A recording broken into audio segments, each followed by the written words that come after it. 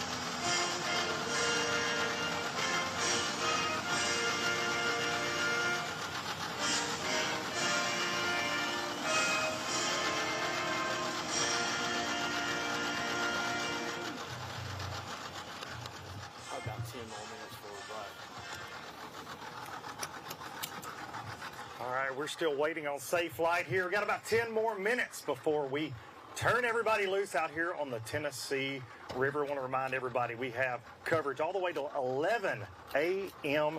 this morning. But all these boats are dealing with a little bit of a stingy Tennessee River from what we're hearing after practice from talking to a lot of anglers.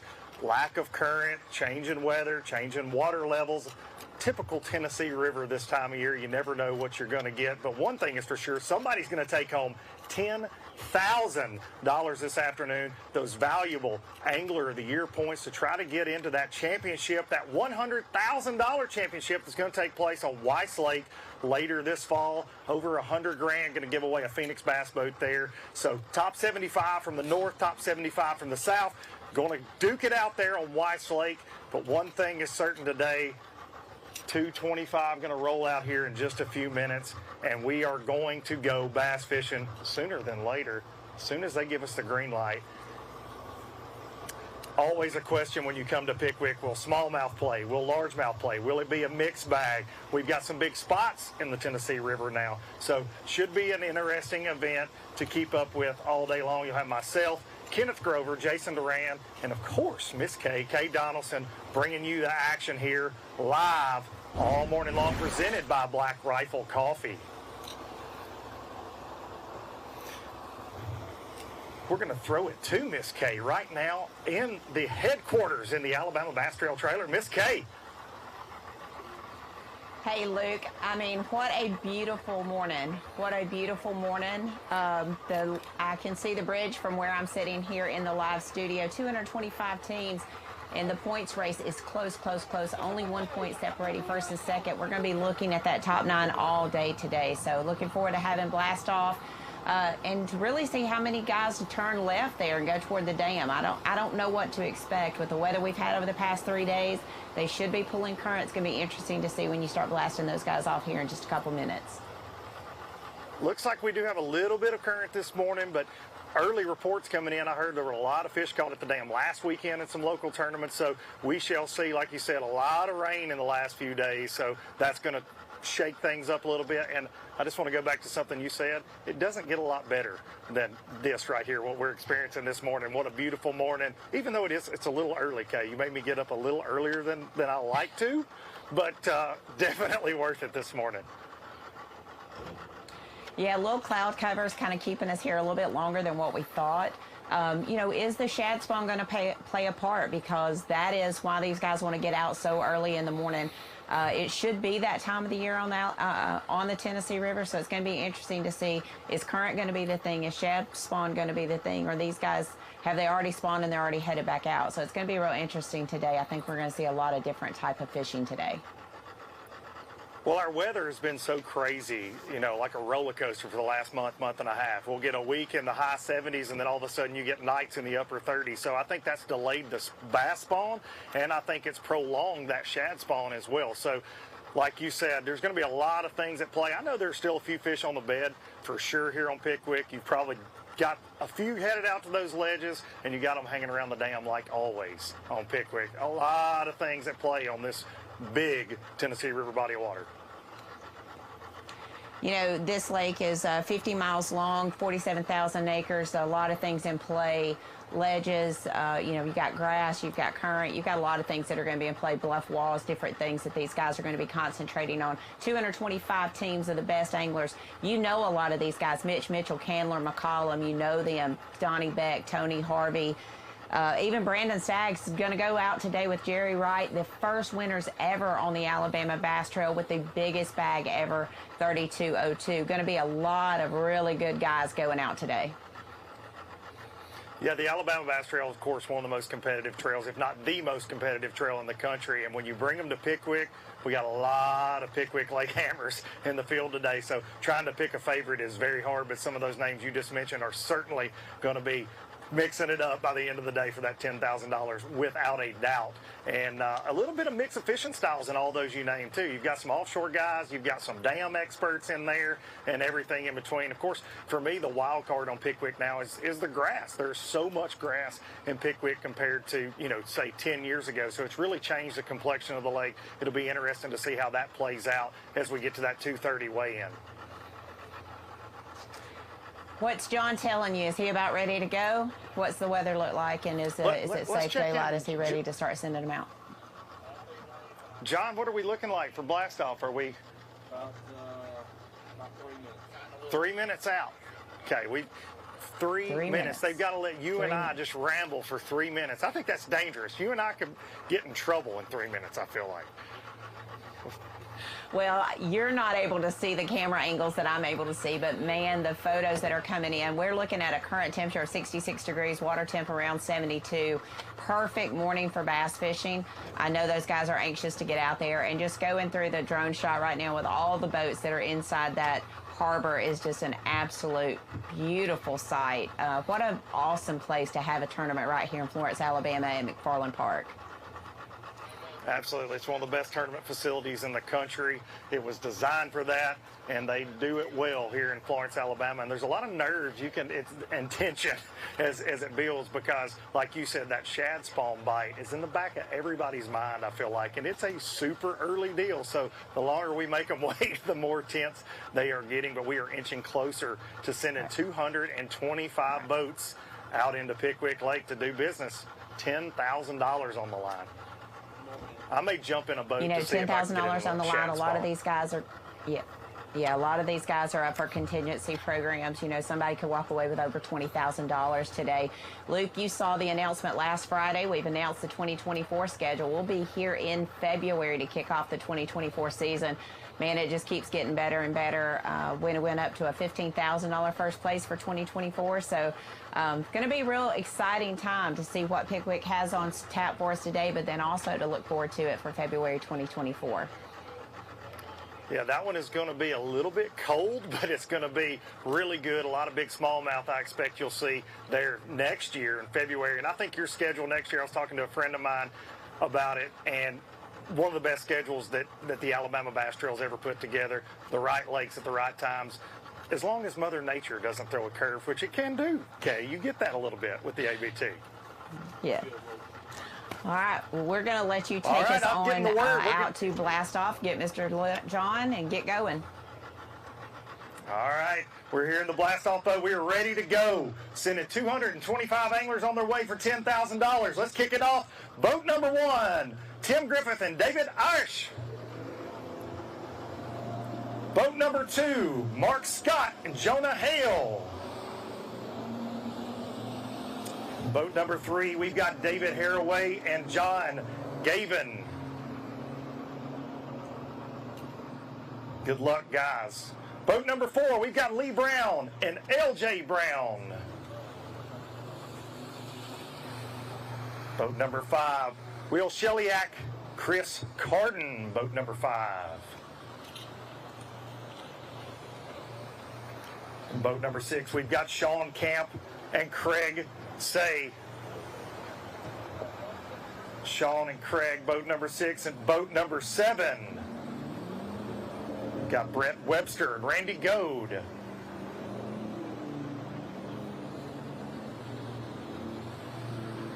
Boat number 8, Bradley Jones and Brooks Goza. And boat number 9, Matt Langley, Danny Davenport. Boat number 10, Bobby Sharber and Jaron Giske. Boat number 11, Nolan Spencer and Jonathan Reese. Boat number 12, we have Steve Fox and Billy Brindle. And boat number 13, we have Justin Buckles and Chad Jones. Boat number 14, Mark Cook and Mason Smith. Good luck today, guys. Boat number 15, Roger Riddle and Norman Ligon. Boat number 16, William Darby and John Greenwood. In boat 17, the team tied for 9th in the Angler of the Year race right now, coming into stop number 4, Justin Bussey and Ben Webb. In boat 18, we have Jeff Cannon and Marty Colley. Boat number 19, we have our Smith Lake champs and also tied for 4th place in the Angler of the Year race, John Kellett and Zeke Gossett. Boat number 20, we have Gary Phelps and Jerry Bale.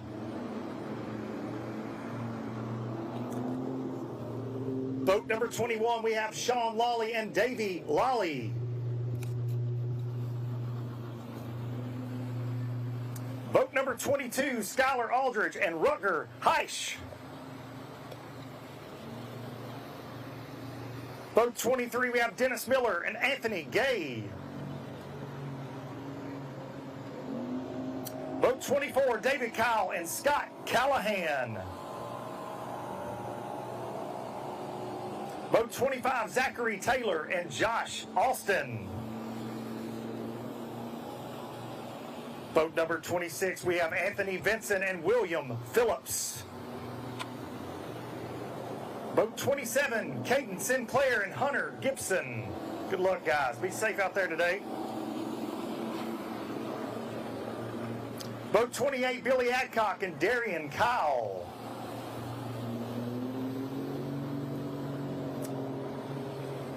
Boat 29, Chet Cleland and Adam Willingham.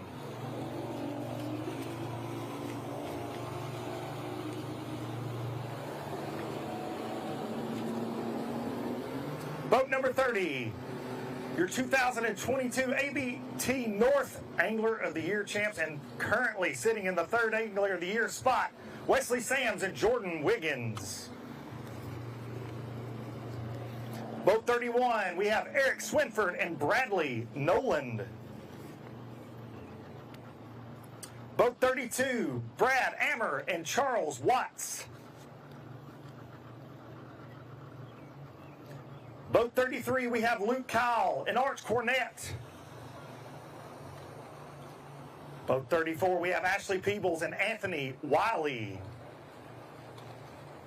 Boat 35, Matthew Fincher and Jacob Kimbrough. Boat 36, Alan Hayes and Danny Bishop. Boat 37, William Carter Jr. and Matt Carter.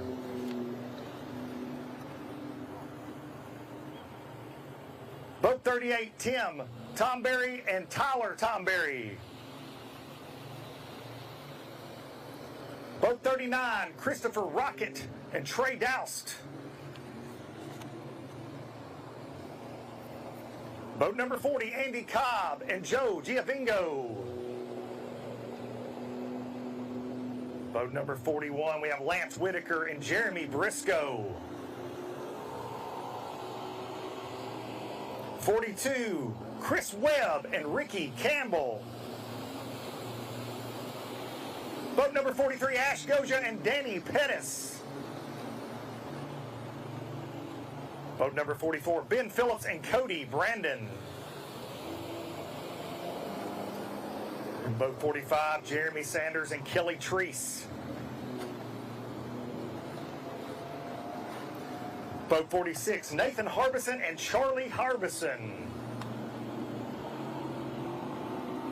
Boat 47, Lee Hurley and Chris Myers. Boat 48, Alan Barrett and Tyler Caldwell. In boat 49, we have Corey McMullen and Chris Duckett. Good luck today, guys. In boat 50, we have Jay Kendrick and Chuck Hughes.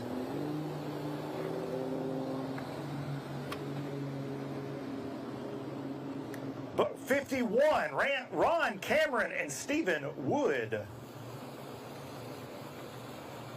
In boat 52, we have Cliff and Clay Ramol. Boat 53, Philip Harrell and Clint Gilbertson. Boat 54, Jamie Chapman and Elliot Galt. In boat 55, we have Laken O'Neill and John Kelly.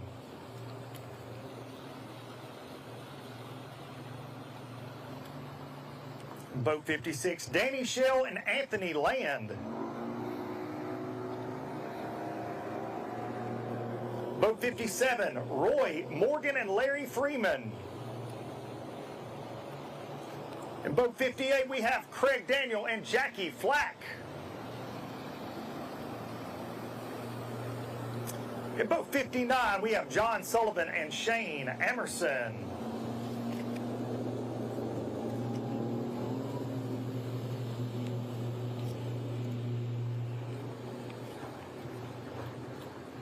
In boat number 60, we have the Calvert boys in second place. Only 1 point out of that Angler of the Year. Roman and Shannon Calvert. Boat 61, Corey Alexander and Bobby Irvin. Boat 62, David Banks and Bert Oliver. Boat 63, Harry Payton and Harry Payton II. 64, and team you better watch today, the Walker boys, Lance Walker and Cole Walker. Boat 65, we have Roland Liverett and George Liverett. Liverett boys, boat 65. Boat 66, Josh Chappell and Paul Davis. Always a threat.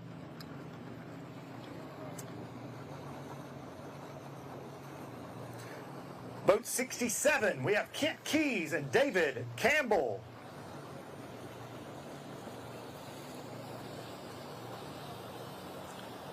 Boat 68, we have Adam Bain and Chris Colley.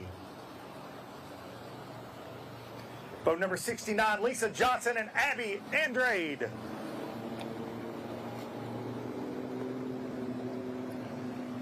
In boat 70, Casey Walker and Zach Lemon.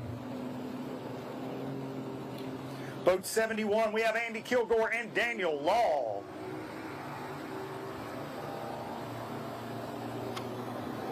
Boat 72, Mike Kirkendall and Adam Stuckey.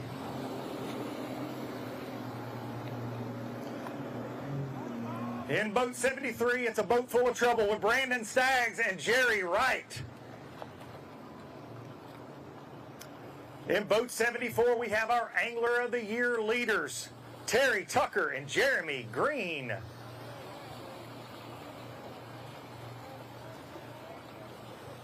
In boat number 75, Tracy Robinson and Gil Summerlin.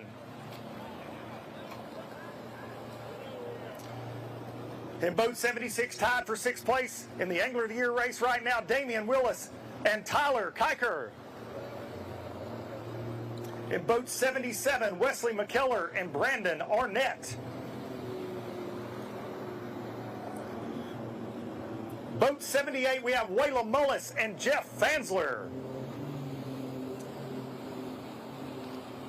Boat 79, Shannon Briggs and Barry Hubbard. Boat 80, Alan McCoy and Daniel Kent. Boat 81, Sam Moody and Ray Battles Jr.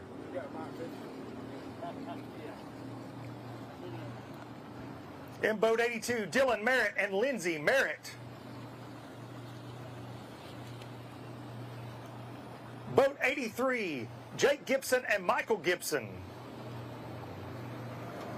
Boat 84, Cole Wade and Donnie Wade. In boat 85, Steve Jocks and Shane Tyree. Boat 86, Jacob Davis and Chris Wages.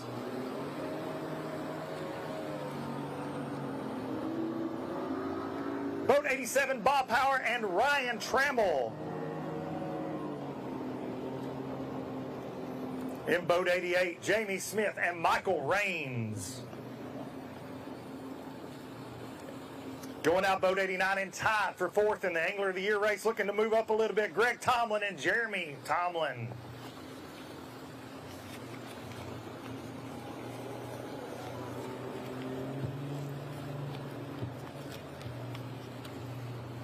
In boat 90, we have Britt Perry and Chris Hargrove. Boat 91, James DeMoss and Eric Fuller. Boat 92, Paul Bork and Travis Hedden. In that Black Rifle Coffee boat. Boat 93, Gary Suddeth and Doug Young. Boat 94, Eugene Hall and Patrick Hall. Boat 95, Chuck Stevens and Dale Stevens. In boat 96, a man that has won a lot of money on this pond, Brent Crow and Derek Rimitz. Boat 97, Mike Young and Mel Kennedy. Boat 98, we got the Coopers, Evan Cooper and Mason Cooper. Good luck today, guys. Be safe out there. In boat 99, Barry Vest and Dustin McDaniel. Boat 100, Ethan Franklin and Hunter McCarty.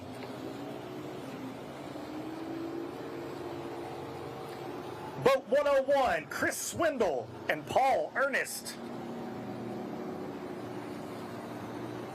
Boat 102, Ben Lakey and Jordan McGehee. Boat 103, Justin Starnes and Ricky Fowler. Boat 104, Colton Blake and Greg Blake. Boat 105, John Burt and Daryl Lester. Boat 106, those Anaya boys, Fisher and I and Ryan and I. Boat 107, Billy Terrell and Justin Anglin.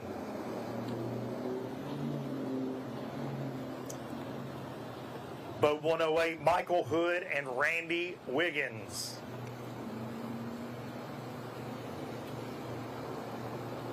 Boat 109, our late Gunnersville champs, Stephen McAvoy and Josh Butts. Good luck today, fellas. In boat 110, sitting in 6th place in the Angler of the Year race, Shane Mears and James Mears. In boat 111, Robert Erant and Mike Russell. 111. 112, Clifton Bates and Troy Bates. Good luck today, guys. Boat 113, we've got Danny Hurd and Fisher Hurd. In 114, Jonathan Skinner and Timothy Keith.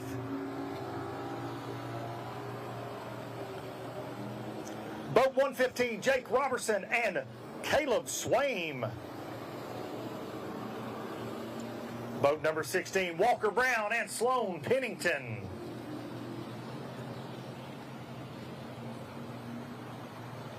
(117) Scott Castleberry and Aiden Castleberry. In boat 118, Charlie Craycraft and Ben Miller. Boat 119, Greg Jones and Jeremiah Sparks.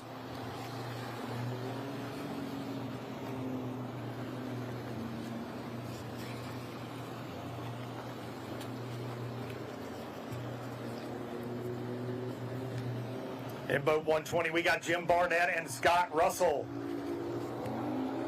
Boat 121, Lee Bolt and Tony Blackwell. Boat 122, Andy Chappell and Mason Chappell. Boat 123, Joey Walters and Buddy McKinnon. Boat 124, the LOB himself and Trap Dog, Trey Swindle and Daniel Smith. Try not to break any rules today, guys. Boat 125, Casey Vaughn and Peyton Ross. 126, we've got Randy Hobbs and Zachary Ryan Jones. Good luck today. 127, Charles Murphy and Tim Burns.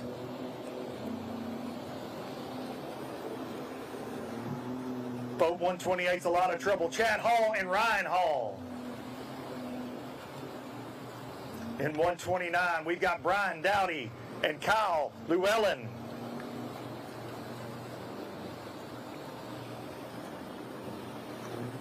Riding solo today, we've got boat 130, Tim Trockenbot.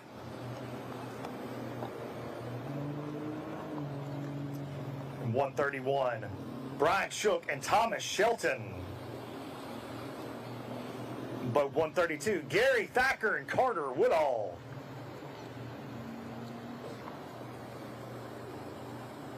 Boat 133, James Meyer and Mark Waits.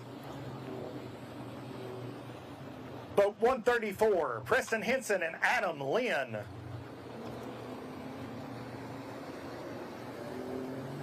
Boat 135, a Pickwick Lake legend, Roger Stegall and John Swartz. In boat 136, we have Jeff Hickenbotham and Eddie Hickenbotham. Boat 137, Greg Rollins and Troy Rollins. Going out boat 138 in 8th spot in the Angler of the Year race, Brian Johnson and Brandon Gross.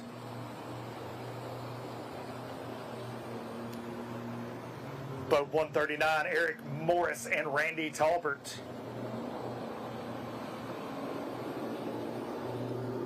Boat 140, John Brown and Trey Sorrells. Good luck today, guys. 141, Chris Britton and Eric Springer. And 142, we have Delano Green and Delano Green Jr. Be safe out there, guys. 143, Craig Childers and Nikki Taylor. 144, Wesley Marshall and Tanner Godsey. In boat 145, Jason Holloway and Jeremy Barnett. Boat 146, Michael Briggs and Cody Kodra. Boat 147, Brian Chambers and Tyler Pendergrass. In boat 148, Adam Gilliland and Leslie Jones. Boat 149, Jonathan Weathers and Tim Partridge. Good luck today.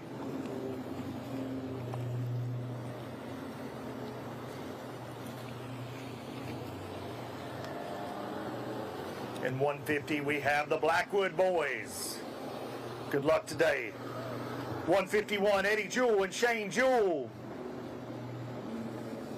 In boat 152, Jason Wisenant. Good luck today. In boat 153, Jerry Hartline and Robin Vaughn. 154, Chase Rampy and Jarrett Floyd. Boat 155, Bob Croxton and Mark Compton. Boat 156, Nathaniel Bates and Nick Weldon. 157, Adam Cochran and Rockford Robinson. In 158, we have Joel Mayfield and Tally Mayfield. 159, Lanny Guthrie and Chuck Hinton.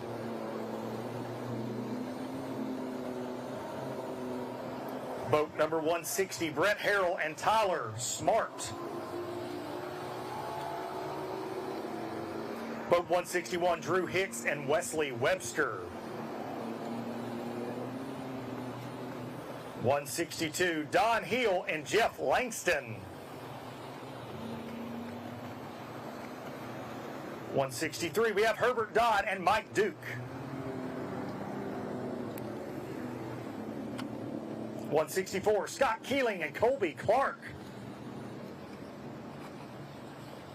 And 165, Lee Pitts, Steve Engel. 166, and always a threat, Philip Dukes and Bailey Dukes.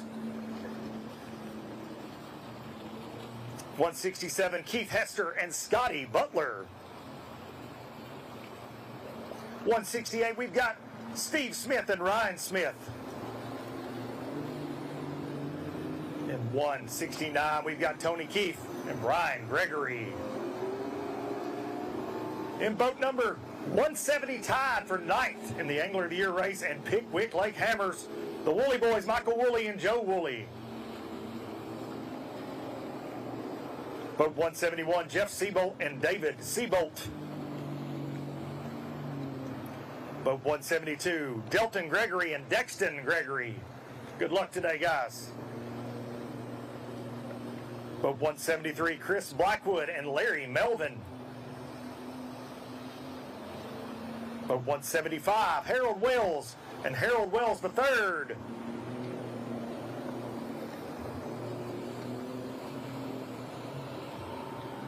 Boat 176, Tom Taylor and Russ Reynolds. Boat 177, we got our Neely Henry champs, Benji Seaborn and Jonathan Seaborn. 178, we've got Sam Long and Jason Atkins. And 179, we've got Pickwick Lake Hammers, Donnie Beck and Tony Harvey.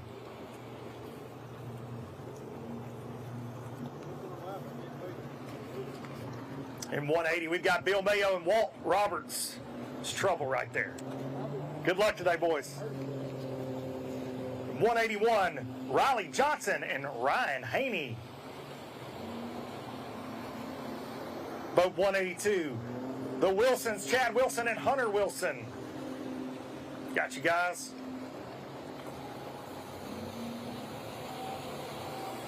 Boat 183, Clint Hutcherson and Drew Naylor.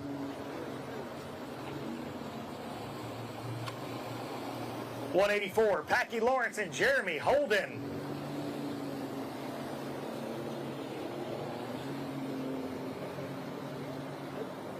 .185, Shane Horton and Brandon Horton.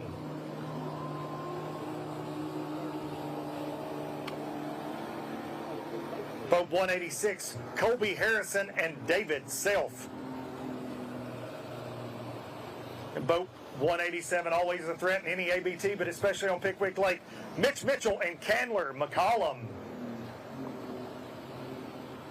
Boat 188, Wendell Edgell and Steve West.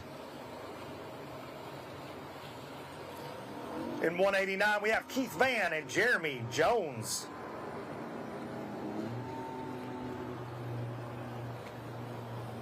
Boat 190, Sean Hornbuckle and Barry Morris. 191, we have Mike Dutton and Lee Humphrey.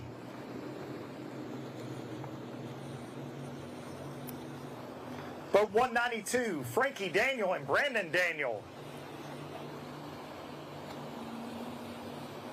193, William Lynn and Donna Lynn. Good luck today. In boat 194, we have Lee Hayes and Ricky Lee. 195, Tom McLemore and Dean Nelson.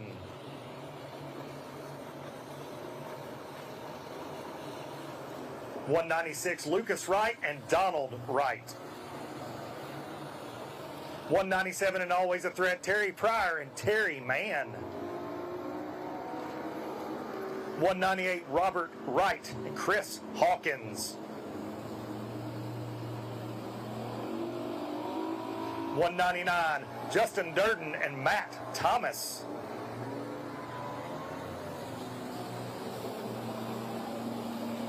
Boat number 200, Blake Heiss and Jonathan Collins. It's a dangerous captain right there. Be safe out there today, boys.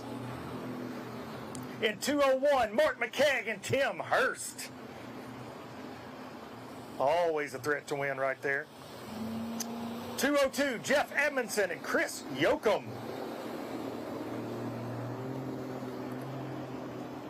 Boat 203, Drake Luter and Kendall Phillips. Boat 204, Derek Coughlin and Jeffrey Cavillan. 205, Jason Morgan and Greg Diggs. 206, we have Timothy Baker and Dylan Richardson. 207, Michael Brannon and Alan Stevens. Boat 208, Mike Fitzpatrick and Gary Fitzpatrick.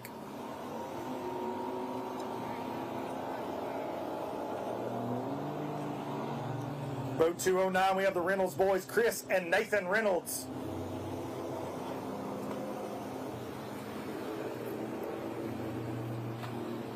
Boat 210, Lee Gray and Ethan Flack. 211, Jake Bice and Michael Smith. Boat 212, Craig Grubbs and Matt Ferguson. 213, Ryan Adcock and Jonathan Marsh.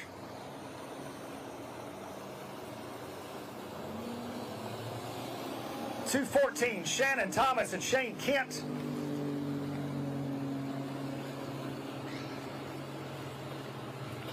215, Sydney Pointer and Michael Pointer.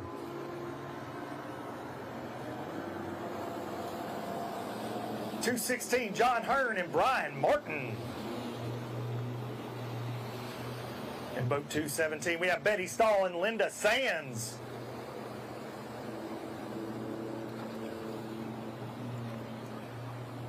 Boat 218, Danny Long and Kevin Fallon.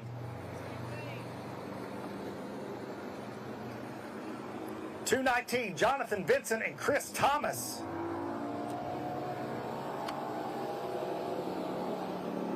In 220, Landon Rich and Joshua Leininger. 221, the Tucker boys, Dylan and Greg Tucker.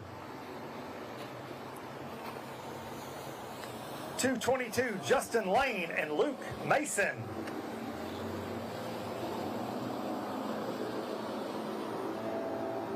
223, Clint Johnson and Scott Loggins. 224, Terry McCord and Timothy Byers. And last but certainly not least, in 225, Dwayne Swindle and Ethan Swindle.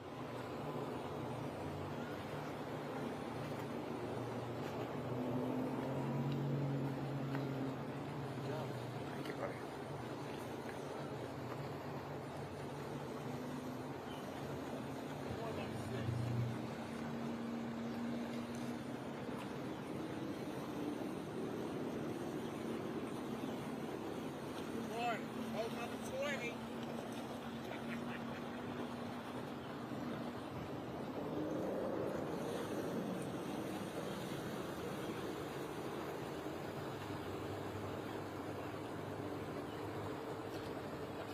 got that thing on the lanyard? No. I'm so damn scared. I'd be so damn nervous every picture day.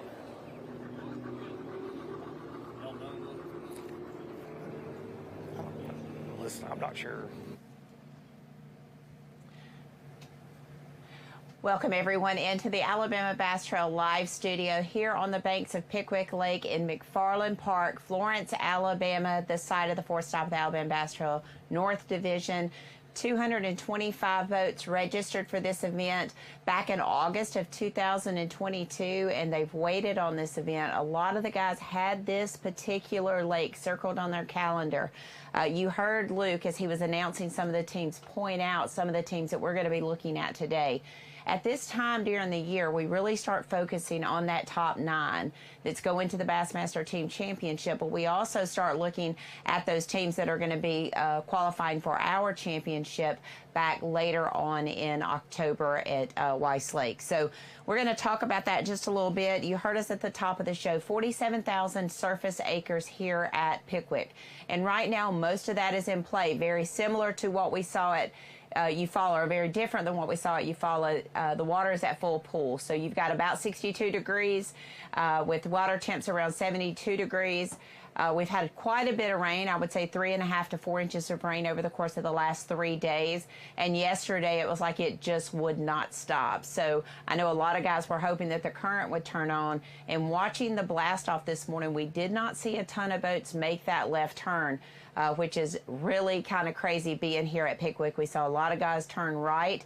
We're watching on the trackers, and out of the 27 trackers that we have out on the water, I think 25 of them turn right. So it's going to be interesting. Jason and Kenneth are up there. I know we can see Kenneth's camera. However, the fog is quite dense up there around the Natchez Trace Bridge up in the Waterloo area. So it's clear as a bell here at Blastoff, but it is quite foggy where they are. But we will get back out there on the water soon and let them, as soon as they catch up to a team.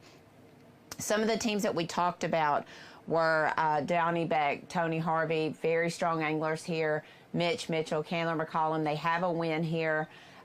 You also got guys like Brent Crow and Derek Rimmets. Brent won a big Toyota Series here a few years ago, so that's a team that you have to look at. Another team that probably doesn't get a lot of talk about, but I did see that they turned left and went to the dam, was Arch Cornett and Luke Kyle. So going to be interesting to see what they did. And then another team, Michael Hood and Randy Wiggins. Michael had a third place finish here last weekend in a BFL, just over 15 pounds. I think right around 19 pounds is what it took to win that event. There was an event here yesterday, a TVA event, I believe, and Lance Walker and Cole Walker took home third place with just over 15 pounds, 19 pounds it also took to win that event. So that's what we're looking at. Usually with a team tournament, you can expect a pound or two higher in weight to get the win, but we're certainly hoping to more than crest that 20-pound mark here on the Alabama Bass Trail fourth stop. So I believe Kenneth is on a team. We're going to see if he is ready for us, and then we're going to get back, straight out onto the water. So, Kenneth, I know you're on a team. Let's go ahead and see what you're seeing up on your end of the lake. From what I can see, you can't see a whole lot. Yeah, Kay, it's quite foggy here. I'm a growling area. I knew there'd be a lot of guys that stopped in here. We just kind of got in here and waited on anglers to come to us, and this is the first boat that I've seen I can kind of get to. So I've not been able to get close enough to them and figure out who they are. We'll be able to do that shortly. I'm trying to figure out which way he's fishing. He's kind of in a you can kind of see the island behind him. It's kind of the point of Cogar Island, and there's grass. It's basically grass flats out here with ditches and channels that run through various places.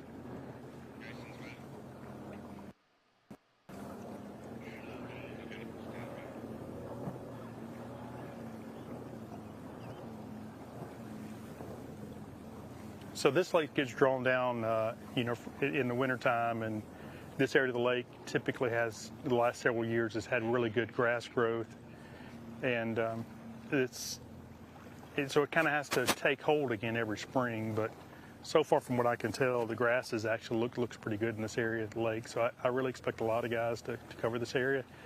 But it can make it tricky. The grass can make it hard for these to catch these fish if they're not in a feeding mode.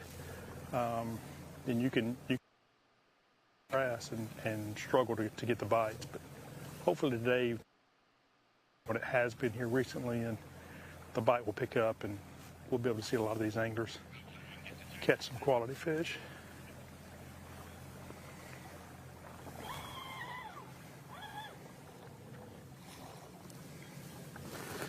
Yeah, Jason and I both trailered down to this area of the lake, and Jason's going to cover more down the lake from where we are. I kind of consider this kind of mid-lake, and then Luke will, and he's going to cover below the Wilson Dam area.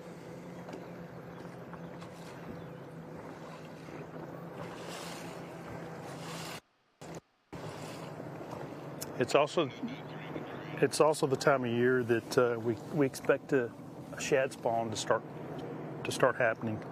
So some of these anglers may have been able to find that in practice.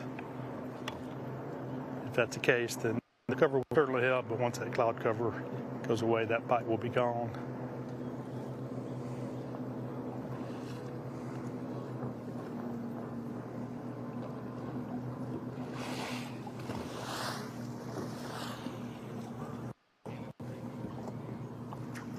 So I understand Jason's on the team. So Jason, tell us what's going on there.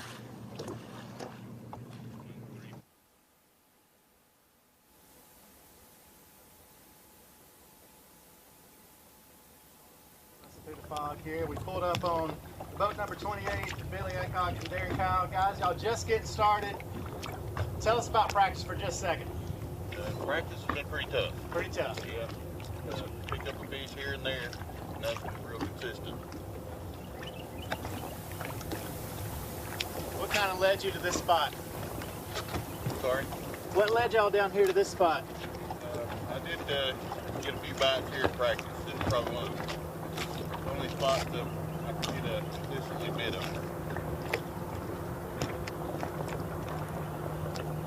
So kind of an offshore deal here.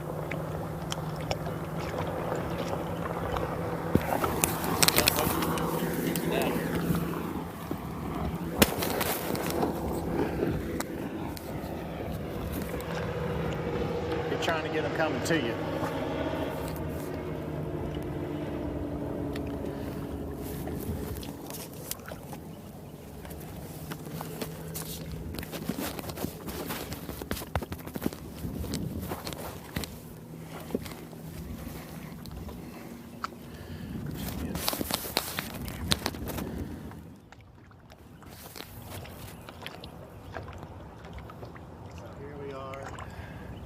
We made the run down just a little bit, just to get started a little bit. Fog is lifting up, sky's still running. We are on boat number 28, Billy Adcock and Darren Kyle. Guys said they had a tough practice. Just hope that the fish are coming to them is what they said. They got a couple bites here. We're sitting offshore. We are south of the Trace Bridge, or should I say downriver from the Trace Bridge. We still got guys running.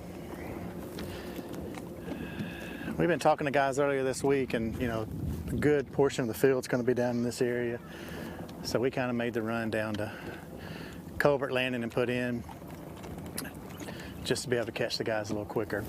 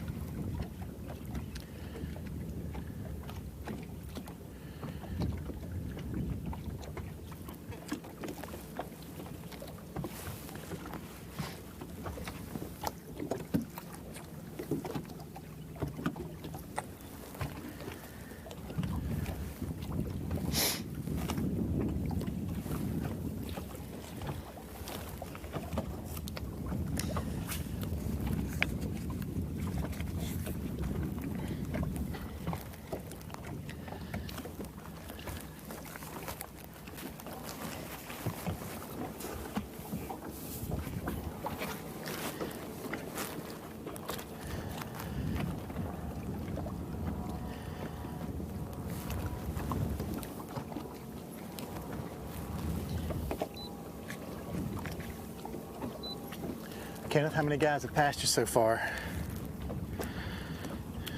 Quite a few, Jason. Quite a few heading Yeah, heading further down the lake. But there's, even in the fog, I know there's at least 3 boats in here. I see 2 of them, and I know there's another one close by. So quite a few boats are stopping in this area, but I know a lot of them are heading farther down the lake.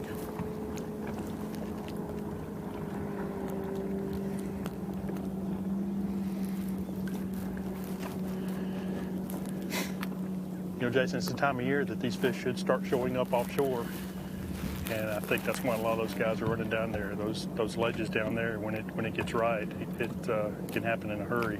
It's going to be interesting to see how the day kind of unfolds for us and see if these teams are able to capitalize on that fight or not. Yeah, you know, as it heads down this way, it does get a little bit deeper and starts forming those ledges that Pickwick's known for. I think with this cloud cover or fog bite this morning, it may help some of those guys trying to fish that shad spawn pretty early.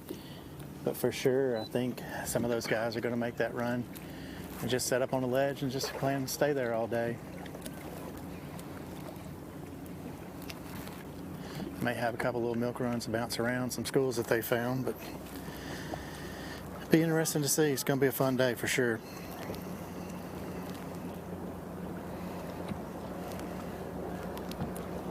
Just a little bit I've seen in this area of the lake, Jason, the grass looks like it's got a pretty good start to it. There's a lot of grass in this area.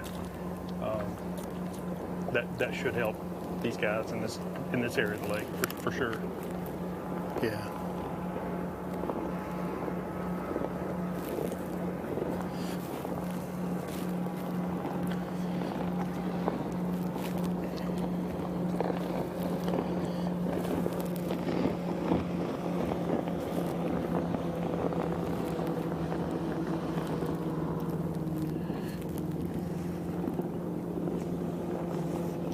Looks like the rest of the field's kind of making it down their way still. We've got guys still running. We're basically, if you're sitting at home, you can't really tell where we're sitting, but we're just kind of sitting at the mouth of Waterloo or down just a little bit out here on the main river.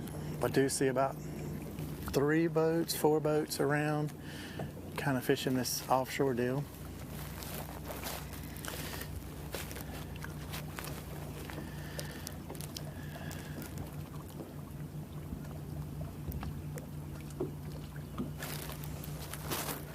Jason, the other thing I'm looking forward to, you know, and we'll certainly, hopefully we can see it, you know, while we're on the water. Certainly we'll see it at weigh-in, but, you know, this lake has some really good smallmouth and really good largemouth. It'll be interesting to see what the mixture is going to be by the time we get to the end of the day. Yeah, that's the good thing about Pickwick. You got a lot of options for sure.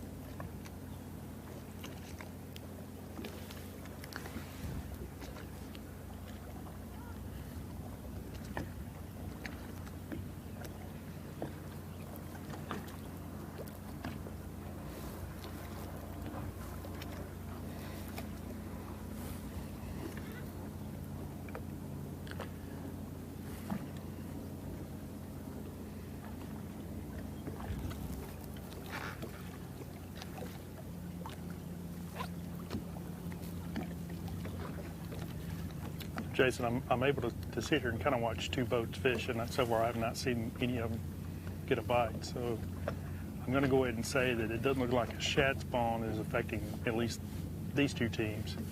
That's kind of the tricky part about the shad spawn, is it doesn't happen all over the lake at the same time. It can happen in, you know, specific areas. and sometimes it makes it really hard for the anglers to find those areas.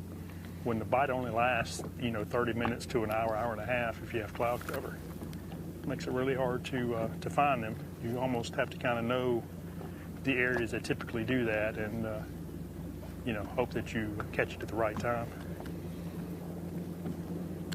Yeah, and like you were saying, it could be almost over before it gets started sometimes. And if these guys drew a little bit later boat number, sometimes they don't get the spot they want. It's over before they can really get on it. It's hard to fish that shad spawn, but boy, it can be really productive when that opportunity presents itself.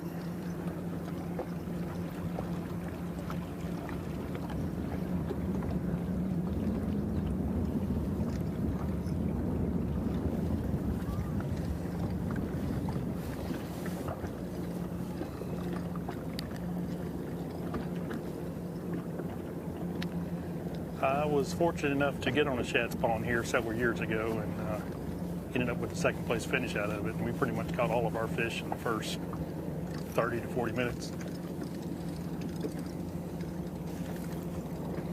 That can be a really fun day. It could be, like you said, it could be a second place day too, and it could easily be a first place day today.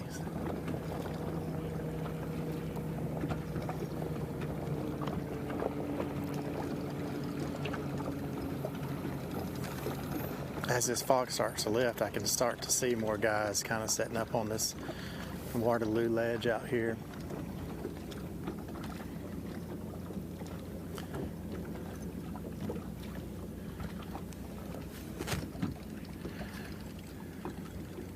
Looks like the guys here are dragging a ball and chain, as we would call it. Got a Carolina rig in the front. And looks like we've got a little soft plastic and the Texas rig in the back.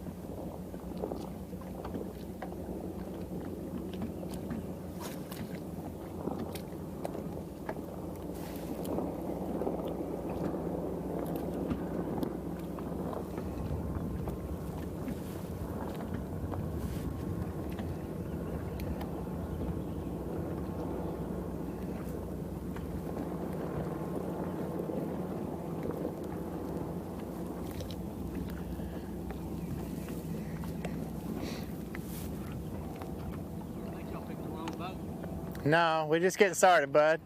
You know that. He could easily go into a flurry in 5 seconds. Do what? He could easily turn into a flurry in 5 seconds. Y'all can load the boat.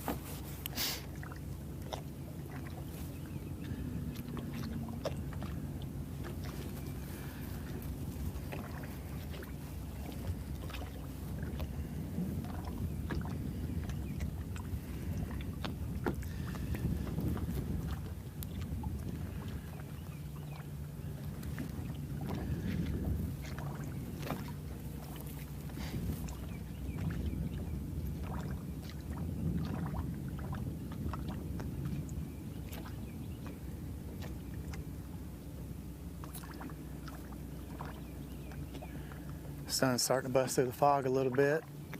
Gonna burn this fog off, and we're gonna see some guys start to catch some fish here pretty soon. If you're just waking up and tuning in to us, this is the Alabama Bass Trail North Division, the 4th stop here at Pickwick Lake. Hope you've got a nice cup of Black Rifle coffee this morning to sip on as we sit back and watch this nice Phoenix boat team get to action.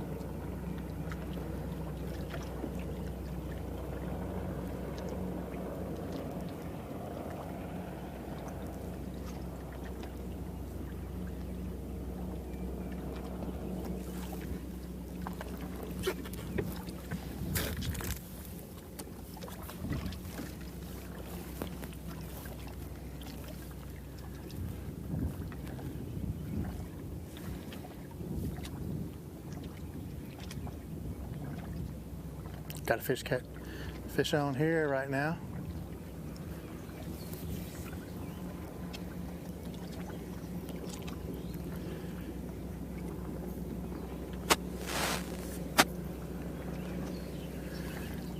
Jason, maybe the action is Watching starting at to pick home, up you now. can tell that the bite's about to start.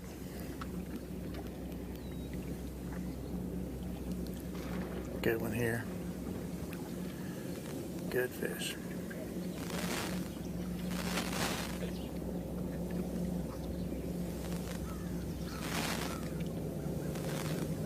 Morning, what's your boat number? 48, thank you. Camera 148.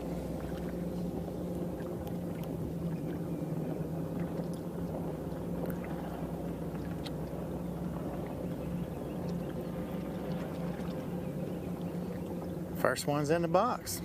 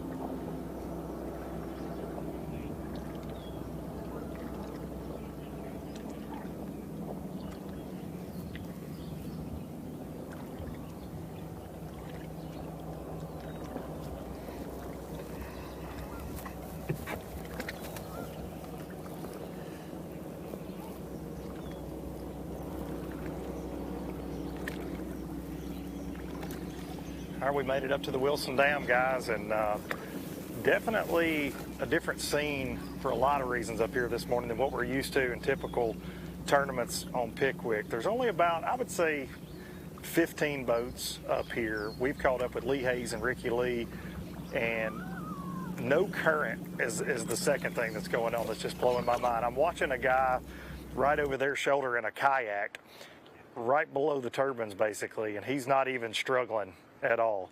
So definitely a different look than what we're used to. Something that surprised me a little bit as well is there's several boats in the Horseshoe, you know, which is kind of the historically known as the smallmouth spawning grounds up here.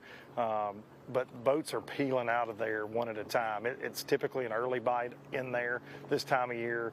A little bit of a shad spawn can go in there at times, and we're starting, you can hear them running over my shoulder now. There were 6 or 7 boats up there when we got here, and we've already seen 3 or 4 leave. So not a lot of generation going on, and as Kay mentioned at the first of the show, a lot of boats hung right there at takeoff, headed down lake towards Kenneth and Jason.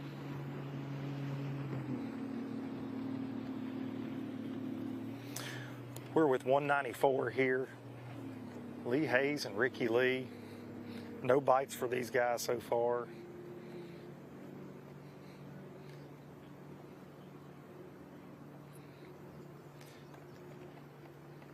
Beautiful morning, a lot different than we expected with this crazy weather we've had the last couple of days. A lot of rain. I actually expected, with all the rain, I live just north of here, about 45 minutes, and I expected, we've just been poured on for the last couple of days. I expected to be a lot more current than this today, to be honest, with as much water as coming into the system here. But looking at the TVA app, they're supposed to generate a little over 20,000 today, and I can tell you right now, I'm not having to fight very hard to sit right here in the current myself. And as I mentioned, I'm watching a guy in a kayak, and he's not even breaking a sweat to fish right out in the middle. So not typical this morning at all. But saw some anglers fishing some of the bluff walls that Kay mentioned earlier, and you can have a shad spawn on those for sure. Saw 2 or 3 on our way up here to the dam, but not the crowd we expected. But I do know that the BFL last weekend was won in this general area up here. So we've got some experts like Donnie Beck, Tony Harvey. I'm sure they're up here in this crew. We haven't located them yet, but they definitely turn left at takeoff. Try to catch up with them. They're always a threat here to take a win on Pickwick, especially when there's a dam involved.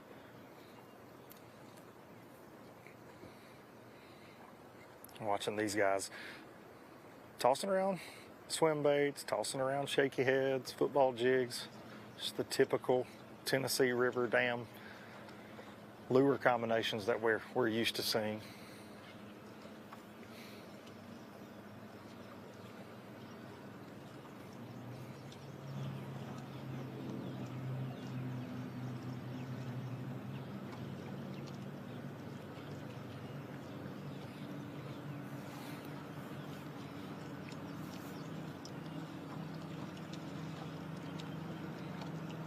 But I think if this up here is going to get firing really good, we're going to need Miss Kay to call in a favor to TVA, tell them to flip the switch. And, you know, really that affects the entire lake, though. Hearing Jason and Kenneth talk about some of the ledges down there, and even the grass bite. When you get current rolling through this system, it's what these fish feed based on. It's how it predicates where they set up. It predicates where the bait goes. And for the last couple of weeks, we've not had a lot of flow on Pickwick at all. And they don't have to fight it. They can just roam around.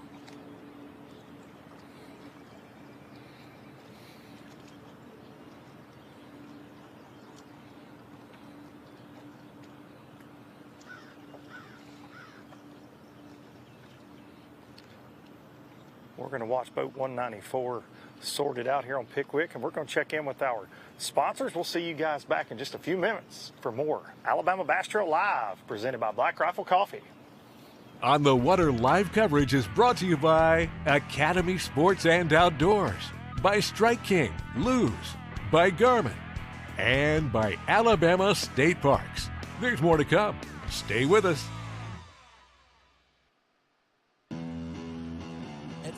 Boats, our passion for fishing is obvious. Whether it's a pro event or fishing with our family and friends, we truly love the sport of fishing. That's why our goal is to make every single Phoenix boat that goes out the door the best fishing platform it can be in both design and construction. We love to fish as much as anyone, and we believe it shows in every boat we build. Phoenix Boats, built by anglers for anglers. The perfect checking account doesn't exist. Not at a bank, that is. So why do you keep looking there? At AmFirst, you can get no minimum balance or monthly fees, an instant issue debit card, and free checks with unlimited check writing. But who doesn't want more? Like a rewards program you'll actually use, and convenient digital tools that make it easy to manage your account from anywhere. Now you could try and find that at a bank, or you could save yourself the trouble by checking with us. Oh, looks like boneless wings are back at Jack's. And people love them so much, there's bound to be a napkin shortage. Juicy, boneless chicken wings in 3 bold, mouth-watering flavors. Try the tangy honey barbecue, that craveable sweet and spicy, or the zesty classic buffalo. What is a shirt anyway, if not one giant napkin? You'll go back to Jack. Jack's, all about the South. Big companies get bigger and bigger and talk about their fancy labs where they study fish behavior. But then they all go golfing on the weekend. We don't have a large laboratory to test baits. Why, you ask? We don't need a big laboratory because our pros fish, our employees fish, our salespeople fish, our suppliers fish, our mold builders fish, our owners fish, and our kids fish. This is our laboratory. Our R&D comes from time on the water, learning how to make fish bite. We don't have other hobbies. We fish. We fish all year in all conditions across the whole country. All that time on the water brings us thousands of hours of testing new products and improving current ones for all species. We're a family-owned U.S. company that has many of our products made in America by American workers. The products we don't make in America, we make in Guatemala, which supports many families in that country as well.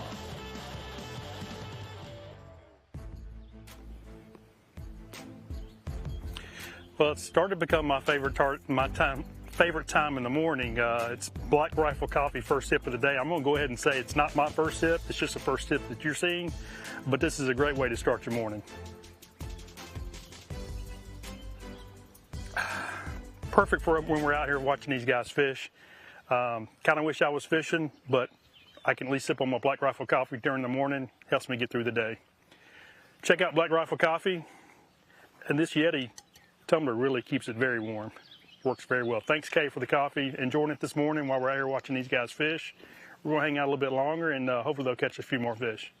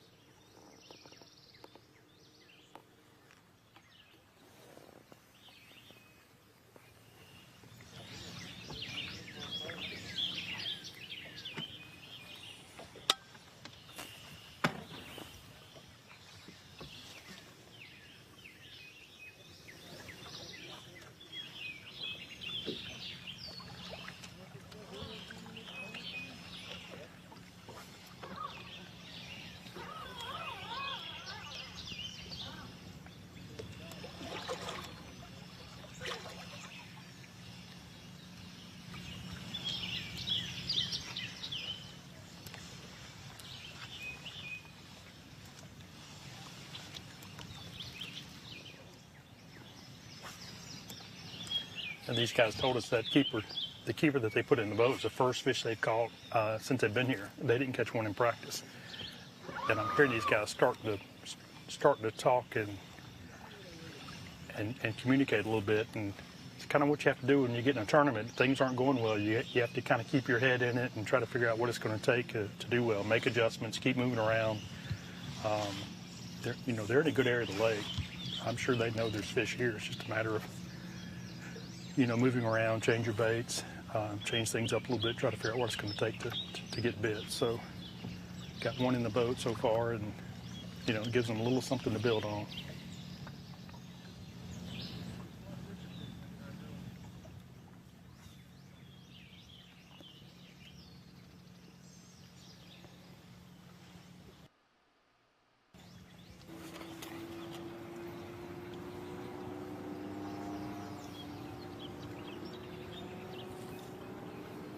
Here we got 175 Harold Wells and Harold Wells III.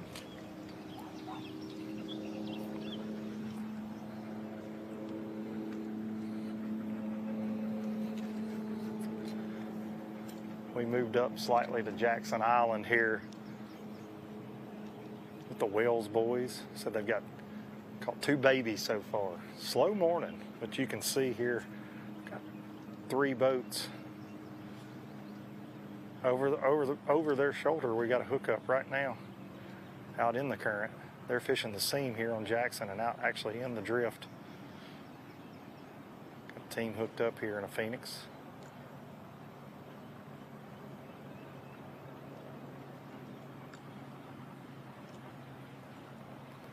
That's one thing about fishing at the dam. It can be mentally stressful because just depending on where you're at, that didn't do them any good. Looked like they tossed that one back.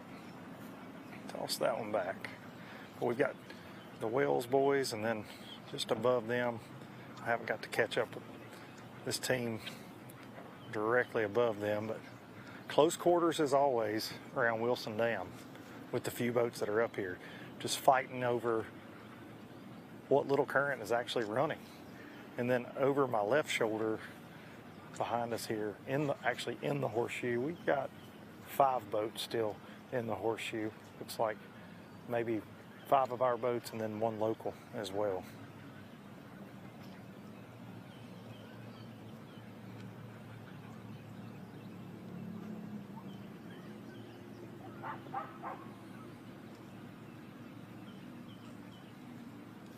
Not a lot of catching going on so far.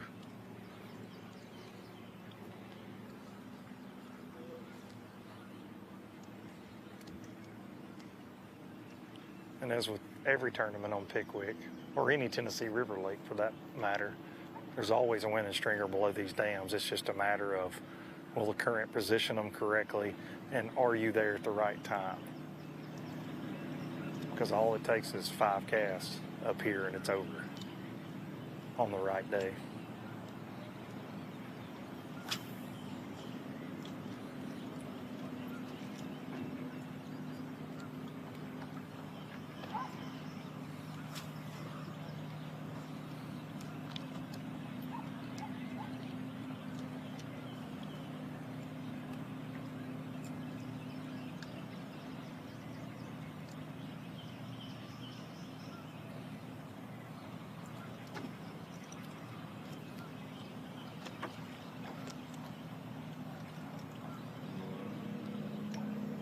As I mentioned earlier, I expected to be a lot more company than this,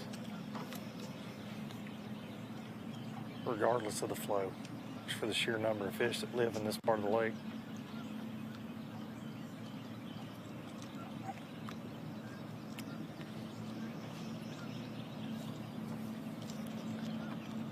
Slide right up here on the point, check in. What boat number are you guys? 39. Y'all got any fish? Not yet.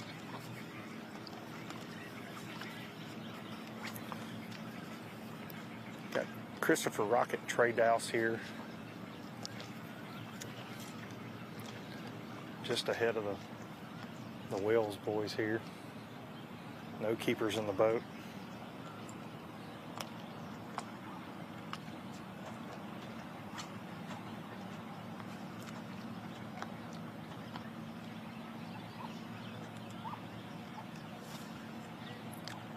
Do you guys get a lot of bites in here in practice? A few. Just size is the thing. It's tough. So they got a few bites, but size has been tough to come by. Is your game plan to stay up here in this area all day, or try to get a quick limit and go somewhere else? What happens? And probably moving most of the day.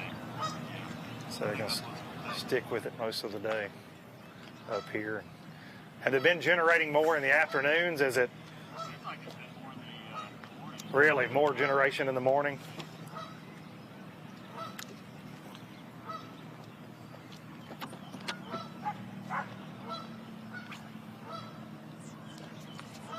Saying a little more generation in the morning than they're seeing in the afternoons right now.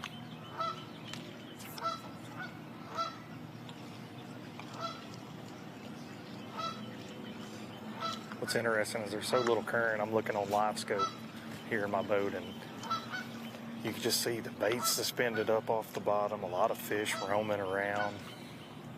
And typically on a really fast current day, you can't see that well because of the turbulence. And just a lot of fish roaming, and it does make it difficult because they'll suspend. They won't get right on those rock piles that this area is known for, or these current breaks and seams.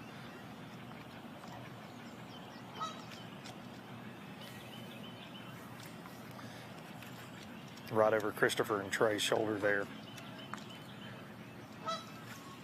I'm not sure who we've got out there, but in that Phoenix, you can see, I mean, that is typically the main, what I would consider the main drift, right below the turbines, and you can see they're not having to work very hard to stay put and fish the other side of the point here. And typically you're rolling by that when they're generating.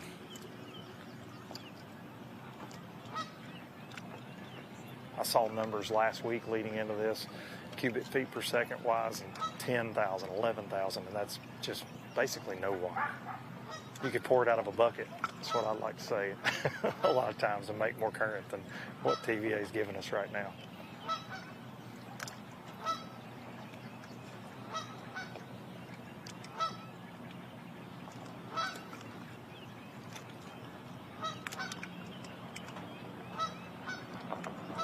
For me, it'll be interesting to see how it shakes out where Kenneth and Jason are down lake. Kenneth mentioned earlier, there's so much grass in that area around Cogurt and Natchez Trace. A lot of it's growing, pretty deep. You've got 5 to 8 feet of water around some of that hydrilla down there. But there's so much grass that can kind of spread those fish out. And then it'll be interesting to see as well if somebody gets on one of those schools that's post spawns, already slid out on one of the ledges and got stacked up, and they get their timing right, catch 5 big ones and 5 casts offshore. Think about teams like the Walkers, the Woolies from the Tennessee end of the lake. Gotta think that's what they're doing this morning. Attempting to do.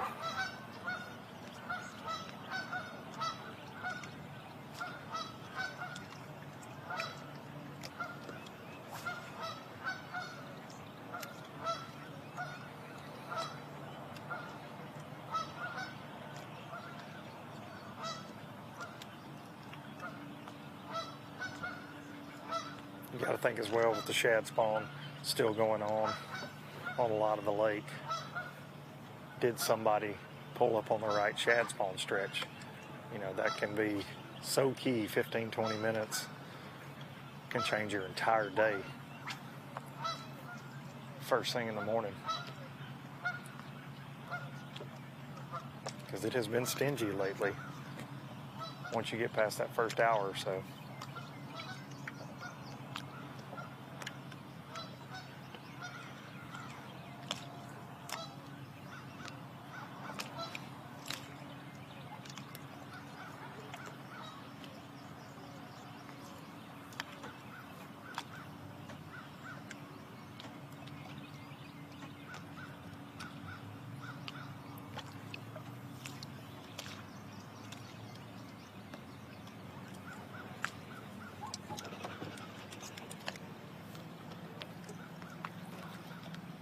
Seeing a lot of slow dragging going on, shaky heads, jigs.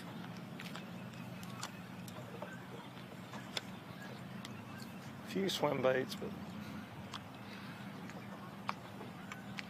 a lot of folks really slowing down.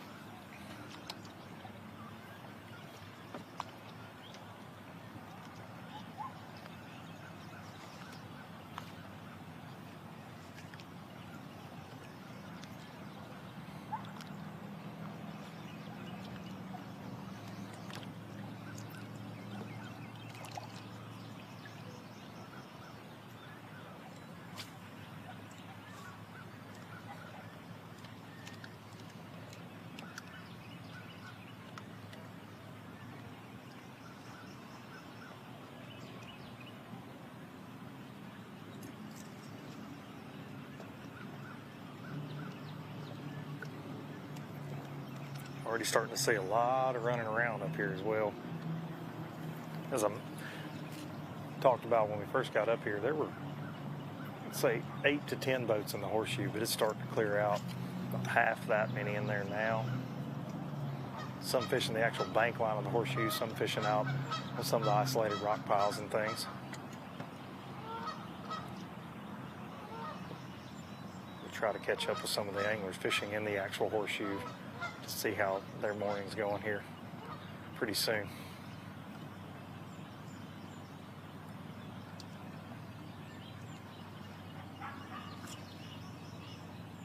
These colder nights that we've been having the last few weeks, up until this week, gotta think it's prolonged the bass spawn a little bit, so maybe some of these anglers hoping for some late spawning smallmouth to still be hanging around in the horseshoe.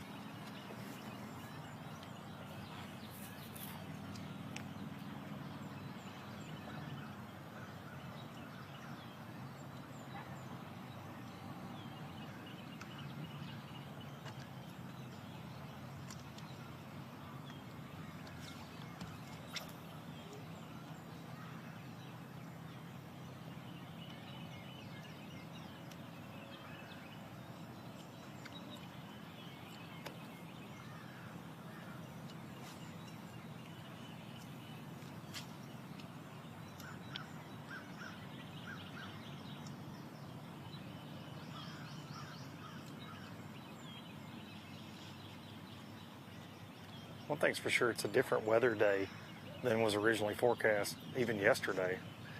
There's a 70% chance of storms today, and now it is muggy and the sun is out, and it is starting to feel like summertime finally.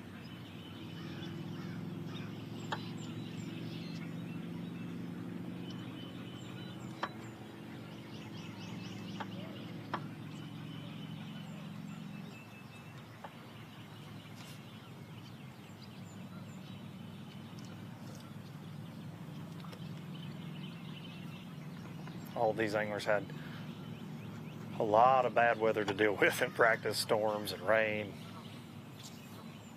all week long. So they're probably glad to have the opportunity to shed the rain gear at some point today.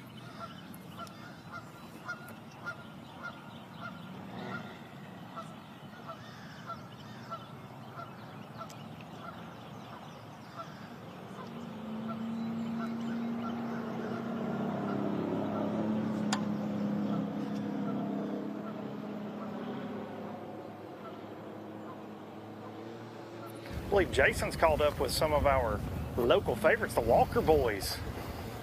Jason, what's it looking like down there on your end? Yes, sir, Luke. We have pulled up on Lance Walker and Cole Walker. Guys, y'all been running around a little bit according to the tracker.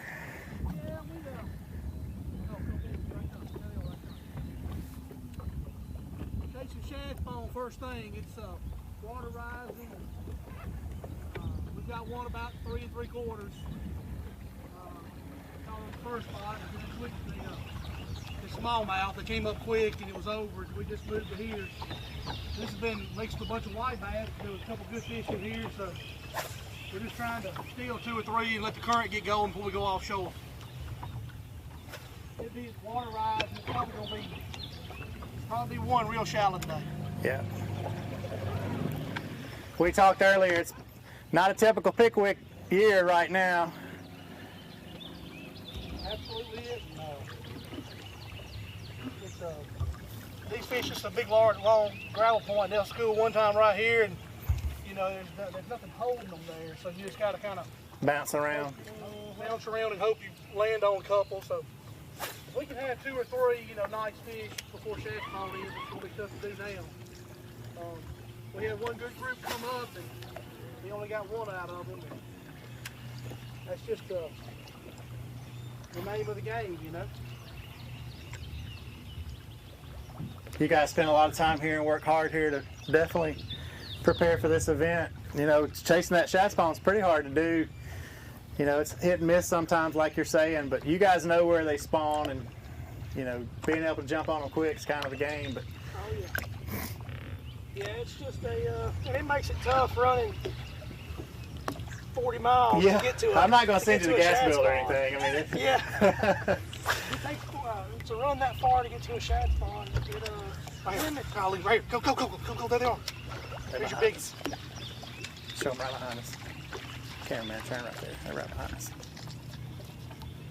I'm saying the big one's right in this flat. You gotta land on them when you. Oh, I had bite.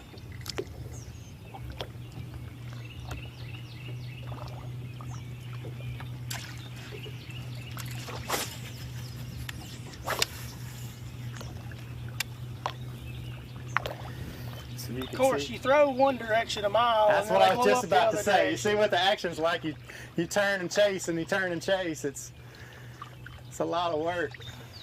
That's nice. Way out there. They're hopping all around us right here.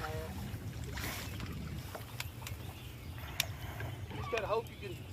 But I mean, that's the, you know, they start to pull a little bit more current. The water rose a half a foot, so you just, you know. Usually the few that are offshore, which is not many,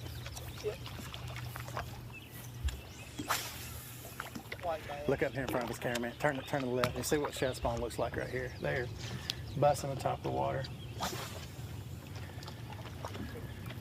See them busting on the left side right there?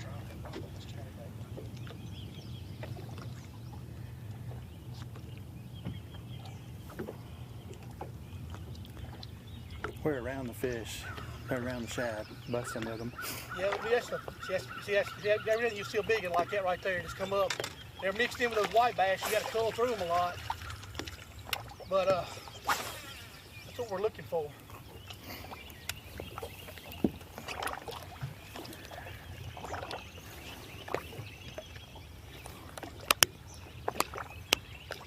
Only seen 1 bass so far. Yes, that's bass.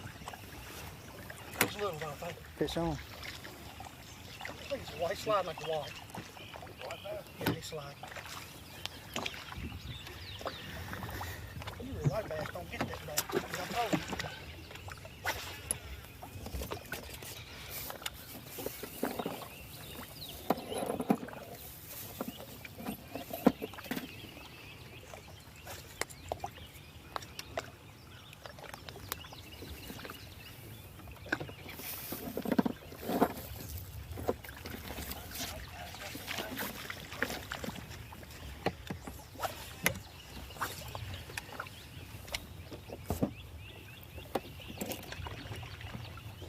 Water bass. Water bass with them.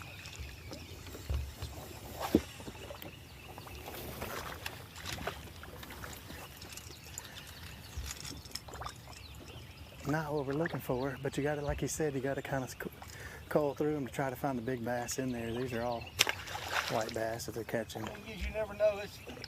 We thought to win it, you never know when a 7-pounder's going to be in the middle of them whites. Right in the middle of them, right? Yeah, and that's just part of it. That's what I actually look for. So, it's like I said, it's a gamble. We're going to catch them later today, I think. But you know, It's hard to catch a 5 to 7 pounder offshore. If you're gonna do it, usually it's gonna be shallow. Yeah. Most of the ones offshore have been them 3.5s, post bones that look bigger than they weigh.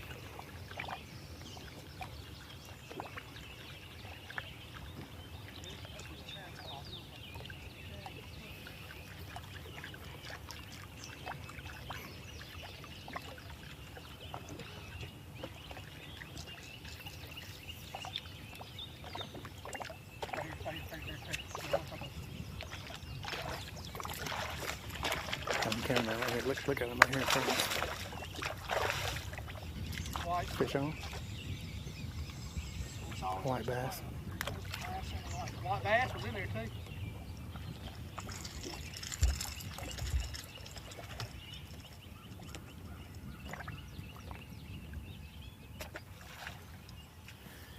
Well, if you were looking for some activity of just straight up fish catching, we're not catching the fish we're looking for, but like you said, they're mixed in here with them.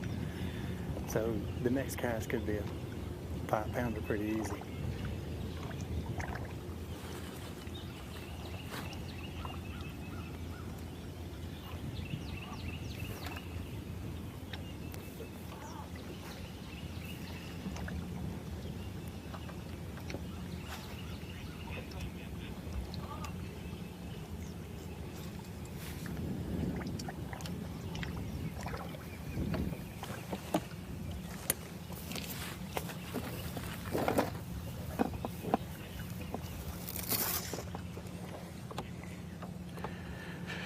Just pulling up on the boat of Mitch Mitchell and Cantor McCullum. Just kind of stay off of them to get an idea of what they were fishing. And they're kind of out here along the main river channel, fishing where creek channel comes through. Didn't want to interfere with them, but he kind of gave me an idea. I could pull right up in behind him. So, how's it going so far this morning, guys? We got about 18. Okay, quick start then. Shad spawn. Yeah. Got a limit for about 18 pounds here.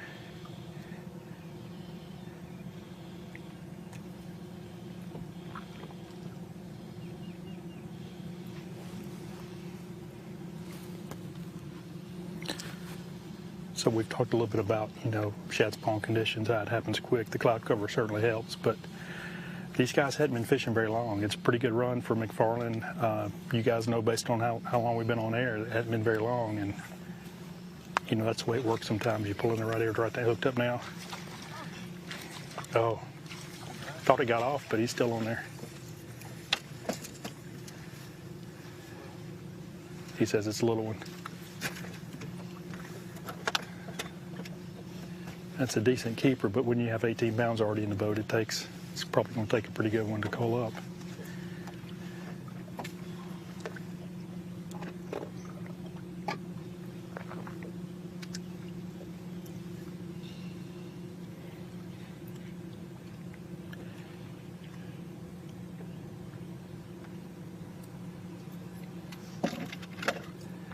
Does not help it.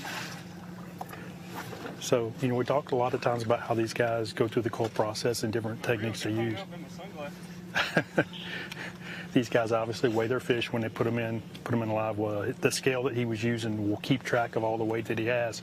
So when he catches one, he weighs it. If it weighs more than the others, it will tell him which one to cull out and makes the cull process real easy. But it also helps him when he knows that the fish he just caught doesn't help him any.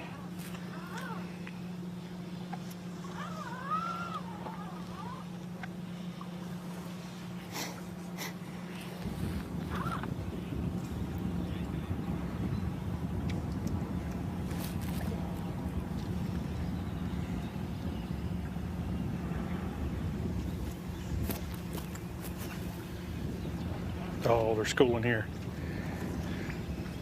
Pretty good ones in that school right there.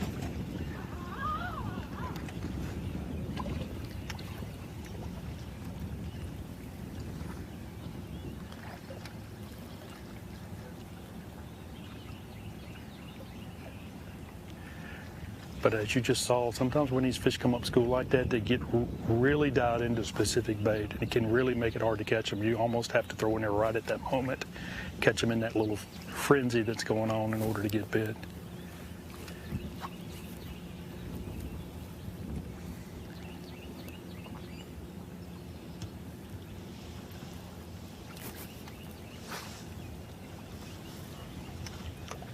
I could tell there were a couple of pretty good ones coming up to school in there. So there's still some big fish here.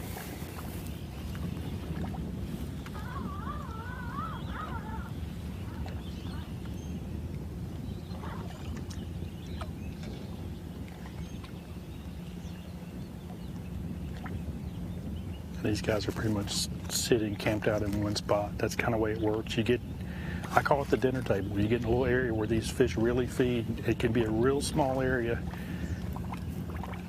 but that's kind of what you're looking for. This time of year, these fish really get real tight school in a real small area. It certainly helps when you know where that area is.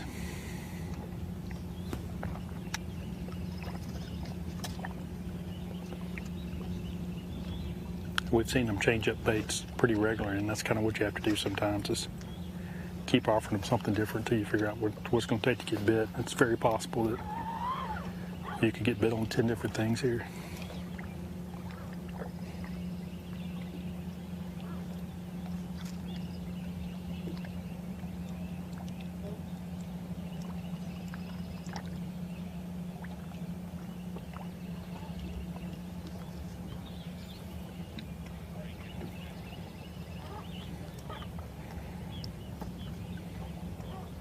I think our guys are about to make a move, it looks like.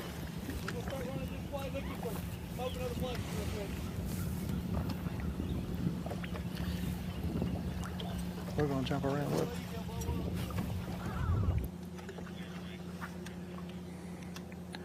I've seen a lot of swim baits. I see got the big spoon there. It's not the real big spoon, but it's still a good sized spoon. He violently rips that thing up and lets it flutter. And usually when it flutters is when these fish bite it.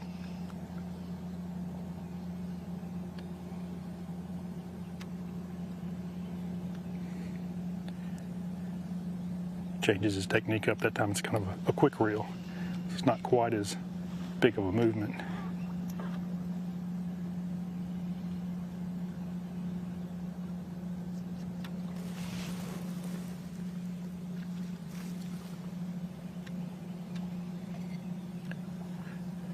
You can see he pulled up a little bit of grass there. This point here has some grass up on top of it.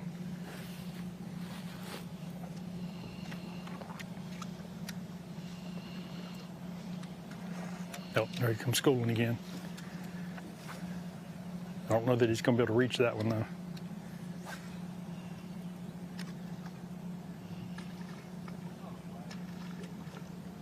You can see the bait that they're chasing there, right there.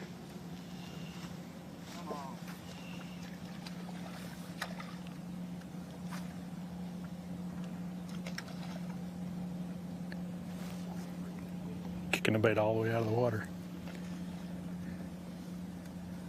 But you can see, man, when they're doing that, it can really be hard to get them to commit to something that's fake.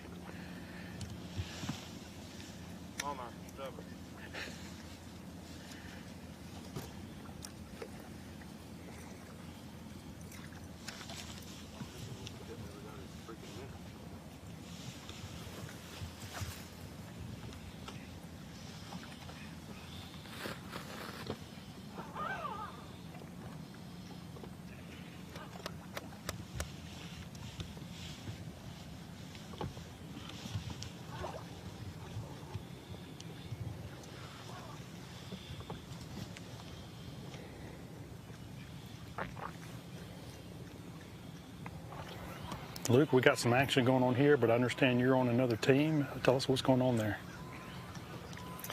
So we're in the horseshoe here on Wesley Marshall and Tanner Godsey, and they've had 2 Don keepers so far, so they got a lot of bites in this area yesterday. But it is certainly a slow morning. Oh, hooked up.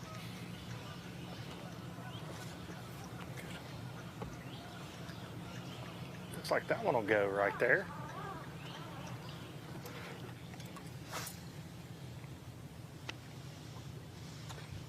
The first keeper for Wesley and Tanner here.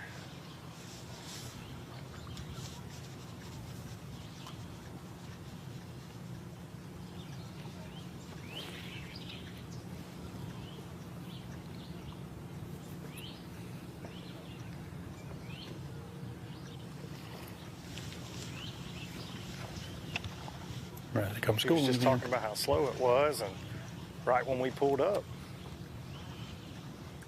Do we get credit for that? Okay. We'll take all the credit we can get on a slow morning. Good job.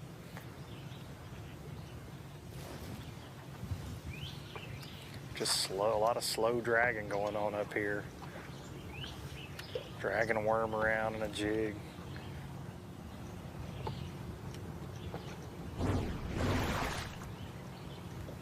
That's going to be their first keeper. You can see over their shoulder another team. We've not caught up with them yet, but easing right towards them. But of course, you've got all these offshore rock piles here out in the middle, and that's why I'm kind of tucked in behind them, between them and the bank, because they're actually fishing in the middle of the horseshoe here. Some of those isolated rocks. This area notorious for smallmouth, but also a few largemouth hang around in here. Good largemouth keeper for 144.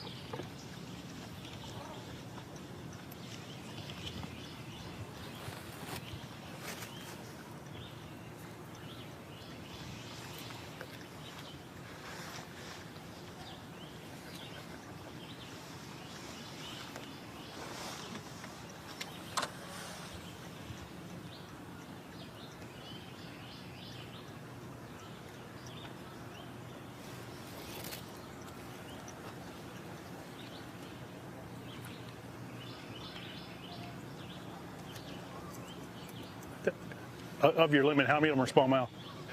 Of your limit, how many are smallmouth?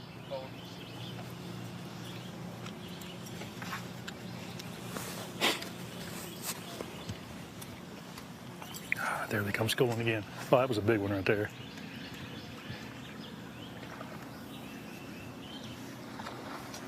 Kenneth, you're making me nervous down there. I'm all jumpy. I want a topwater in my hand. Just listening to you. They're making me nervous. Oh my goodness. They're trying to attack the boat, it sounds like.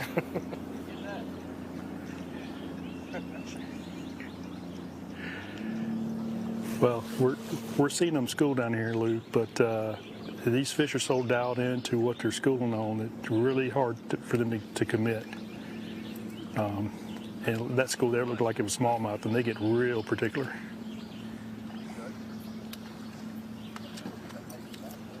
Is that just a shad spawn thing, or is that going on all day?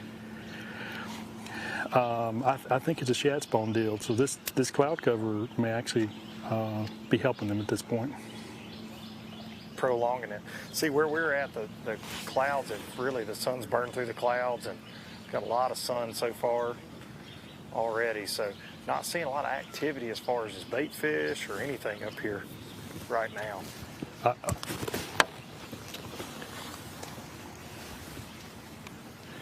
We still have a heavy fog here.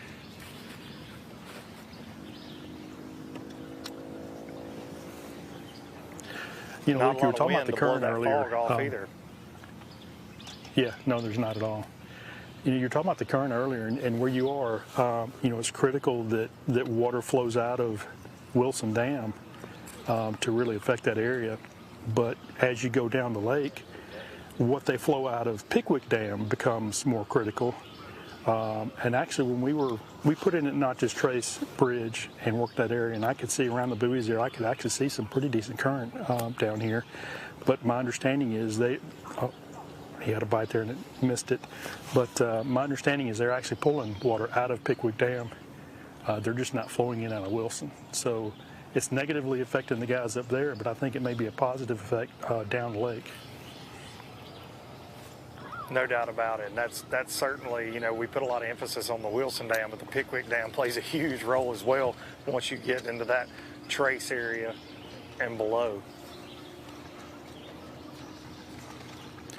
Yeah, that's just another factor that these guys have to put in their game plan. And you know, there is a TVA app where you can get those generation schedules, and you know, these teams have to really pay attention to that kind of stuff. Yeah, looking at that TVA app on this end, they're projecting to run 23,000 cubic feet per second or so on average, 2 generators or more. But I can tell you, from being up here a lot, I don't think it's 20,000 yet. It may be more like 2,000. It feels like up here this morning. I think I could, I'm not in good shape at all. I think I could swim against it right now. I hooked up here. Finally got one to commit to top water. Looks like a pretty decent smallmouth here. Doggone it. Oh, in the net. We just doubled up over here. Father and son came doubled off up in the on a net. big one.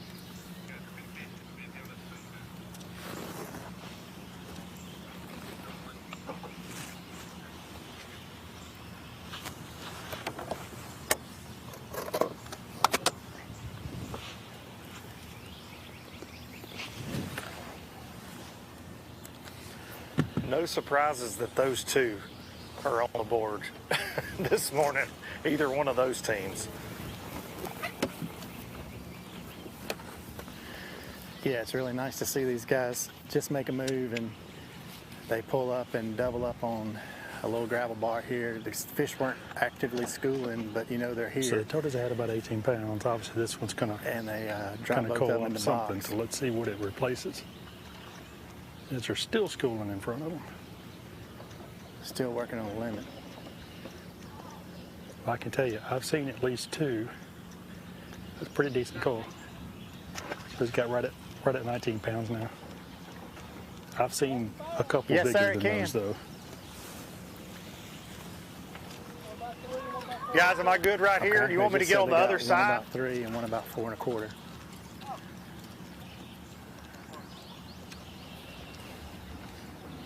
Slide up this way.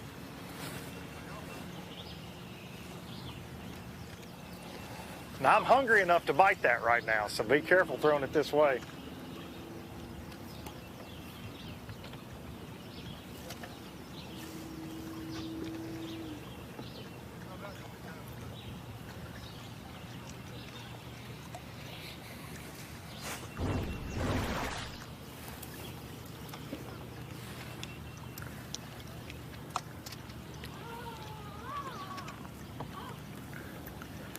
So we've been watching these guys for quite a while. We've seen these schools come up and they haven't been able to get one to commit. And you see here that finally got one to bite that top water. It's a good quality smallmouth. Got him in the net. Bait does come off in the net, but they've already got the net. So nice little call for these guys. So they're up to about 19 pounds now.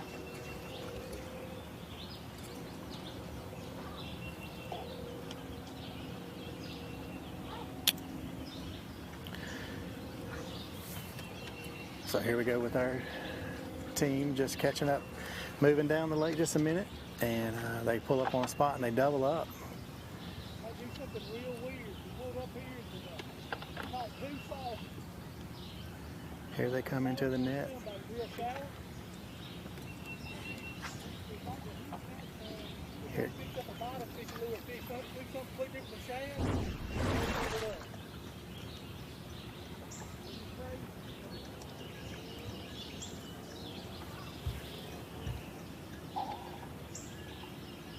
So many shads, I don't want to bite the swim bait, right? Right, it's too much.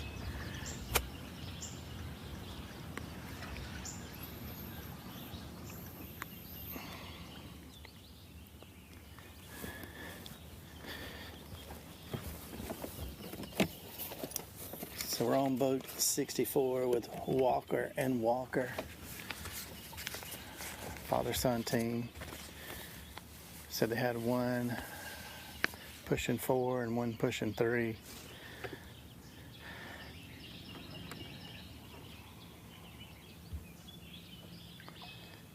Running the swim bait through here, they said there were so many shad in here that the swim bait really did make a difference sometimes. You know, they didn't know if the fish would even bite it, but they pulled up here and doubled up really quick. That's a really good sign. I can see back behind them right now, schooling fish.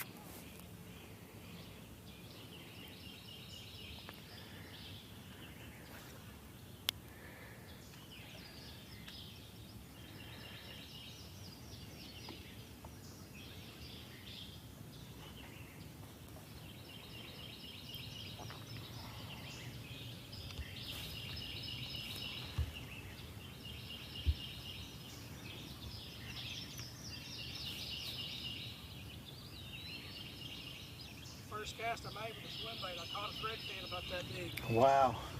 He said the first cast made with a swim bait. Caught a thread fin about 4 inches long.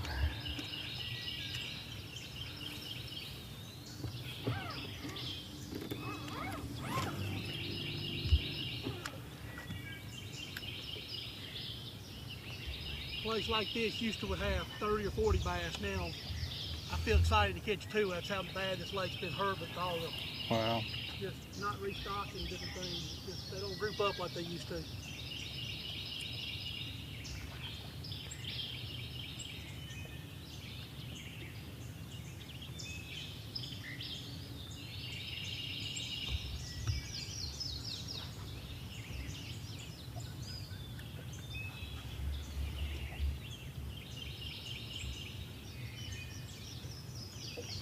Fish on. Not a good one.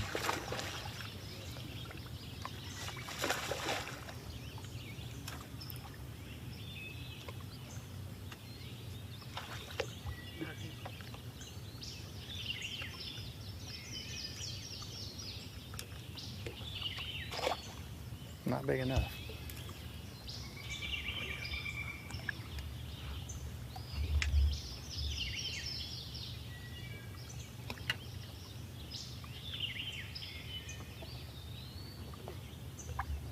The team shared that the plan was this morning get in here and get a little shad spawn going. They felt like they could catch the bigger fish during the shad spawn, and then they were going to go move out later in the afternoon, fish offshore.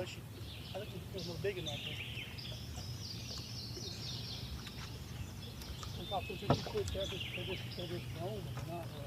Looks like they're going to make a move. Or they're going to make a rod change.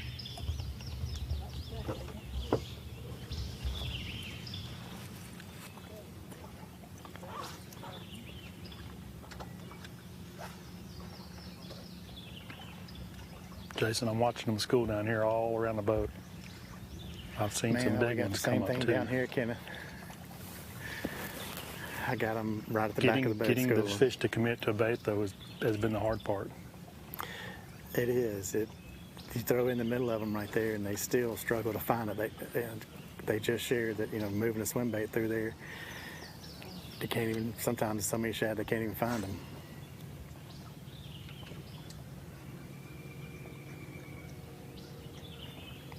They're all around us right now.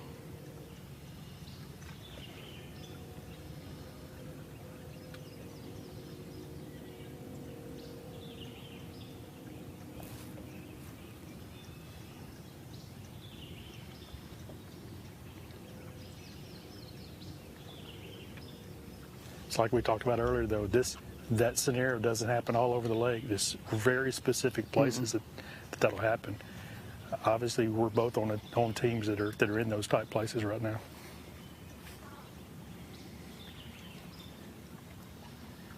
And sometimes this is kind of where that local knowledge pays off a little bit. History fishing, just knowing that the shad spawn in these areas at this time of year, and we're going to bounce around and hit 5 or 6 of those and find the ones that seem to be active. I think I heard y'all saying earlier that y'all are still sitting in a pretty foggy area. The sun's full on out here right now. No cloud in the sky. Yeah, no, we're still heavy fog here.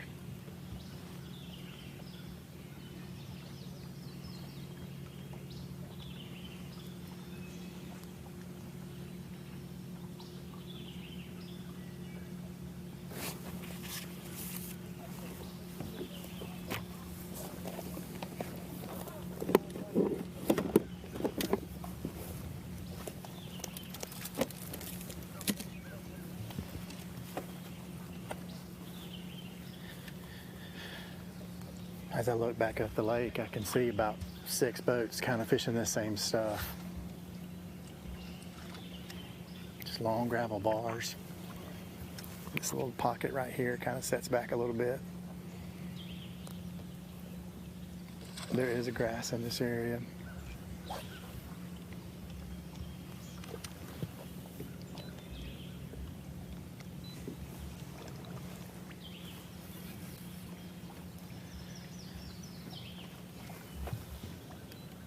Yeah, we're kind of sitting at the end of a grass point. It's where a creek channel kind of cuts in.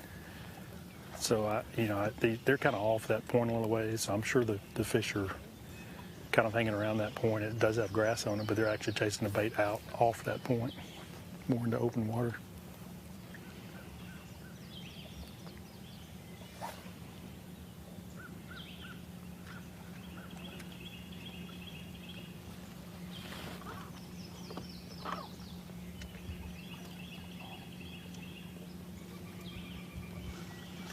Hooked up.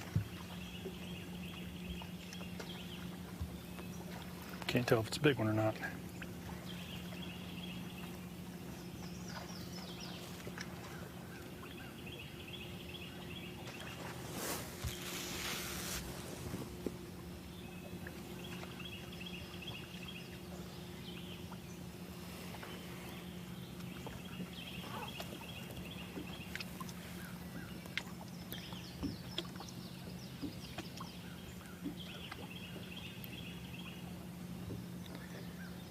Kind of mixing in Takes the some time getting this one in. here. The fish is staying down. That's a little surprising. The last fish they caught came up and stayed on top. I'm wondering if it's even a bass.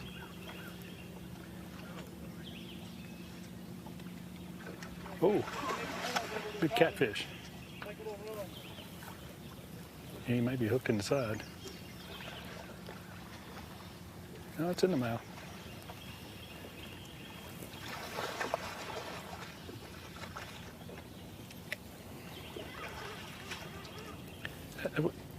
That'd be good for dinner, but not too good when you're in a bass tournament.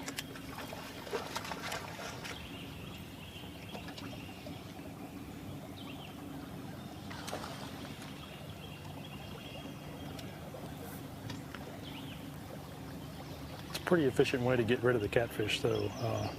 Having that gripper handy gave him a chance to get his bait back pretty quick. Sometimes it takes a while.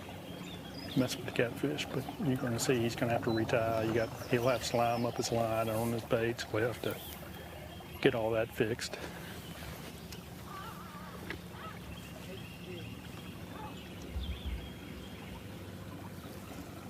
Hooked up.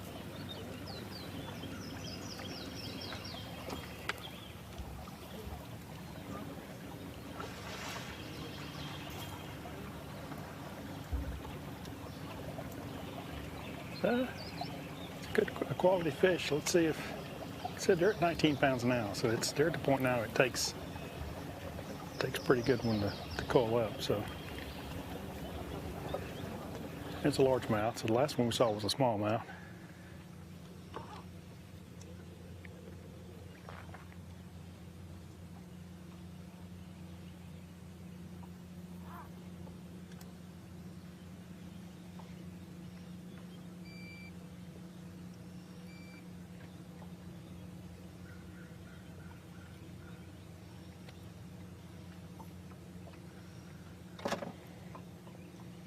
It is going to help him. He actually has a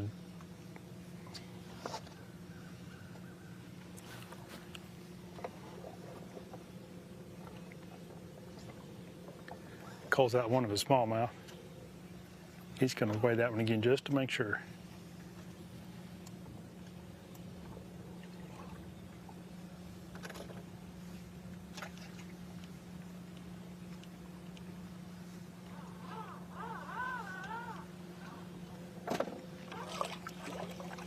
What'd that last one weigh? What'd the last one weigh? 420 something. Okay. 4.2.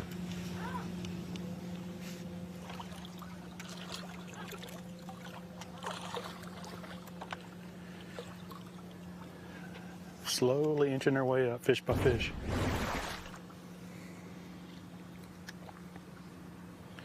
All right, so as partner was getting his bait re-rigged from the catfish, you see got another one hooked up here. This one is a largemouth.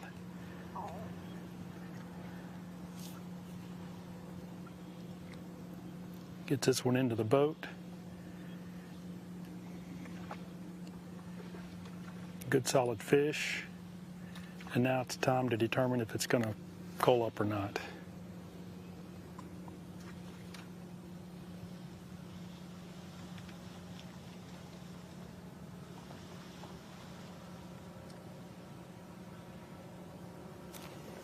That fish is just over 4 pounds, and definitely going to help him out some. Give him an opportunity to call out one of the smallmouth.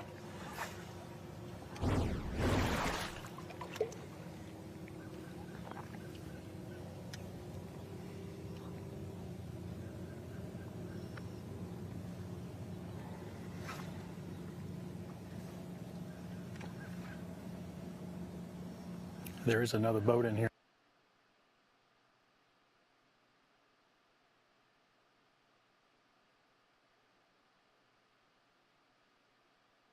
Have the patience to kind of hang around, which obviously when you keep seeing the schools come up, they're showing themselves, it makes it easier, but knowing where these specific spots are, or what I call the dinner table, certainly helps.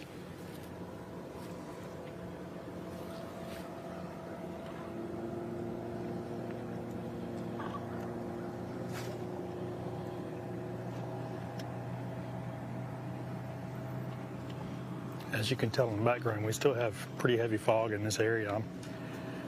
I would think that that's probably helping this bite, or at least helping the fact that these fish are schooling. It's going to be interesting to see, as we get more light, if we stop seeing the schooling action and how it affects these fish. Sometimes these fish will start, there's a lot of grass flats up here, so a lot of times these fish will kind of get in that grass and spread out. They've had an opportunity to feed real heavy this morning. May have been feeding last night as well. So sometimes it makes it where they just kind of spread out through those grass flats and they kind of get inactive.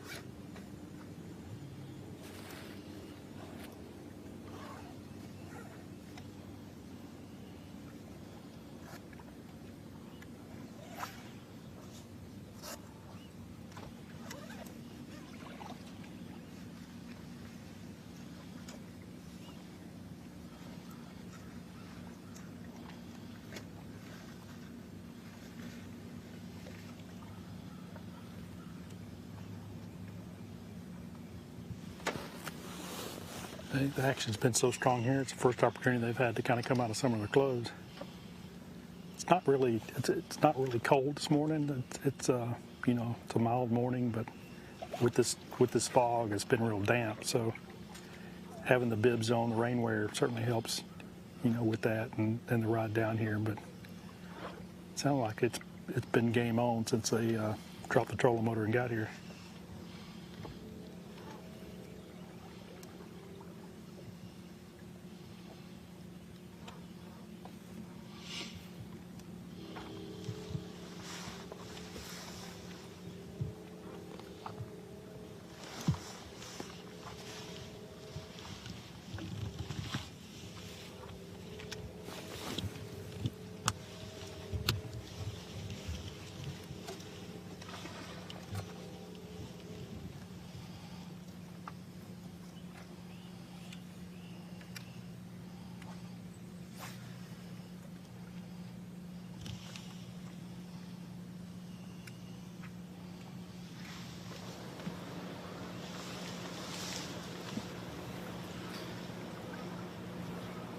We moved a little closer to Wilson Dam here, caught up with Jason Wisenat, throwing a swim bait around in the current.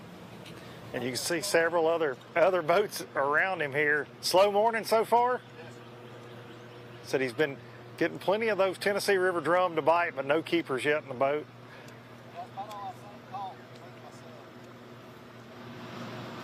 See a boat hooked up towards the dam here. Trying to go through the rotation. I don't know what to rotate to. Jason says he's trying to figure out the right rotation, just doesn't know where to rotate to necessarily.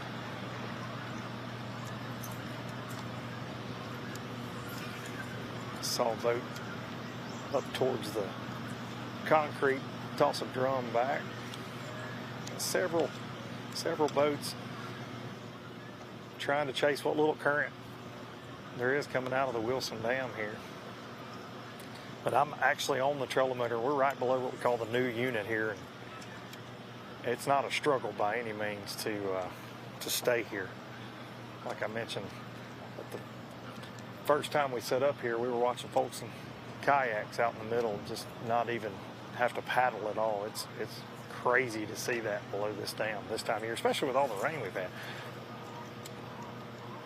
Did you expect there to be a lot more current after all the rain, Jason? Yes, sir. I believe they're running more than they have the past 2 days, though. So it is a little faster. Well, that's not saying a lot as much. They're not running a ton, are they? As much as it rains. Jason says that he believes they're running a little bit more water this morning than they have been.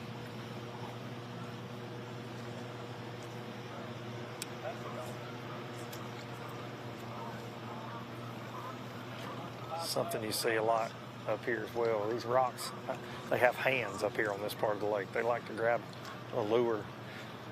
See that a lot of folks get unhung up here below the Wilson Dam. We heard the Walker team talk earlier about the water coming up a little bit. And up here, when there's not a lot of flow, can actually become like a tidal fishery right below the Wilson Dam. Whenever they turn a turbine off or turn a turbine on, it can change the water level dramatically at times.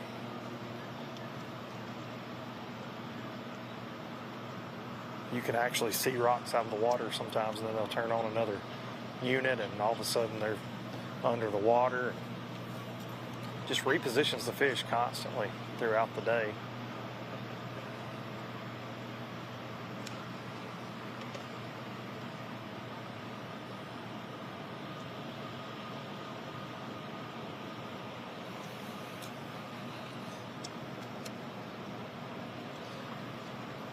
We're going to check in with a few more of our anglers up here at the Wilson Dam, and while we're doing that, we're going to throw to a commercial break. We'll see you back for more Alabama Bass Trail Live, presented by Black Rifle Coffee, in just a few moments. This portion of Alabama Bass Trail Live is sponsored by AmFirst Federal Credit Union, Fish Alabama, Mountain Dew, by Jax, and by Alabama State Parks. Live coverage continues right after this.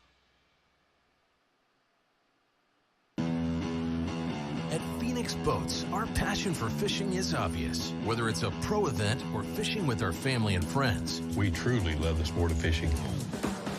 That's why our goal is to make every single Phoenix boat that goes out the door the best fishing platform it can be in both design and construction. We love to fish as much as anyone, and we believe it shows in every boat we build. Phoenix Boats, built by anglers for anglers. Bill Petty Toyota is Alabama's #1 volume Toyota dealer. But that's not the only reason to get to know Bill Petty. Enjoy a 10-year unlimited warranty on every new Toyota in stock. Get 1 year of 24/7 roadside assistance. Test drive for the chance to win $5,000. You heard right. 5,000 big ones. Plus, choose from over 700 new Toyotas in stock and price to move. Bill Petty Toyota is Alabama's #1 volume Toyota dealer. Get to know us today.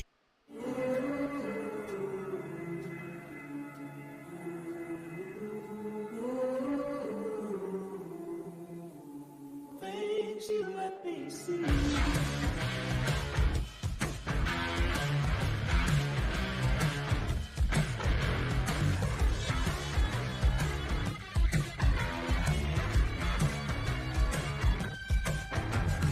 Things you let me see.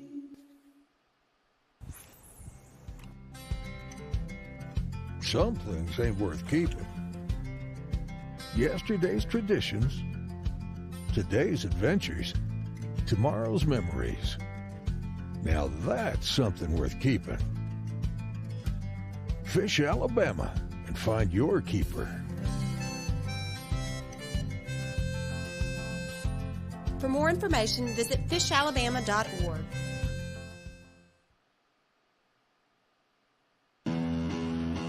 At Phoenix Boats, our passion for fishing is obvious. Whether it's a pro event or fishing with our family and friends, we truly love the sport of fishing.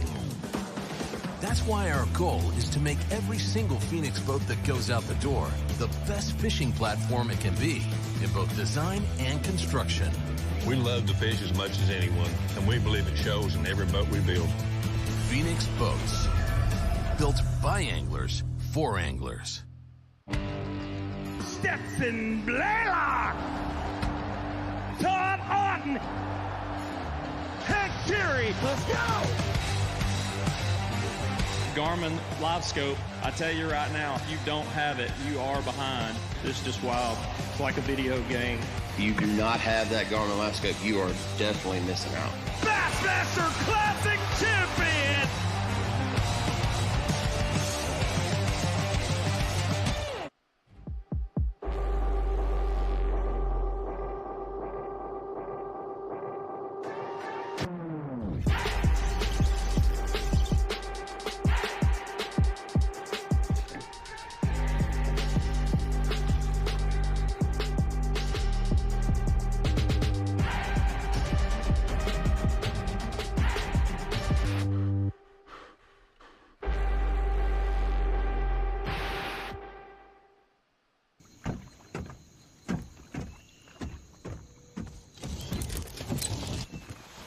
Nobody wants to run out of power when they're on the water.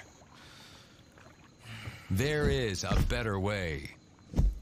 Introducing the Charge Marine Power Management Station from PowerPole that does the work of 3 devices: a traditional battery charger, a charge on the run, and an emergency start system. PowerPole Charge.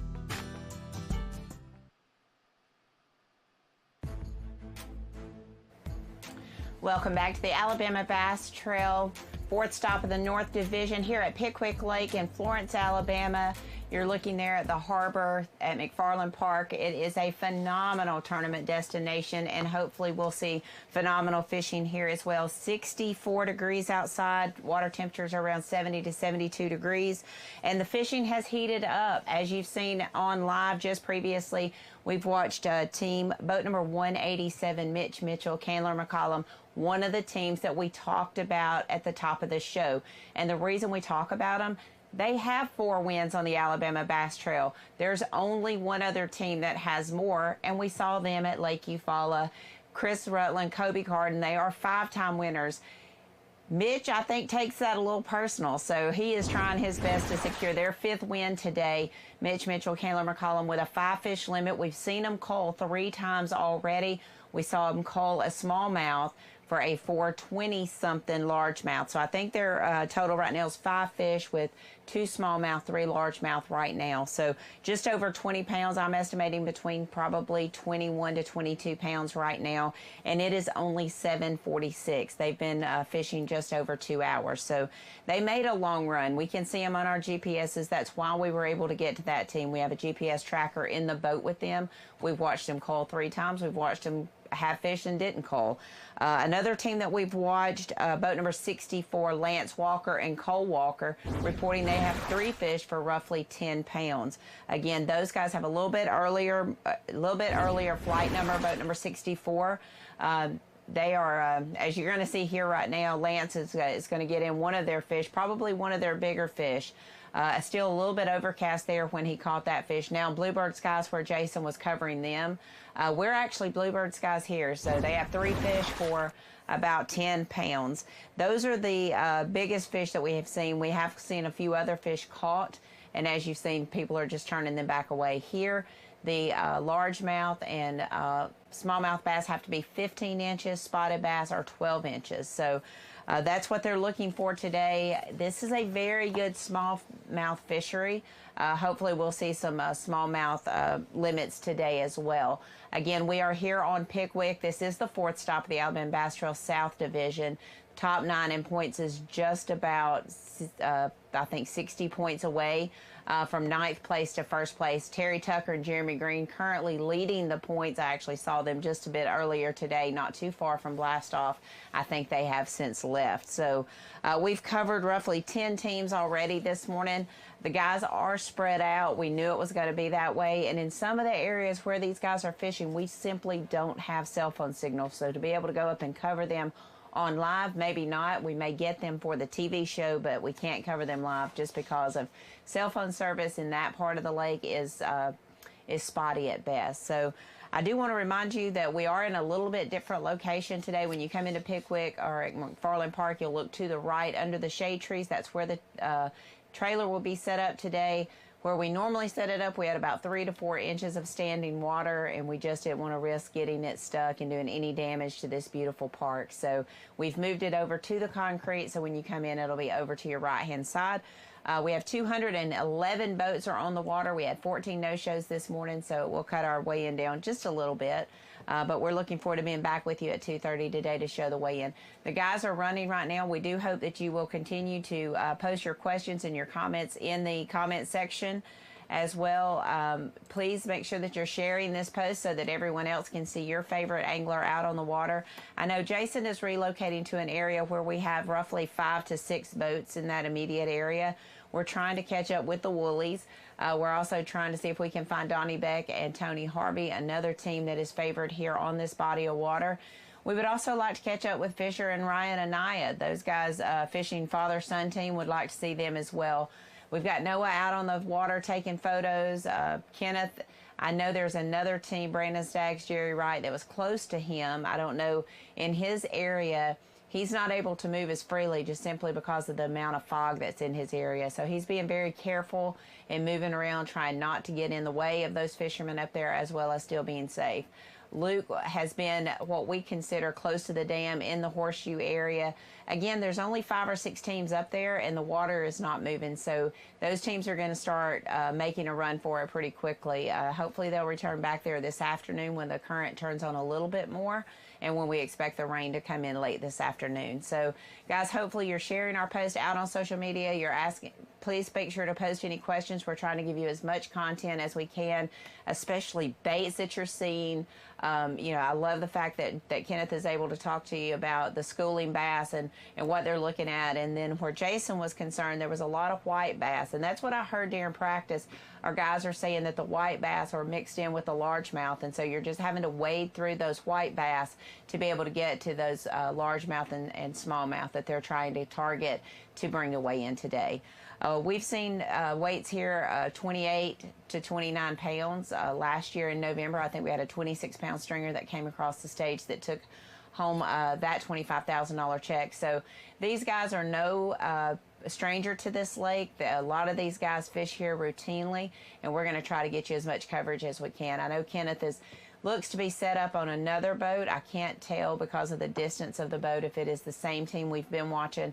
And I can tell by looking at it, it is not the same team. It looks like a Phoenix boat. So we're going to try to get out there and see what team he is on. Kenneth, if you can, let me know if you're okay, and we'll send it out to you and see who you're covering. All right, Kenneth, let me know who you're with. Thank you.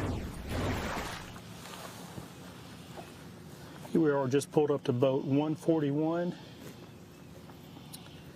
It's Chris Britton, Eric Springer. How's it going so far this morning? Ain't got nothing yet. Nothing yet.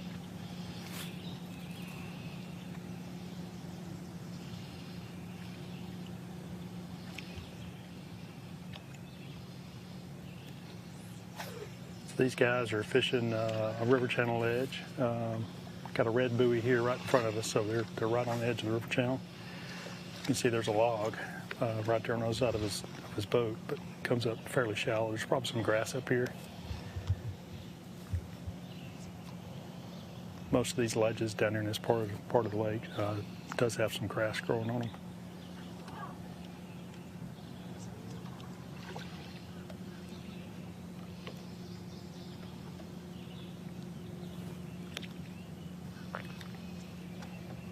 Is this kind of what you expected, or has it been slower than expected?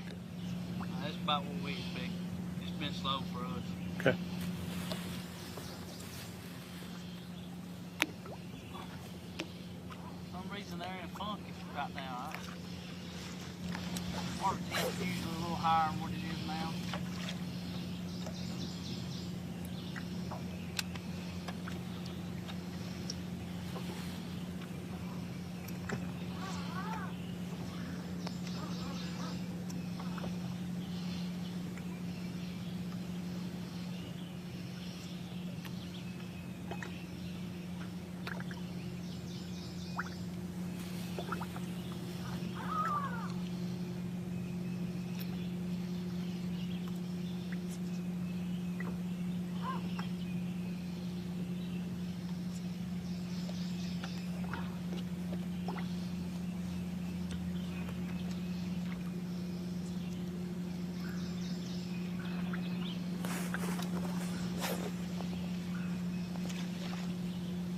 Boat up here in front of us is hooked up.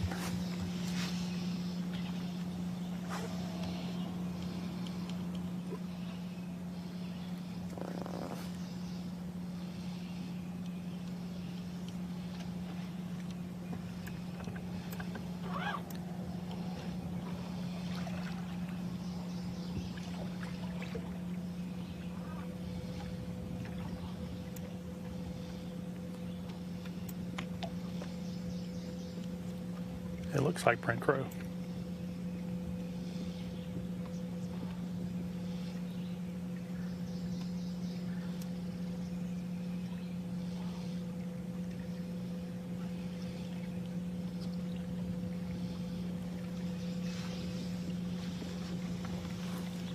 We'll slide on up here and look.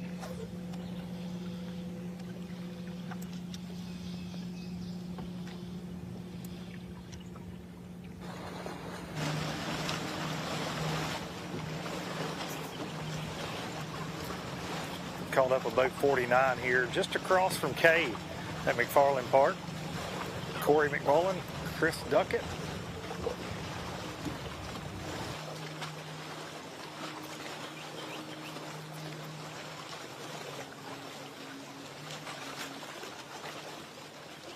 Fishing one of the bluff walls on the upper end of Pickwick here, right across from McFarland. Popular stretch, and these guys have 4 fish in the box.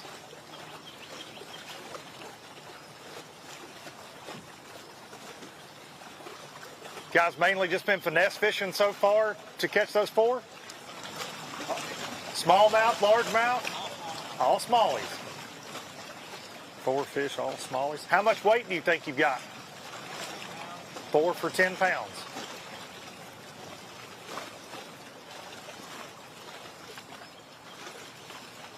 Throwing Ned rigs just down the bluffs. Popular technique here. 4 keepers in the boat so far on a tough day for a lot of our anglers we've covered. Corey and Chris.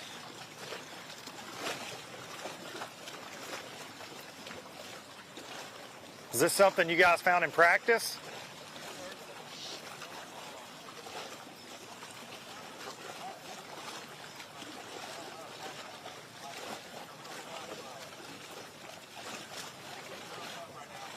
No doubt about it. It's definitely slow, not a lot of current flow. Do you think those fish are still around spawning? Some of the smallmouth y'all are catching? Okay. Maybe garden fry as well. So they're saying that a lot of times when you see this Ned rig technique on these bluffs, you've got gravel. These bluffs, they look deeper than they actually are. This one's got a really shallow shelf on it with big rocks and gravel. So these fish actually spawn on these bluffs.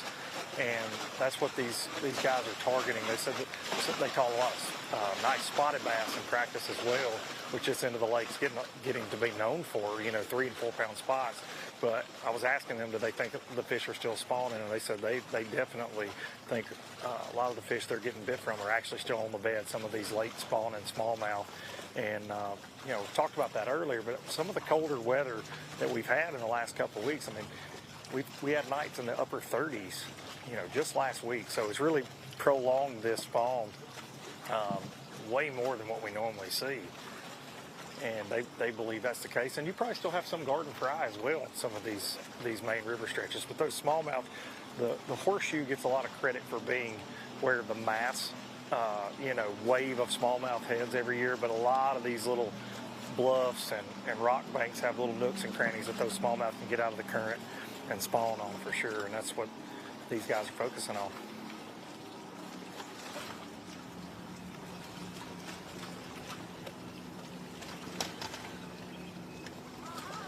This one's a keeper. He said it would be keeper number 4.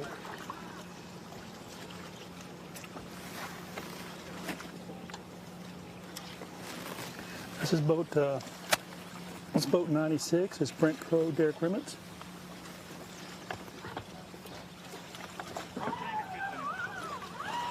I think it's 14.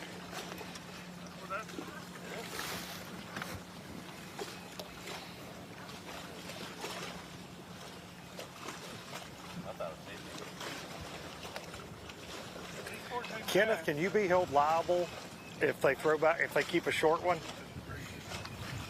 I ain't used to weighing 14 inches. You're on this way.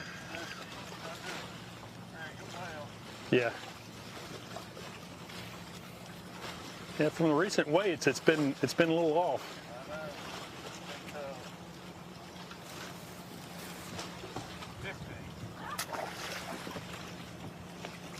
Now we got 3 good ones. Okay. How good is good ones? I got 9 pounds. Okay. Got 3 fish for about 9 pounds. They're in good shape. That's a good way to start.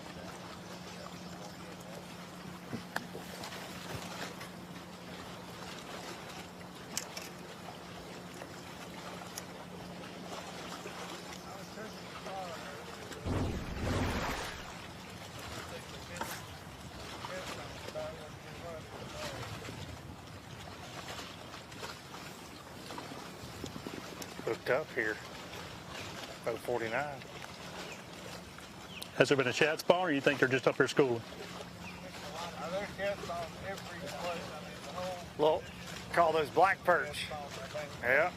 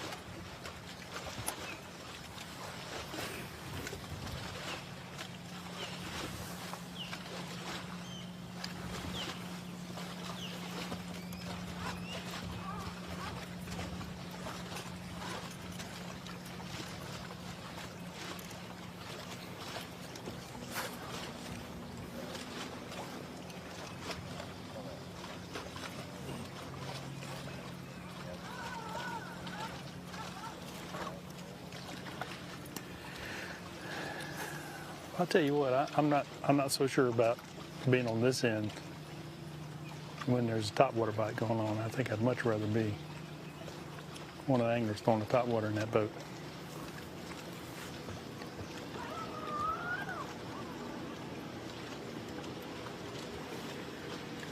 Yeah, it's hard to watch that and not be involved, Kenneth.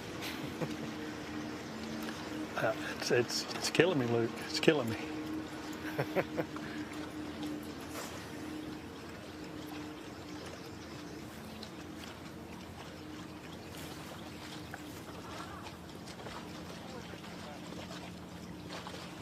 We had several big ones blowing up this morning, throw in there and they wouldn't bite.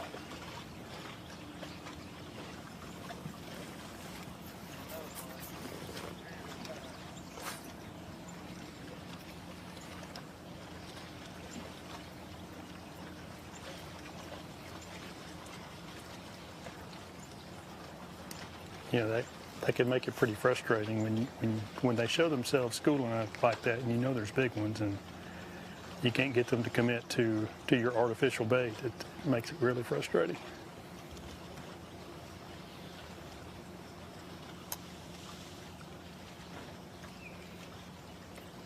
It's a lot like seeing a big one on the bed and not being able to get it to bite. You're watching money swim around and cannot get it in the line. Exactly. Frustrating.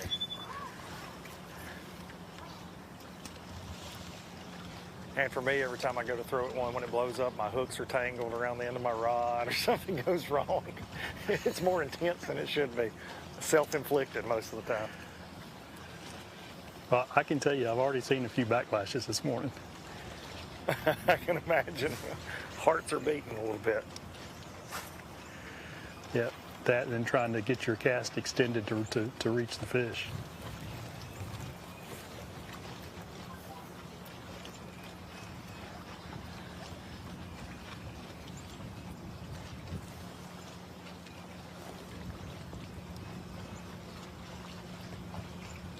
still amazed. I'm just right here across from Kay's trailer with these guys, and typically where I'm sitting, you can't sit, right, because of the current, and I'm not even having to stay on the trolling motor. I mean, it's so strange to see, being from this area and having so much experience. I mean, normally you're drifting down this bluff at over 1 mile an hour, and I'm sitting dead stopped or drifting at 0.2 miles an hour right now on the Garmin, so no flow whatsoever to speak of. You know, that area of the lake, those fishers, yeah, those fish are so keyed on feeding when that water's flowing that, man, it really makes it tough. Now, the only thing that would help is if all of a sudden they really kick those on real strong, you know, that change from no current to a lot of current can really help a lot. The question is, will that even happen today? You know, from talking to the anglers up near the dam, they said in the afternoons they've actually been cutting it back a little bit. The mornings have been, through practice, have been the strongest. It looks like, you know, by the generation schedule, it's going to stay steady, what they're projecting today, really to not increase at all from now until weigh-in, just the same amount that they're running right now. There's a little bit, if you go up to the new units, the new turbines, where we ended up before we left the dam and ran downriver, there's enough coming out to position some fish, but there's also 4 boats right there throwing at the same, you know, same rocks, and it's a little crowded, and no bites to be had that we saw.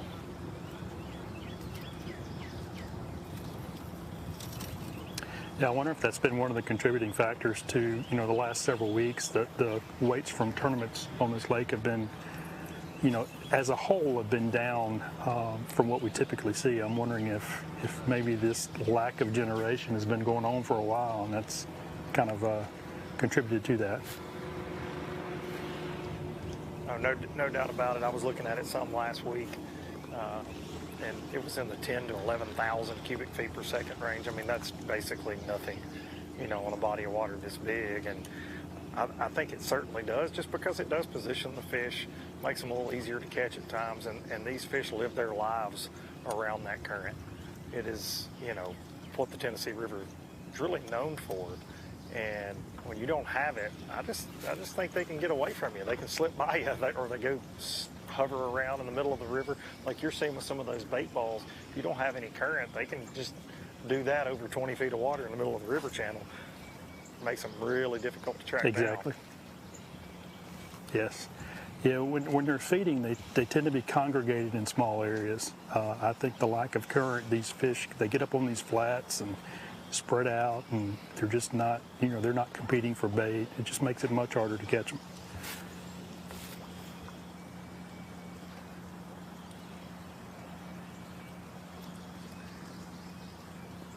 Right now, we're wondering if Kay can get us a Jack's biscuit just across the lake. I mean, it seems like that should be feasible. She could almost throw it to us right now. You're making me more hungry than I was. I don't think Boat 49 would care. I don't think Boat 49 would care a bit if just 4 biscuits just magically appeared over here via drone or something. That would make you forget about lack of current, at least for a little while. It would, for just a little bit.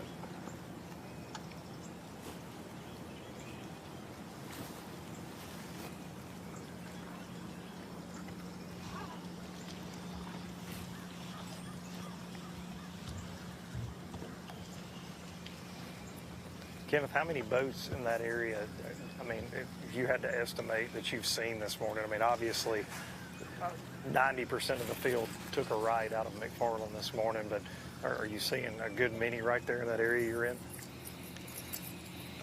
Well, if the fog wasn't here, I could see a lot more, but it's still quite foggy down here. I'm having a hard time seeing the other side of the river channel. I can see it just to the south of us, to the west actually, back downriver towards you. I can see the fog bank, but up here, it's like Jason mentioned earlier. It feels like we should be sitting on the beach already here at McFarland. It is steamy and the sun is out, and the fog is, I can't believe it hasn't burned off down there where you guys are at. It's funny, I saw a screenshot from the live just a little earlier of Mitch and Candler there, and it looked like they had gone to a different planet compared to what it looks like where we're at up here right now. Yeah, it's like we're fishing in a cloud. So crazy.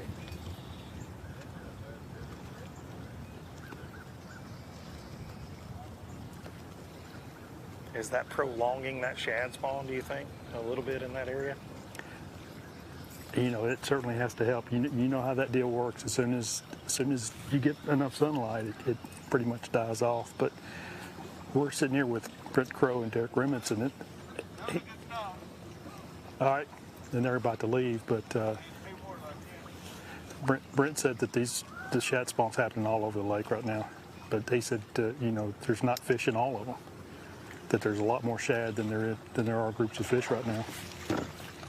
And he spends a lot of time on this lake, so he understands how that works. No doubt.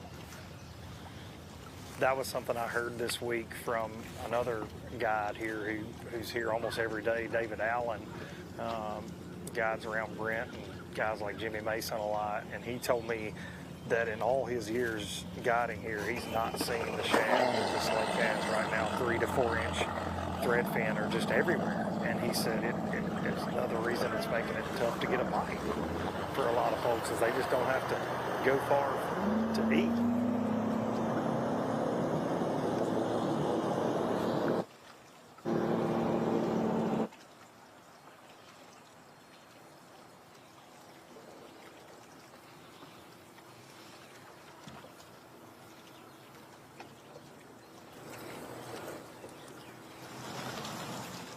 Did you guys have a lot of bites in practice? Not bad. I mean, we obviously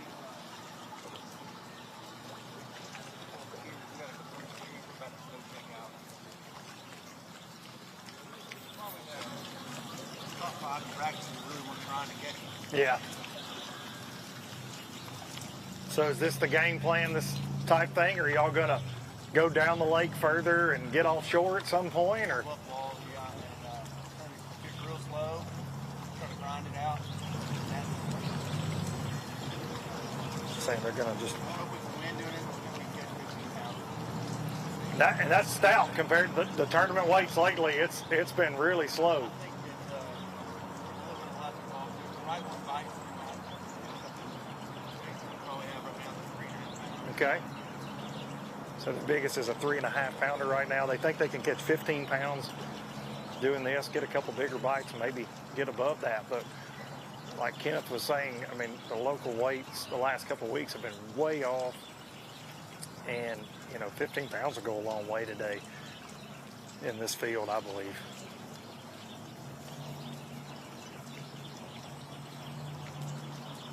Of course, a lot on the line, the $10,000.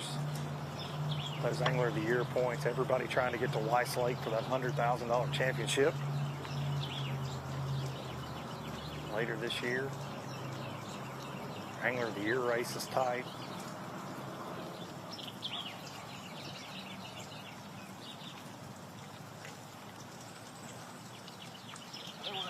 Gonna make a little move. Yes, sir. If they're gonna make a move here.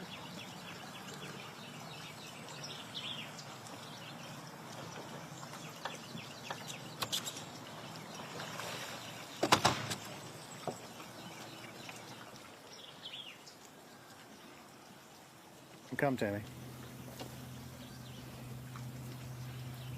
All right, I think we're gonna head back down lake to Jason. Jason, what's going on down there? Well, we don't have really a major update here. We kind of made the run back in here to Second Creek. We got a couple teams around us right now that are just working around us, and we're just going to take our time and bounce around on a couple of them. Boat number 118, Charlie Crickcraft and Ben Miller, said that they kind of made the run down here this morning trying to get set up, and really haven't been able to get anything going productive-wise yet. There are about 4 boats in the area right here right now. We did see 3 boats kind of leaving out when we came in. A couple guys fishing the bank, a couple guys fishing out here. It's a pretty shallow area. It's about 7 foot. Water temperature is pushing on about 70 degrees. So it's fog's kind of burning off on this area right here. Between me and Kenneth is where all the fog is. We saw it coming back up a little bit before we turned in here.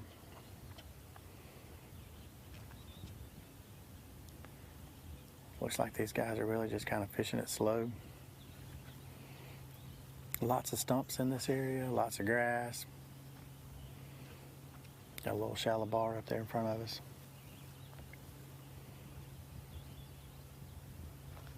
Guys, what's the game plan here?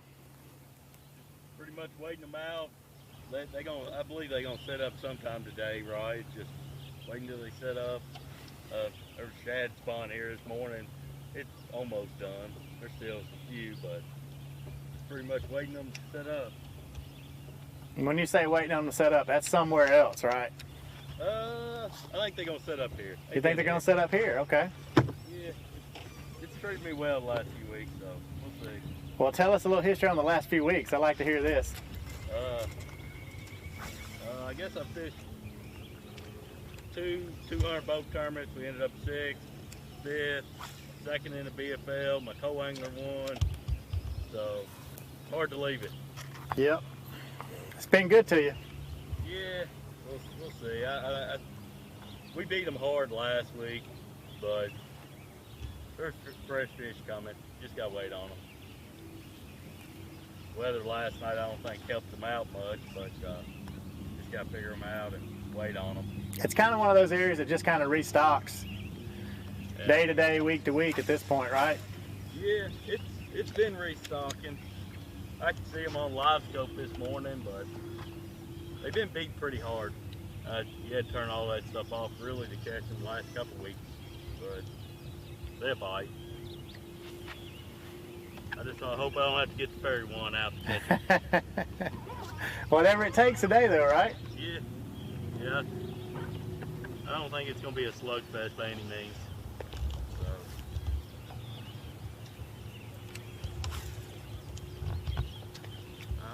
We just hit Pickwick in a pump this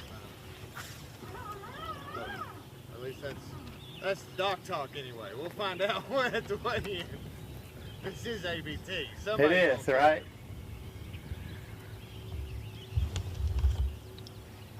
I think y'all all sandbag it all week long and make it sound so bad. I'll be honest, I did pre-fish this week. You didn't need to pre-fish.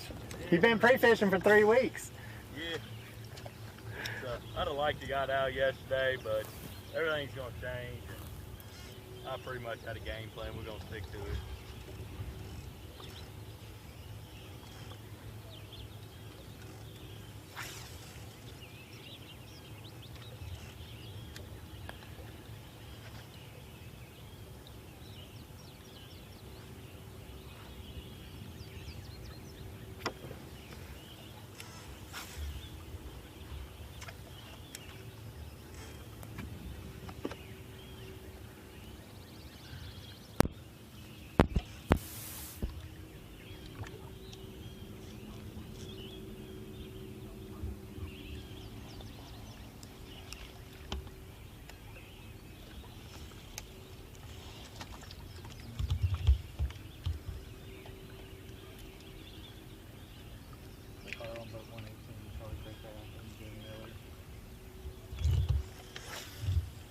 Charlie was sharing how good this spot's been for the last couple weeks here.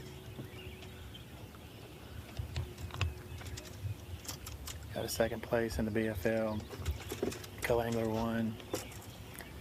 Had a 6th place, I think he said, in another tournament. So it was just kind of fishing a spot where post-spawn area, big flat back here. They're really just kind of taking their time and working it around, just kind of waiting on them.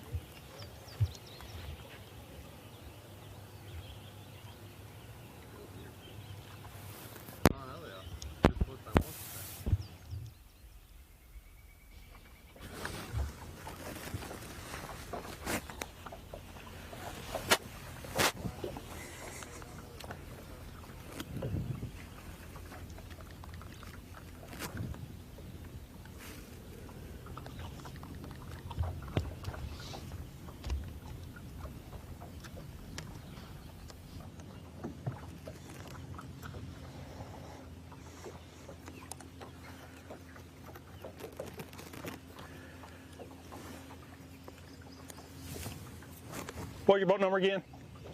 73. 73, thank you. It's Brandon Staggs and Jerry Wright. How's it going so far? Tough? You got any live well yet? Got one? What kind of size? Oh. Small. Okay.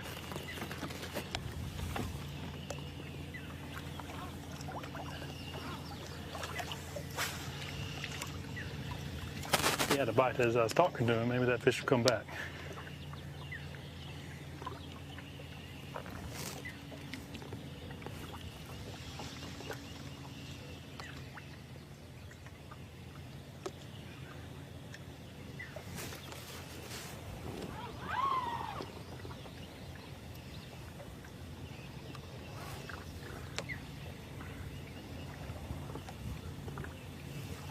So you're on this river channel ledge. Is there any grass up on top of the ledge?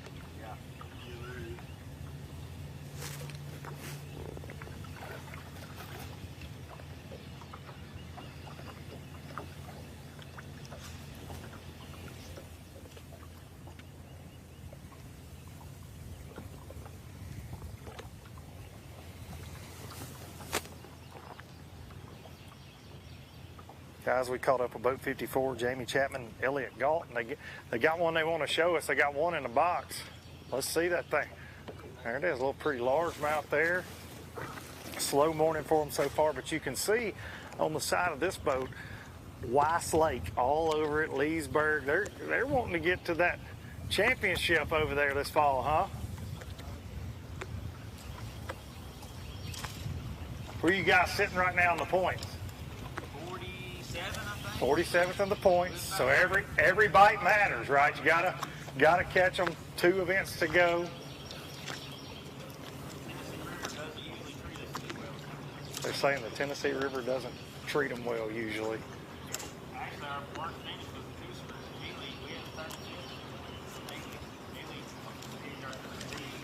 Okay.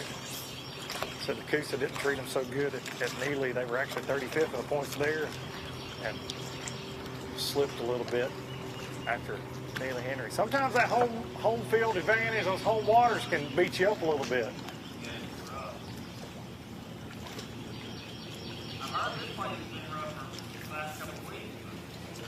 Yeah, the weights have been way down, that's for sure. We talked to a little club tournament yesterday, and they just said, they asked us how we did, we didn't do too good yesterday. They said they took 19 pounds to win their little club tournament.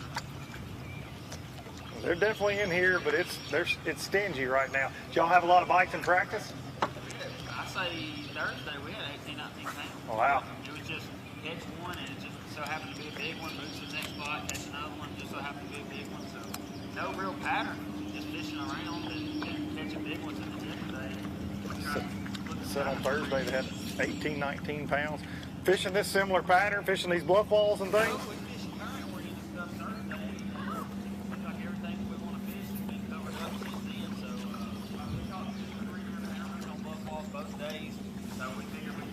We caught that largemouth while y'all was still blasting off people above the bridge on a little gravel bar over there. We caught an Appalachian catfish, a small spot, and that largemouth. Mixed bag. That's almost a Pickwick Grand Slam. We pulled up Thursday, and his first cast caught a 4.5 pound smallmouth, and then caught a 4.5 pound largemouth on that current bridge over there. About 10 minutes after that, and then we just caught a lot of big fish that day. Only 7 keepers, but 5 of them were about 18 or 19 pounds. And yesterday, I think we caught 2 keepers all day. So I don't know.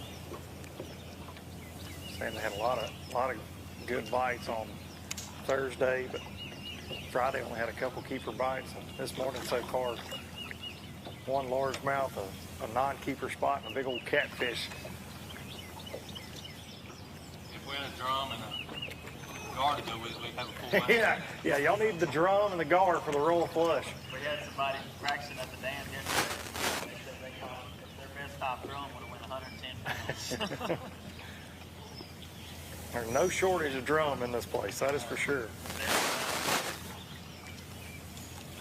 And I think when they hatch, they weigh 10 pounds. They start at 10 pounds. The yearlings. Yeah.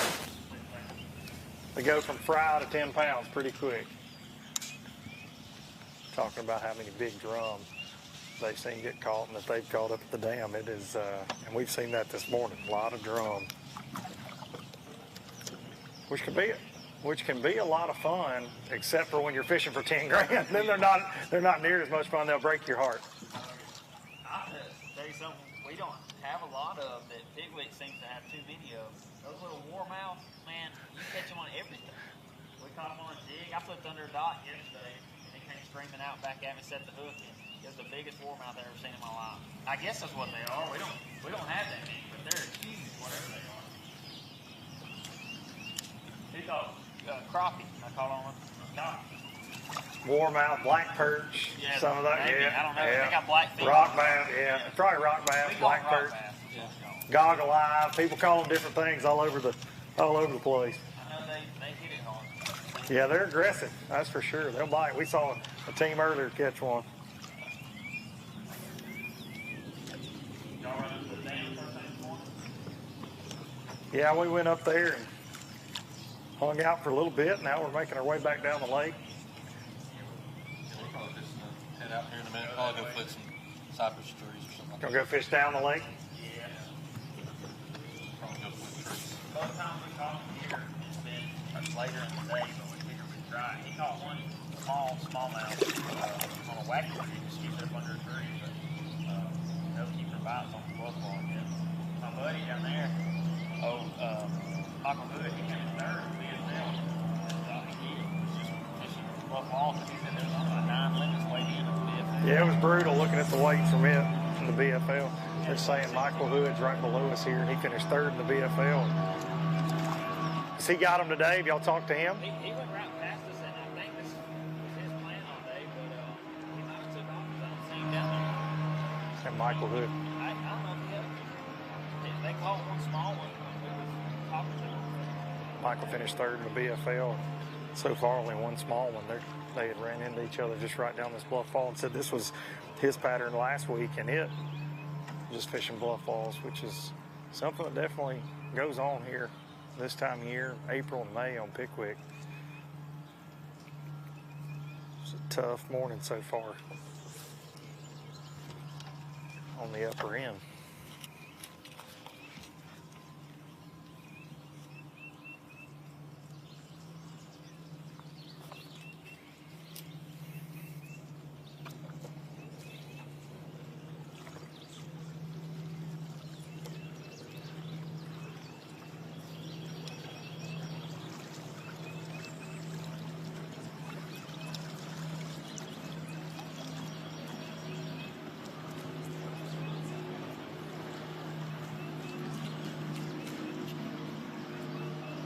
While we're slow here this morning, I got to give a big shout out to Laura Ann, camera operator extraordinaire, making us look good today out here on the water. It's her birthday today, so big birthday shout out right there to LA,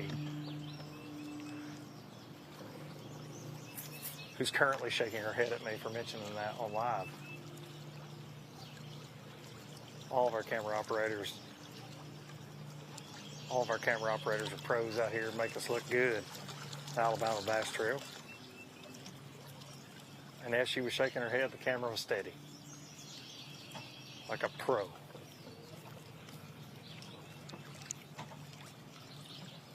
That's even more reason for us to get a Jack's Biscuit, I think. Jack's Biscuit with a birthday candle in it or something. Wink, wink, Kay. Since we're right here within sight of you.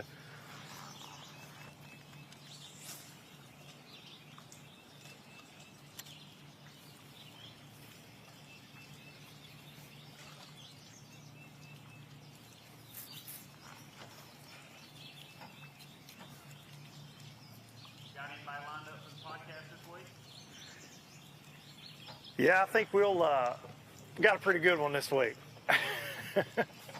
Got a pretty. I'm telling him, I'll listen to your podcast every week. Man, I sure appreciate it.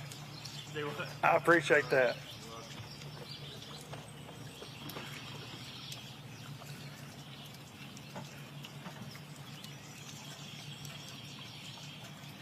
So what will Weiss be like for the championship? That time of year, a little tough? What can we expect weight-wise? I don't know. It'll take know at least one day you'll have 22, 23. Okay. Probably. So 22, 23 pounds, big bag. One of the local guys probably throwing frogs, flipping grass, stuff like that. Okay. Early in the morning. And then you might have to mix in some offshore brush pile stuff, but okay. Yeah, those the guys like Bradley Jones, Brooks Joseph, you know, they won Angler of the Year in the North Division last year. Right. They're just so good. They're on Coosa River anytime, especially like Neely Henry, they have the second, and Neely, they can get in. I know they were sitting outside the cut before Neely, but they jumped way up there, I think, after coming to second. But those guys that know where those fish are and what patches of the grass, because our grass really, it was dead. It was still dead 2 weeks ago. It was still brown. So Neely's grass was far more progressed than our grass was. The guys that know what patches are on for these fish this time of year can slide off and do some offshore stuff. That'll be, I think,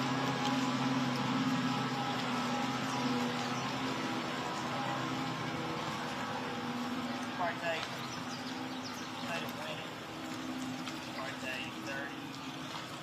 37, 38. Okay, just below 40 pounds for 2 days to win. I don't know if you can catch that 20-something pounds 2 days in a row, but those local guys, I think, to us, really, we call it our home lake. I own a tackle store there on Y, but we never, that time of year is a little better for us, but when they're shallow in springtime, we just can't seem to find those good stretches of grass. We found some good grass here. Never produced 1 3.5 pounder Thursday. Talking about that Weiss Lake Championship a little bit here on Pickwick this morning. They certainly want to be in that. Saying we can see some big bags happening at Weiss Lake, but it'll be hard to be consistent with big bags, but you certainly could see it. 21, 22, 23 pound bag there at the championship. This is something to look forward to for sure there. Weiss is always a great fishery. I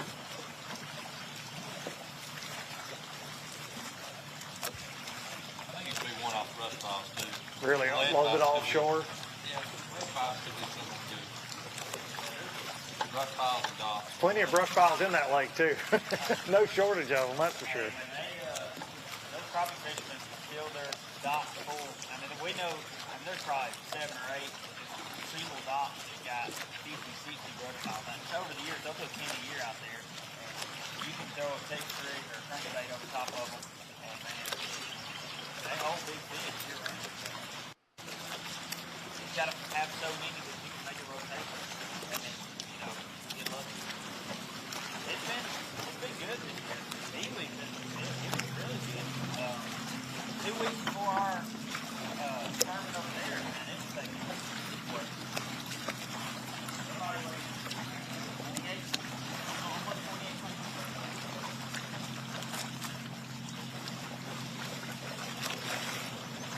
We're about to run down the lake. Fixing to make a little move here. These guys are going to run down. They said they've been flipping some cypress trees in the afternoon. And while they make a move, we're going to make a move. Check in with our sponsors, and we'll see you guys back for more ABT Live presented by Black Rifle Coffee in just a few moments. On the Water Live coverage is brought to you by Academy Sports and Outdoors, by Strike King, Lose, by Garmin, and by Alabama State Parks.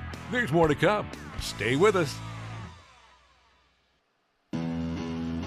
At Phoenix Boats, our passion for fishing is obvious. Whether it's a pro event or fishing with our family and friends, we truly love the sport of fishing.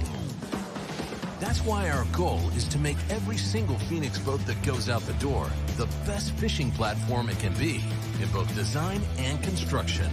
We love to fish as much as anyone, and we believe it shows in every boat we build. Phoenix Boats, built by anglers for anglers.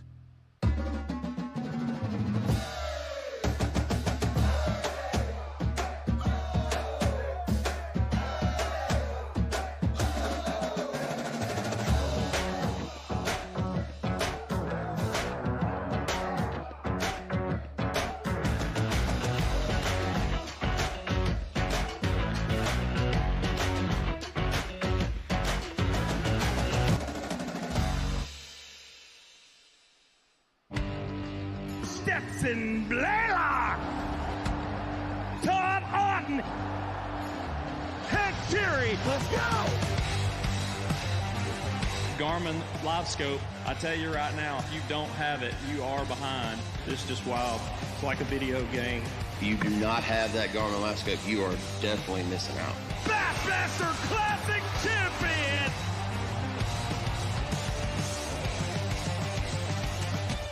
The TH Marine HydroWave H2 KVD edition is a surefire way to ignite a feeding frenzy.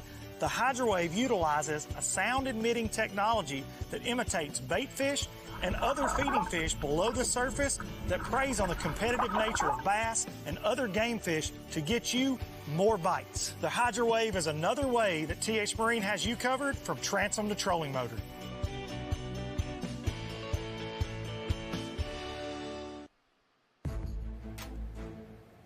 Welcome back to the Alabama Bass Trail presented by Phoenix Boats. This is our On the Water live show this morning presented by Black Rifle Coffee.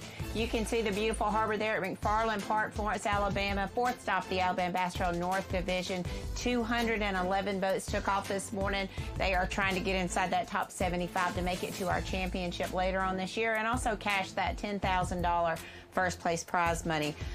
While we were out on the water earlier today, we saw a team, Brent Crow, Derek Grimmett's boat number 96. Just a little over a year ago, Brent Crow won a Toyota Series championship here and took home $245,000 on this body of water. Very different day today. He had rain and current on that day. Today, not so much. Bluebird skies here at the part of the lake that we're in. It was foggy where he was, but unfortunately no rain and no current being pulled for him. So 3 bass for 9 pounds. But hearing what we've heard this week, that's not a bad start. He has probably till about 3:15 before he has to weigh in today, so a little bit longer today. But right now, the story of the day, the only 5-fish limit that we've seen out on the water is Mitch Mitchell or Chandler McCollum, boat 187. They still have a long way to go today. They have a long day to fish, and they're already over 21 pounds. We saw them cull 3 times while we were out on the water with them. You know, I don't know if Kenneth will be able to catch back up with them, but I do know that they are one of the teams that we saw early on that we should be watching. And then also we saw boat number 49, Corey McMullen and Chris Duckett had 4 fish for 10 pounds.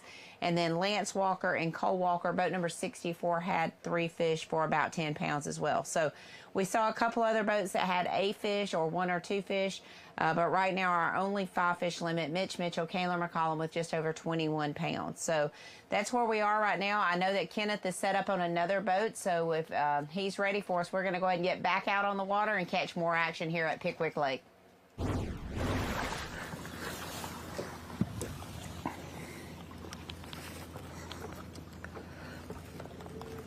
Just pulling up on boat 178.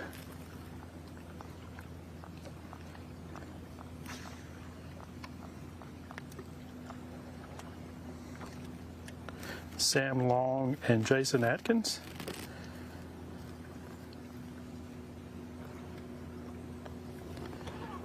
How's it going so far this morning, guys? Tough. Tough? You got any light well? Yeah, we got 2.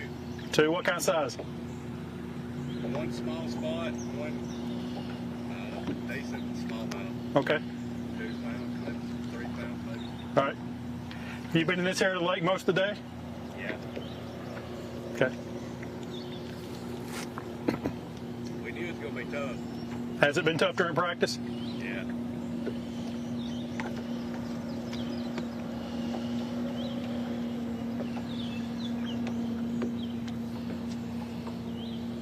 Bob was thick this morning, wasn't it? Oh, yeah. Get out of the way, too. Yeah.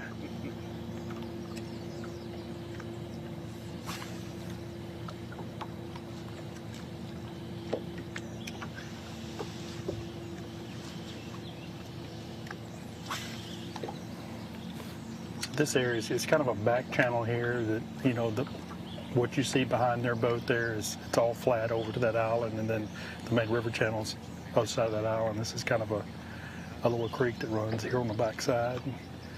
There's grass scattered all through here, even down in the bottom of the creek. or as it drops into the creek, there's grass there, but up on the flat, there's grass. So,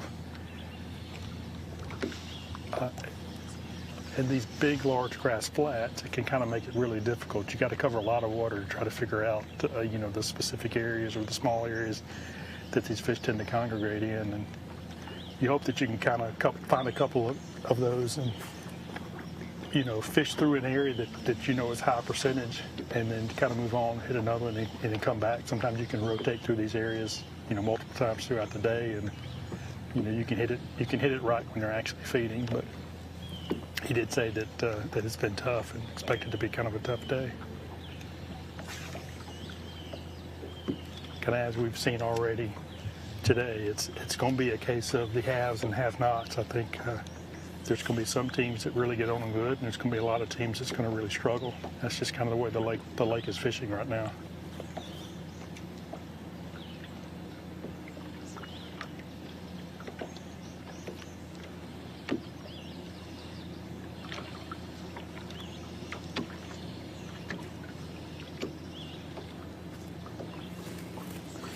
As we get on more teams, and you know, I'm hearing Luke, I'm hearing Jason, we're starting to see, you know, some variations in how guys are fishing. This is the second boat in a row I've been on now where guys are fishing a little bit slower.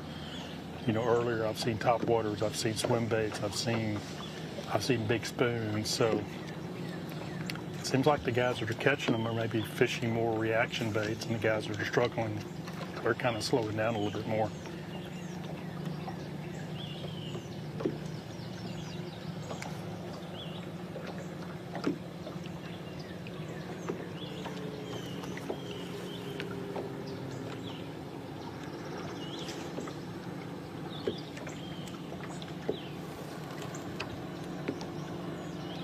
I am seeing the fog starting to lift some. I'm able to see further off. I can still see where Mitch Mitchell and Callan McCullum were earlier. It looks like they're still sitting in that same spot. So I'll be able to catch up with those guys here in a little bit and get an update of where they are.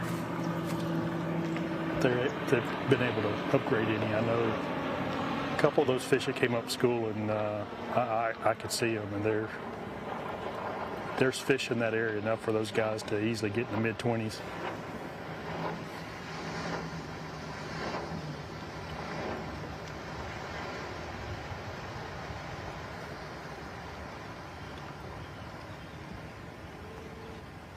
See another boat coming in here now.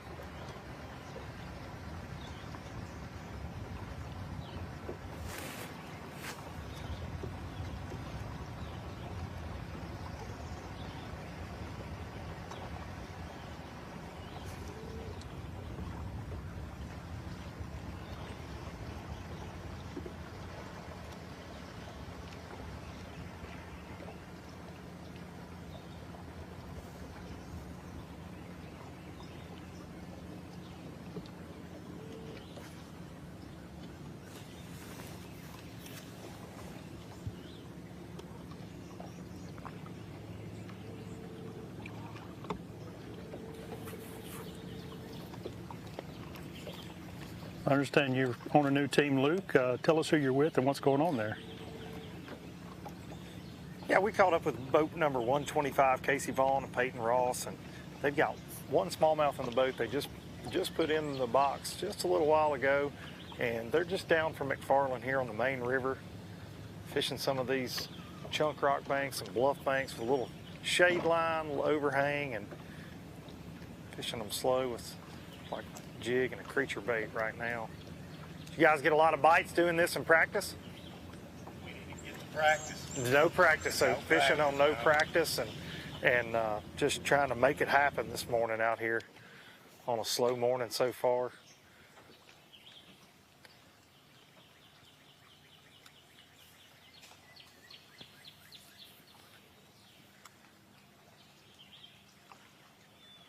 So is this the game plan, just to fish these shade lines and main river banks? For now, I mean, if it don't get no better, we're going to go try something a little different. Maybe something a little shallower. Okay. Maybe some moving baits or something, you know. We're just not getting as many bites as I'd hoped I got, you know. So they're going to stick with this for a little bit, but they may actually go shallower. Stay with it just a little bit longer. That sun got up good behind that bluff now, though. Good shade line there. I know it.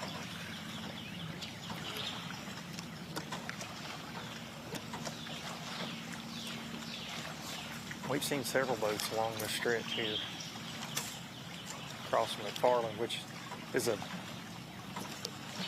not a rare occurrence. You see good many boats here year-round on this entire stretch. Holds a lot of fish. And of course, you've got a lot of major events go out of McFarland. Kay said this morning it's one of the best tournament venues in the country.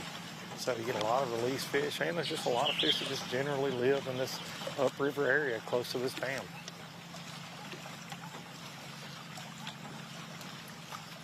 But the cool thing on a lot of these banks is you could, any bite you get could be a big largemouth, big smallmouth, or big spotted bass these days.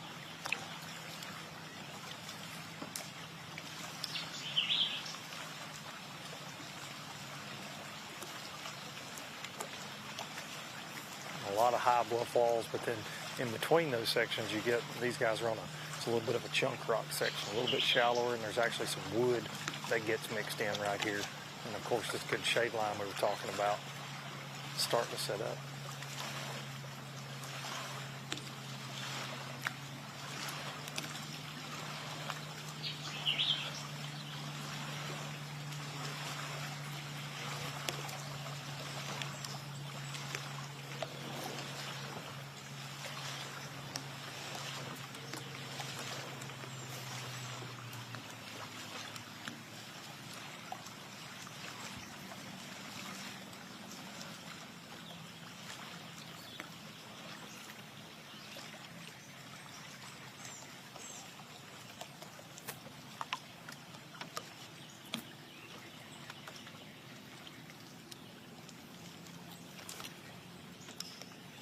To the headwaters this morning.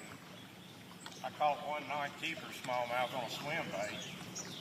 I thought I was on something there. Everybody had on it too. And they actually started at the dam, caught a non-keeper.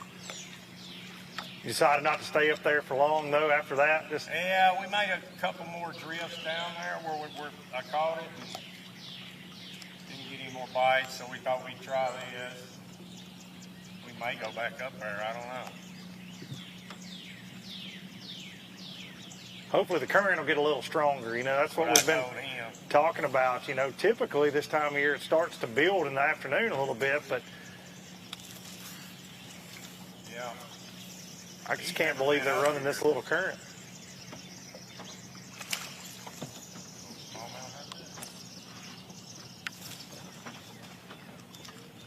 What's your name? Luke Duncan. Okay. I've watched your YouTube. Thank you. Yeah. You hosted this last year too, didn't you?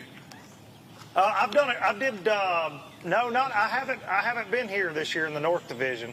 No, I meant on the ones I've been watching on YouTube from last year. Yes, sir. Yeah, I did one video from here last year. Now you fish with Trey a lot, don't you? Unfortunately, yes, I do fish with Trey Swindle some. Yes. We fished the ABT 100s together. Yeah. I watched y'all catching on a buzz like that one day. I think that's where y'all was. Down at Wee Dowie this year. Wee Dowie? Yeah, that was at Wee Dowie, the first event, yep.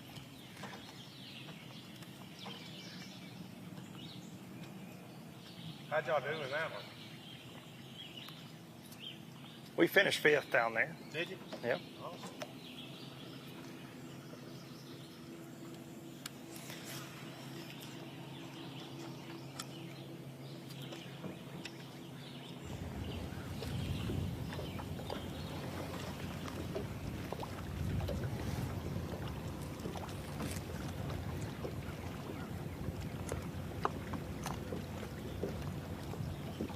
Guys, what's it looking like down the lake now? Kenneth, are you getting out of the fog finally? Well, I can still see fog, but it's trying to lift. I can see a lot farther now than I could before. I've just pulled up on Greg and Jeremy Tomlin, and they've got 2 fish in a boat, one about 3 pounds and one a keeper, so 2 for about 5 pounds.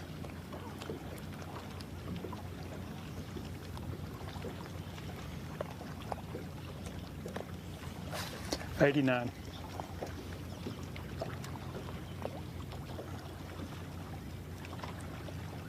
Has it been slower than you expected today? No, not really. Practice has been tough. Okay.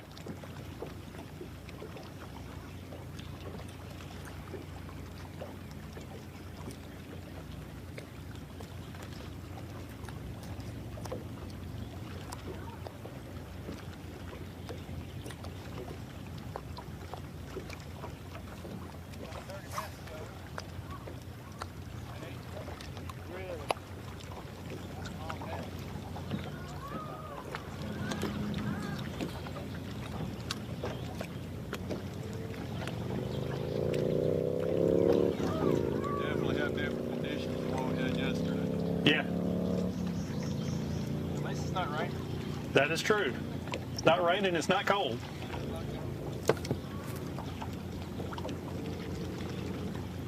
I have a feeling when that fog does lift, it's going to get hot in a hurry. I think so.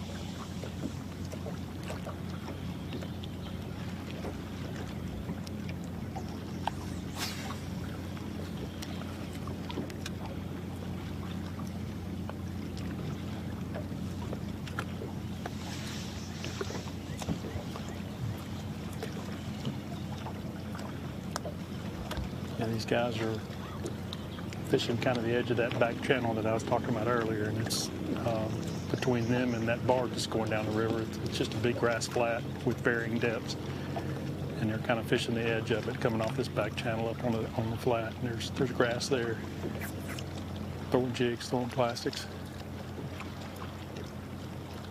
Kind of a slower presentation, but this flat runs a long way down behind their boat, and up in front of their boat towards the dam there. Can make it kind of tricky fishing because you have to really have to figure out which small areas within this flat are holding fish.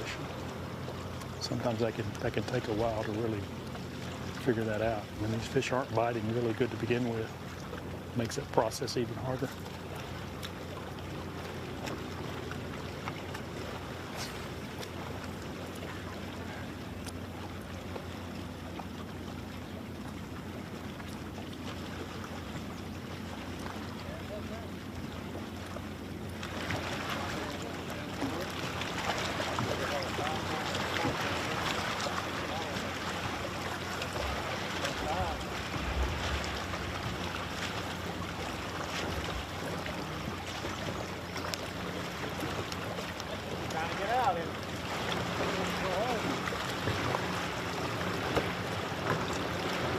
About 15 miles there.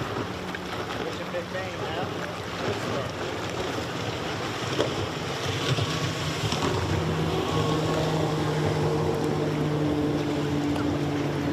The way practice went, I'd have been money. We never caught 15. Yeah. Seems like it'd be a better day today with sunshine. Temperature's warming up. Need a little bit of current, that's right. They've been pulling a little bit more yesterday. I'm planning to try to come get decent enough doing this and go out deep. Battle it out up there, but we may not have to go out deep. Give us a good bite.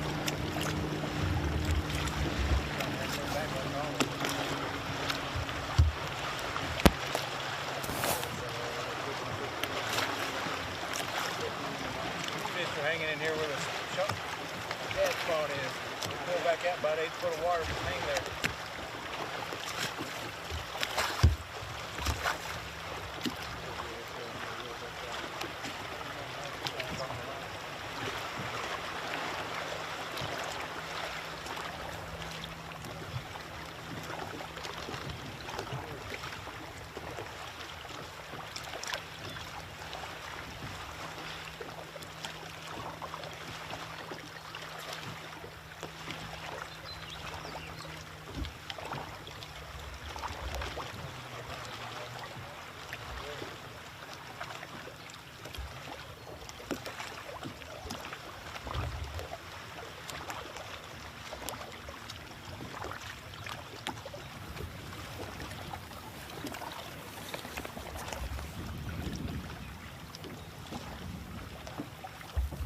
This portion of Alabama Bass Trail Live is sponsored by Amherst Federal Credit Union, Fish Alabama, Mountain Dew, by Jax, and by Alabama State Parks.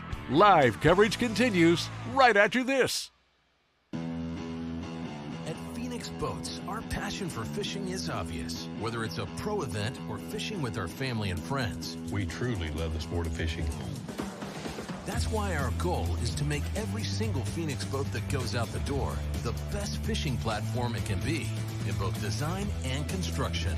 We love to fish as much as anyone, and we believe it shows in every boat we build. Phoenix Boats, built by anglers for anglers. The perfect checking account doesn't exist. Not at a bank, that is. So why do you keep looking there? At AmFirst, you can get no minimum balance or monthly fees, an instant issue debit card, and free checks with unlimited check writing. But who doesn't want more? Like a rewards program you'll actually use, and convenient digital tools that make it easy to manage your account from anywhere. Now you could try and find that at a bank, or you could save yourself the trouble by checking with us. No, looks like boneless wings are back at Jack's. And people love them so much, there's bound to be a napkin shortage. Juicy, boneless chicken wings in 3 bold, mouth-watering flavors. Try the tangy honey barbecue, that craveable sweet and spicy, or the zesty classic buffalo. What is a shirt anyway, if not one giant napkin? You'll go back to Jack. Jack's, all about the South. Big companies get bigger and bigger and talk about their fancy labs where they study fish behavior. But then they all go golfing on the weekend. We don't have a large laboratory to test baits. Why, you ask? We don't need a big laboratory because our pros fish, our employees fish, our salespeople fish, our suppliers fish, our mold builders fish, our owners fish, and our kids fish. This is our laboratory. Our R&D comes from time on the water, learning how to make fish bite. We don't have other hobbies. We fish. We fish all year in all conditions across the whole country. All that time on the water brings us thousands of hours of testing new products and improving current ones for all species. We're a family-owned U.S. company that has many of our products made in America by American workers. The products we don't make in America, we make in Guatemala, which supports many families in that country as well.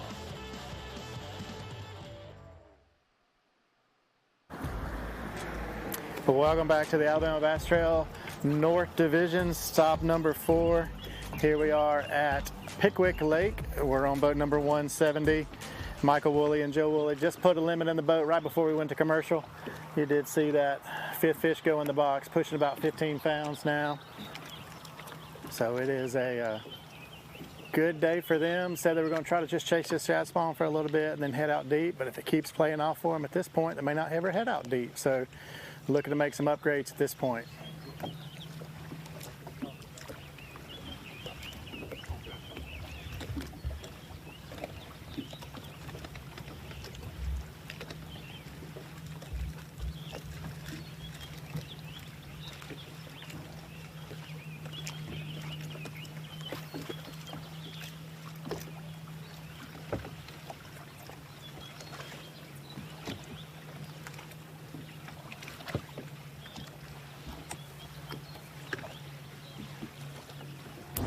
So let's slide back and take a look at that fish catch right before we went to commercial break there. This was their 5th fish, so nice hook set there. This did get them upgrade up here to 15 pounds. Got the net man kind of coming doing his job.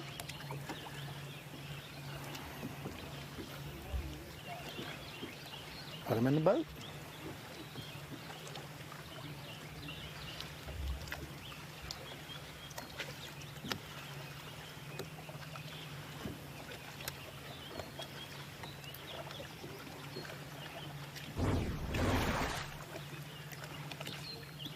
And we're still kind of fishing that same bank. It was a little bit of a rock bank back there a little bit. It is a little gravel bar kind of bank right now. We're about to head into another little rock bank. So we got these transition changes. These shad kind of push up early in the morning. We have had a lot of fog in this area in the morning. It did just burn off. Now it's bright sunshine and Michael said that he really did spend some time practicing around in this area and just kind of wanted to produce on this shad spawn and then make out deeper a little later. But like he just said a minute ago, if it keeps playing off like it is right now, we may just stay up shallow for a little while.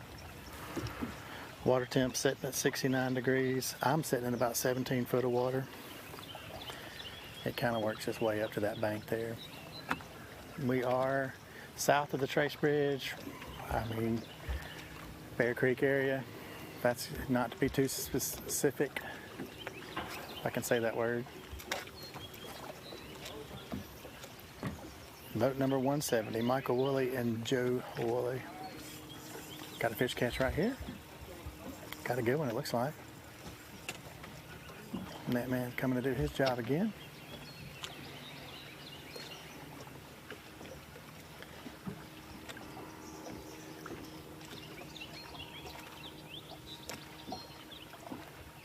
Ready to get one. Looks good. Doesn't want to come up. Oh, much bigger fish. Nice smallmouth.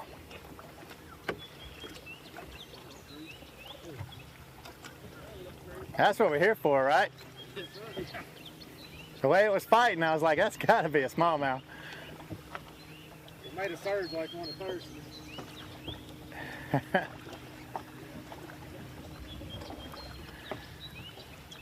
So now we do have 5 fish in the box, so we got to cull one out now. Obviously we want to cull the small one. So they're going to reach in, try to take a plan here. They do kind of bring out a culling beam.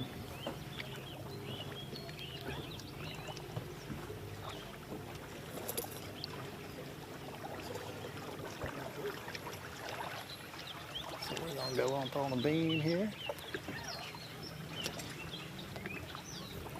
Good upgrade. Little one there. Great upgrade.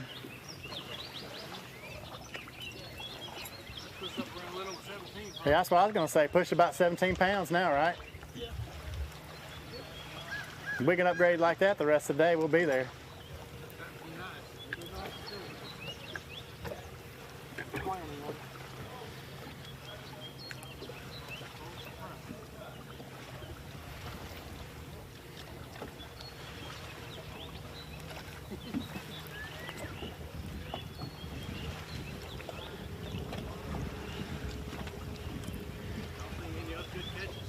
We've seen a few here and there. Just kind of been bouncing around a little bit.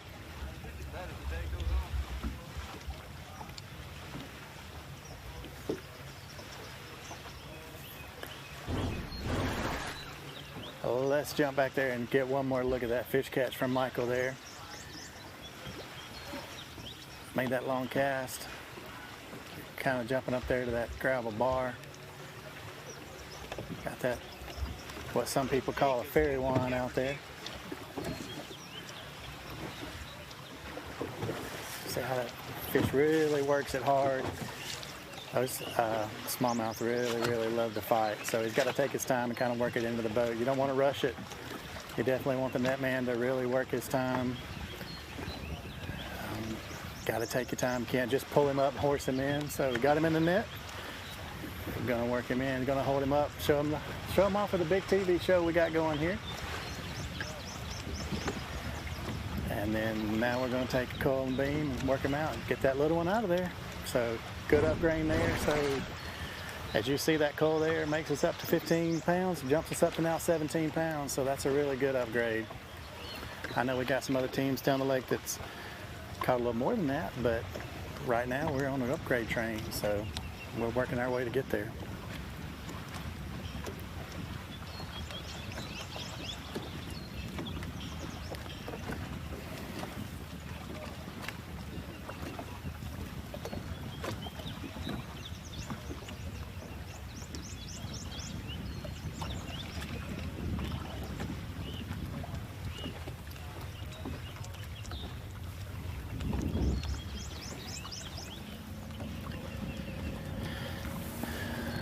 So as these guys are fishing today, they're really fishing for a lot of things. We're fishing for, obviously, big money today. $10,000 plus some bonus money.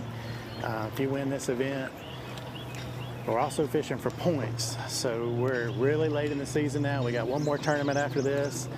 All year long, they accumulate points throughout every event.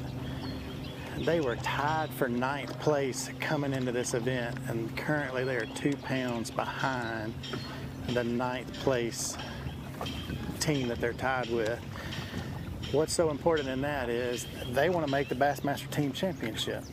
So as working to try to make the Bassmaster Team Championship, they got to stay up there in that top 10, or top 9 teams. So as they stay in those top teams there, they get to go on and fish for hopes to be in the Bassmaster Classic. So I know Michael would really love that opportunity to do that. But they're also fishing for the ABT Championship. So as they look and work really hard to be in that top teams in each division there to fish the to fish the ABT Championship, fishing for that Phoenix boat.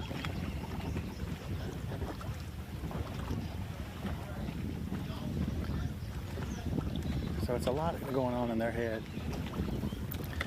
So yeah, I said boat, but it's all cash this year. So.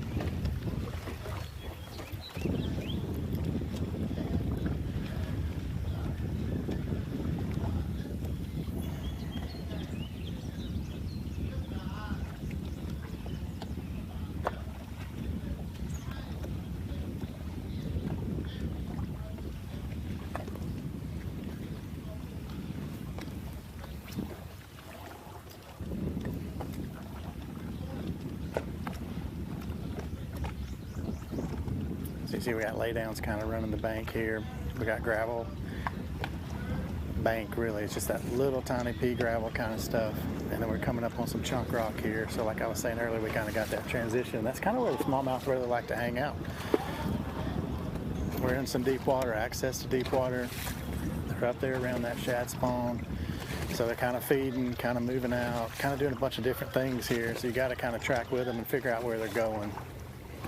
That's why it's been kind of tough lately, is because fish have spawned and they started to make their move out, and they kind of get in a lull for just a little bit, and they don't really set up where they're supposed to be at that point. They're kind of just traveling to get there. So you heard guys say earlier that they're really trying to wait for them. They think they're coming that way. The day could be the day where they get set up on some of those ledges. Based on what we've seen so far this morning, the fish kind of still hang up shallow right now. So we got to kind of spend the day trying to figure them out and hope that you're in the right place at the right time.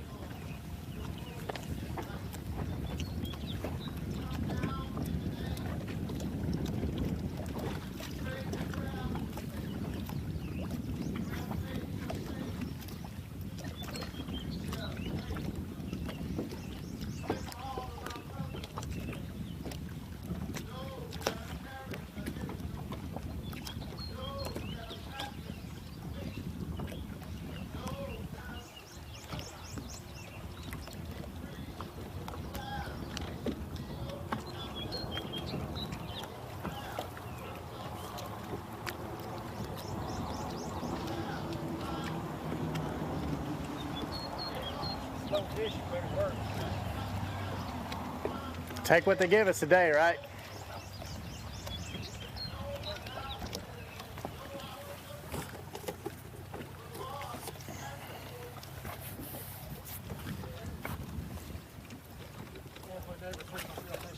middle of May. It's not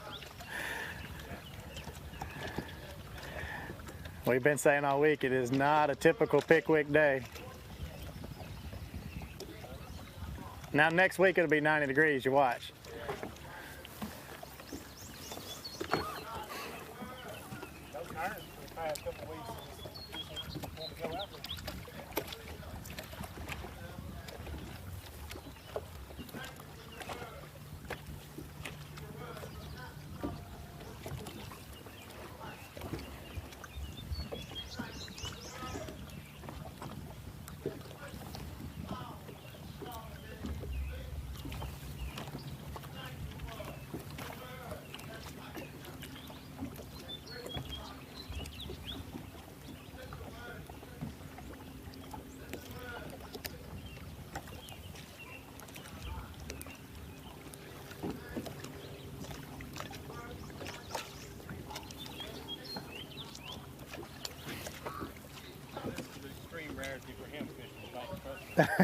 I know that for sure, yeah.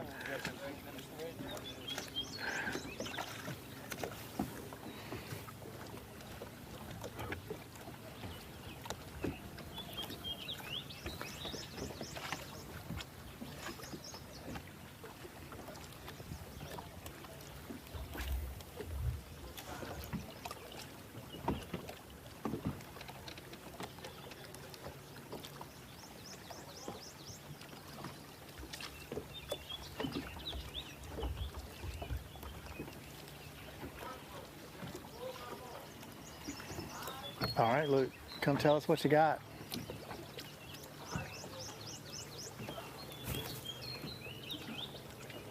The seam and didn't get anything going up there, they're telling us, and they've made a run down here. We're at the mouth of Coffee Slough on the Little River side now, and I can tell you it is, you know, we've been hearing the tale of different lakes today, right? Same body of water. Kenneth's been in the fog all day while you and I have been sweating since early this morning on opposite ends of the lake.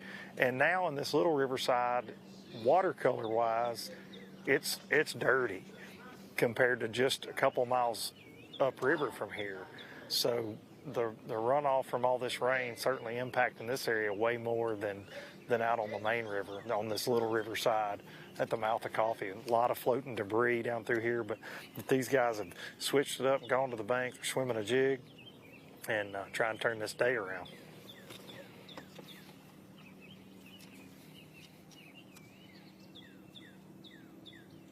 Is this something you guys did in practice a good bit too? Okay.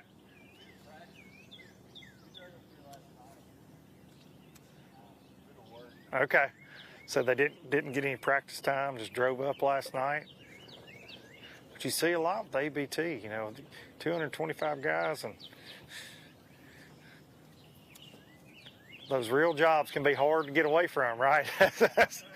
to pay for the Phoenix boats and power poles, that's for sure. I get it. Said they just drove up last night, and so just fishing by the seat of the pants today and trying to put it together. Like we said, started at the dam and just slow up there. A couple small fish for them up there and some drum. And if you're a shallow water angler, this part of Pickwick, this 7 Mile Island area, this Little Riverside, tons of cypress knees, a lot of vegetation, some reed heads.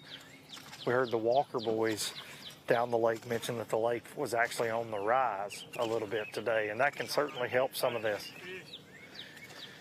It's been slow. It's been slow for sure. Just a weird day on Pickwick, which it's been weird. You know, that's what we've all been talking about today. The weights have been off for the last few weeks down here and all local tournaments. So more of the same today. We were hoping ABT would turn things around, but Well, the day's not over. Hey, it's early. That's right. We're not giving up yet. Yeah, it's early.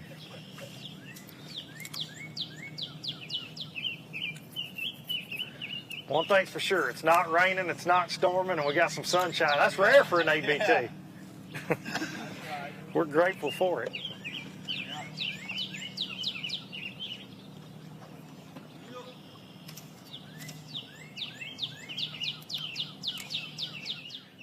just see this watercolor here is just so different than what we've seen most of the morning, and we're not that far from where we started our day, 3 or 4 miles downriver.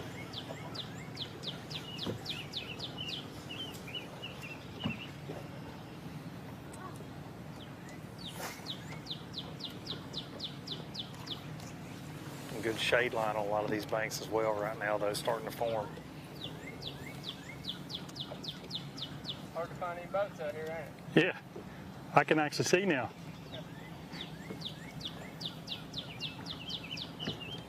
We've just caught back up with Mitch Mitchell, Candler McCullum. This team earlier when we saw them were around schooling fish. They've moved spots, so they're in a different location now.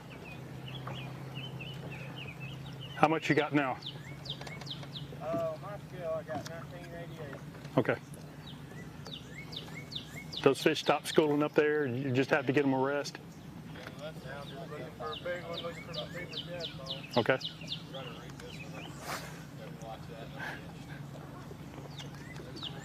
So according to his scale, he's got 19.88 pounds, and they've had to move from their primary area where they started and caught those fish, and they're just looking for kicker fish.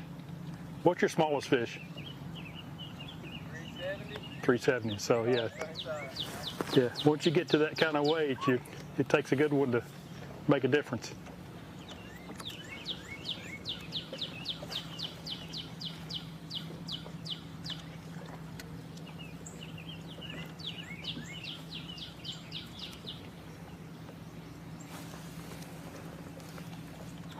Oh, thought we had a bite there.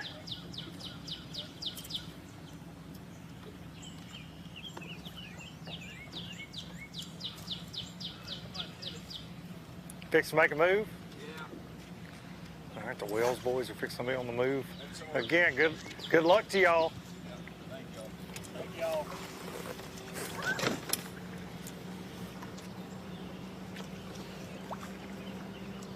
Seeing a lot of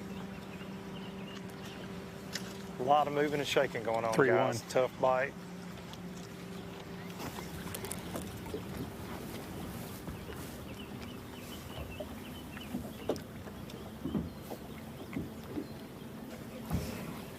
We are still sitting on Woolly and Woolly,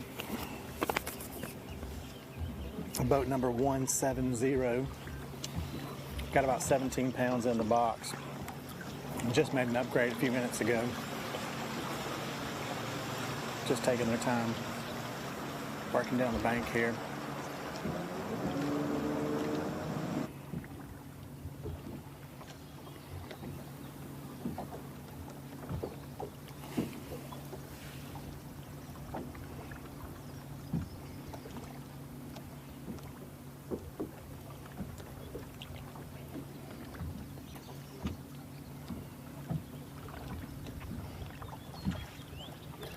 We first brought up on them a little bit ago. They said it had a 5 and a 4 in the box with 2 little ones. They caught one, made them 5. Then they caught that smallmouth and upgraded a little bit and culled that smaller one out they have. So they need to cull another smaller one for sure.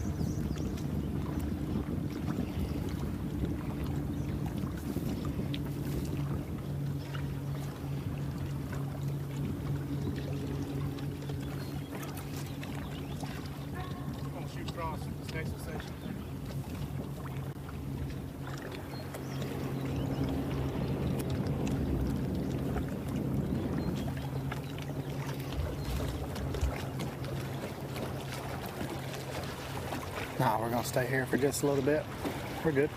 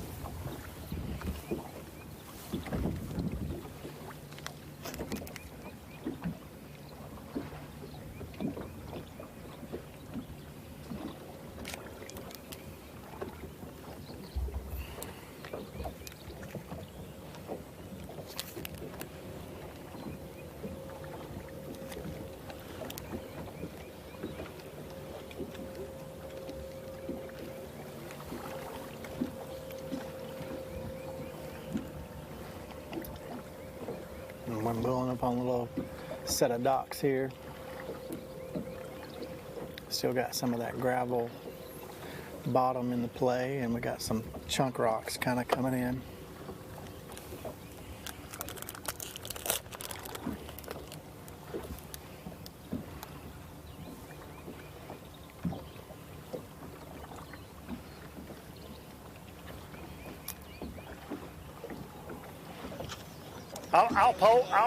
I'll just pull down right here if that's okay. Y'all got them? Luke's sliding back in here with us. I think he's got a big update for us, I hope. Luke, tell us what's going on that sunshiny end of the lake. Well, we are all caught up with Terry Tucker and Jeremy Green here, our Angler of the Year leaders coming into this event. And in the woodland area here, fishing some offshore grass. And they're having a tough morning. Only one fish so far here in the grass.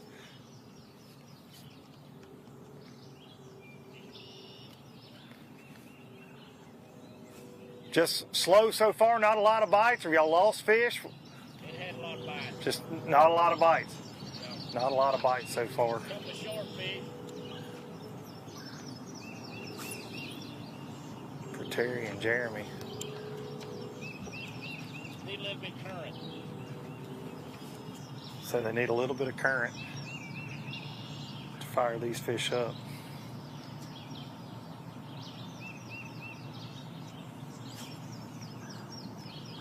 Looks like a chatterbait and a spinnerbait out here in this grass. A lot of grass in this. It's really a back ditch kind of leading to the woodland area. It cuts back in there to the main river channel. Popular area. Got cypress knees lining both sides and reeds, so a lot of fish spawn here. Then you get the grass out here and stumps in the middle. A lot of shad spawn goes on out here, and the fish will spawn out here in the middle as well in some of the hard spots. But just looking around the live scope, ton of grass in here right now.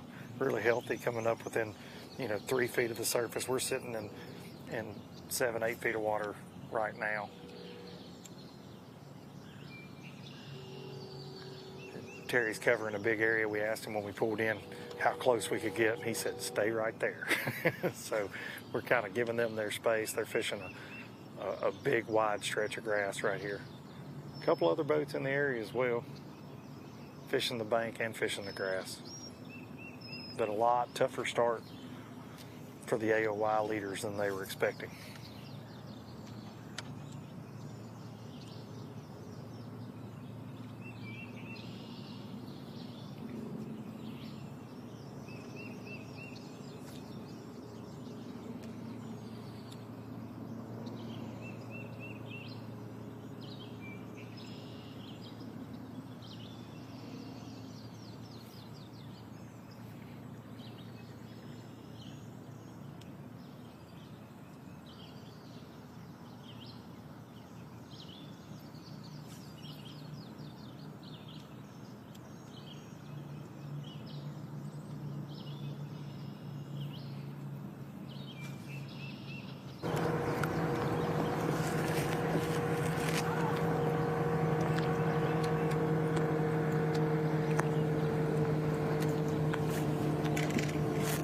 Here we're about 184 at the Pickwick Lake, Jeremy Holden, and he's got 1 2-pounder in the boat. Said he had a 4-pounder get off earlier, just a little while ago.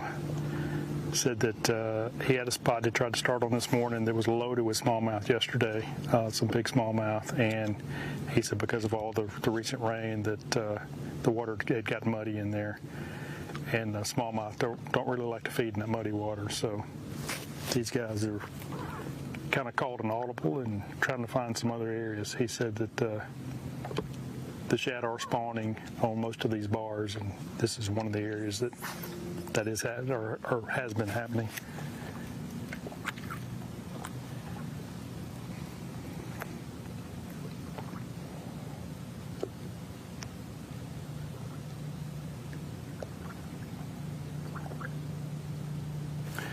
But I've been several different places up and down the river channel here, and there's been good grass pretty much everywhere I've been. So it's good to see that this lake continues to have good, healthy grass growth.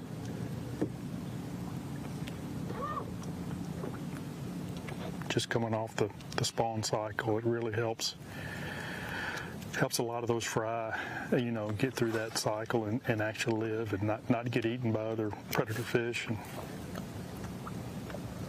that's what, years and years of that grass growth throughout the lake, you can really tell that the spawn cycles hold much better. Makes a big difference.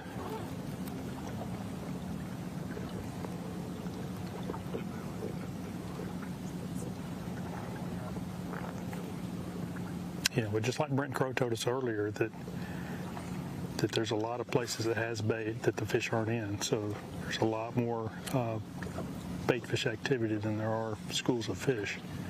It's still a matter of getting in the right place at the right time.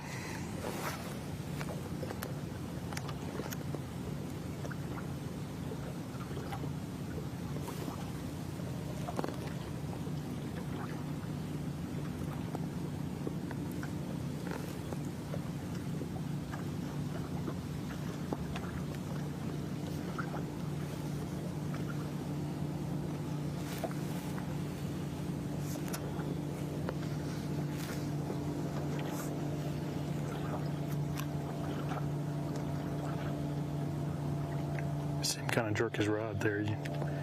Doing this, you want your bait to kind of ride right at the top of the grass. Tick it every once in a while. Sometimes when you get in the grass and you jerk it off like that, that creates a reaction bite. Especially these areas where the bite seems to be kind of slow. Sometimes it takes that erratic motion in order to trigger the bite.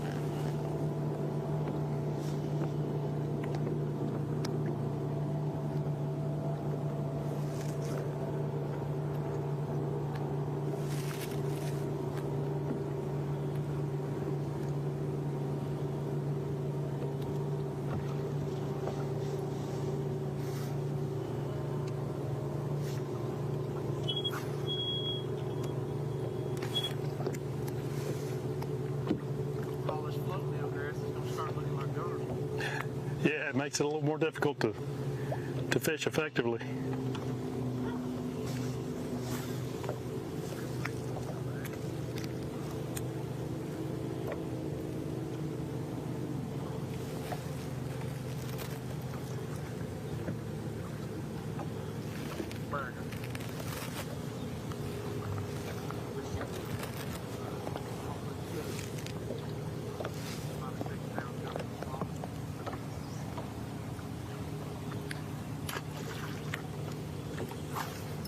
I'm gonna flip around.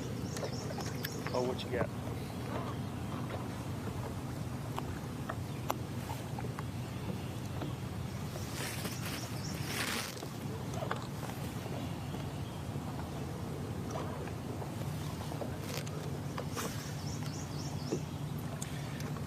Caught up with Phillip and Bailey Dukes here, 166. I got 2 fish in the boat in the same area here as Terry Tucker and Jeremy Green.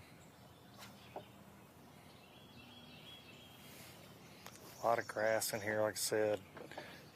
Ton of grass. You can see it everywhere on the graph right here. Are these fish primarily hanging around the grass, or y'all getting them on the shade lines, or just staying out here? Shad spawn, shad's just been crazy.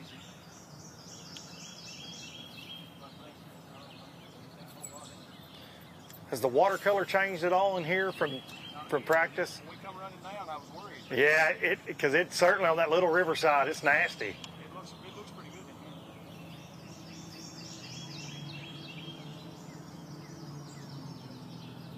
So they had a shad spawn bite going in here, and just been a little slower today so far in the grass for the Dukes boys.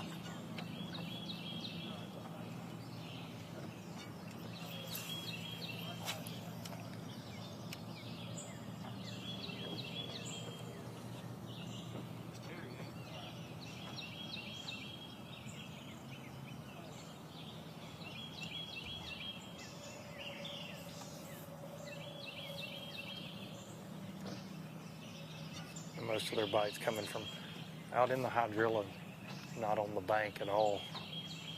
They're a little closer to the bank line than we see Terry and Jeremy, but still fishing that grass.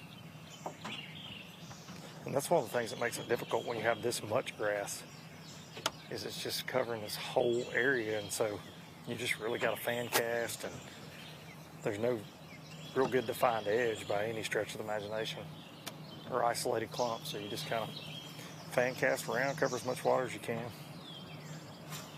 See plenty of shad in here on live scope as well. Doing the same thing, got a finesse approach and a spinnerbait going on right now.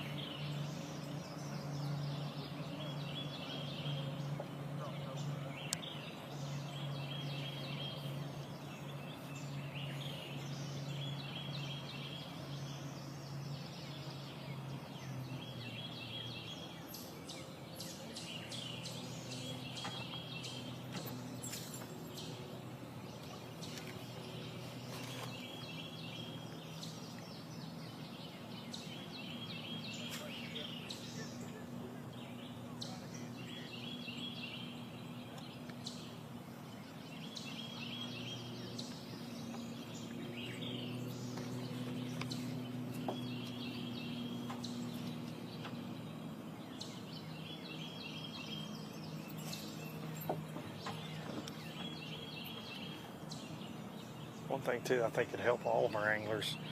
They keep saying they want more current, which is always the case on Pickwick, especially when they're not running much like today, but there's no wind. It is just dead calm everywhere we've been too. Just not a ripple on the water. I don't think that's helping things.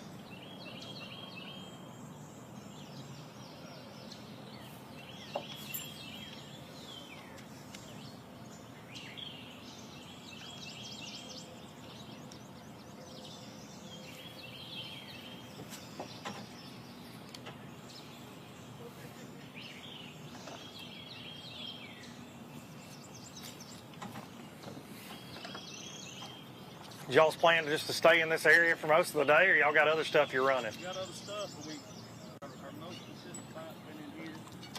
Of course, it's way slower today, but if we can scratch out a limit, we got a place or two we'd like to go hit, but I just don't know if we're going to. We may have to bail on this earlier than we do. It's a big area. It's got a lot of fish in it, but I don't know. We just can't seem to connect on it. Saying they'd like to get a limit out of this area before they make a move. They got some other stuff they'd like to hit. Did y'all catch those fish early? The couple that you've got first thing, or?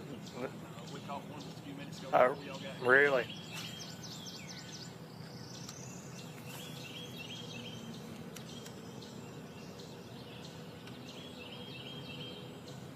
So they caught one fairly early and one right before we pulled up. So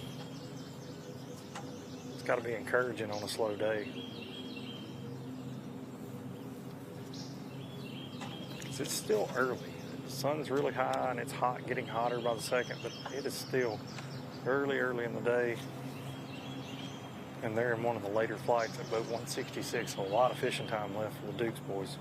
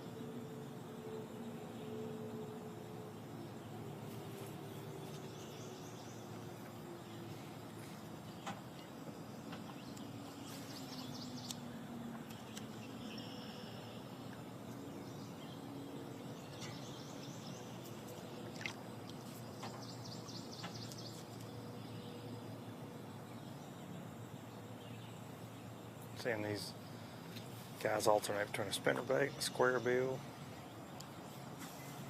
Little wacky worm out of the back.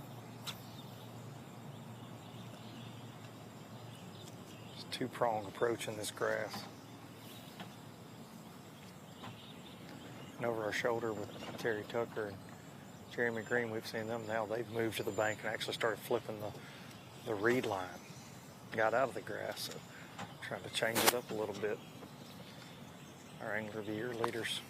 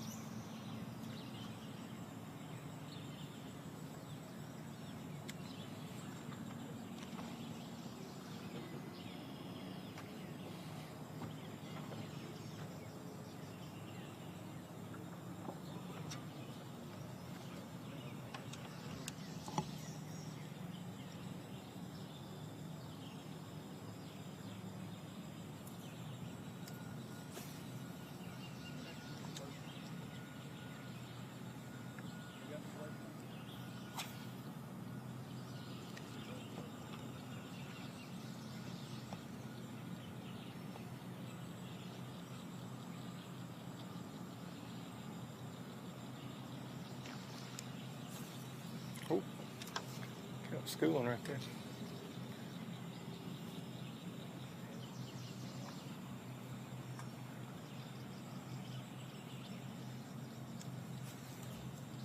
A lot of bait in this area. Just saw some bass actually come up and break. A couple casts up ahead of the Dukes.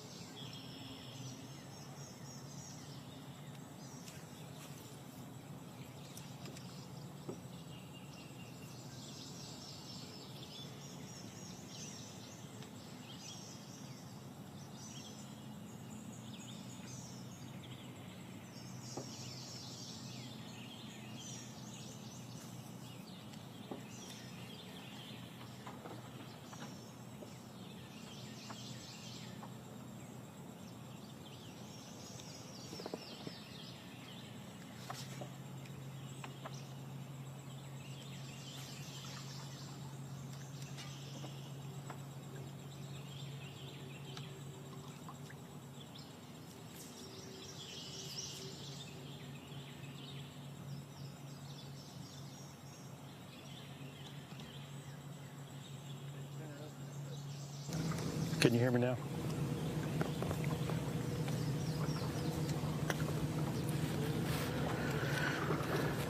This is boat 80. It's Alan McCoy, Daniel Kent. It's got one keeper. He said that he was planning on getting on downriver first thing, and the fog kind of held him up and had to stop upriver. And there's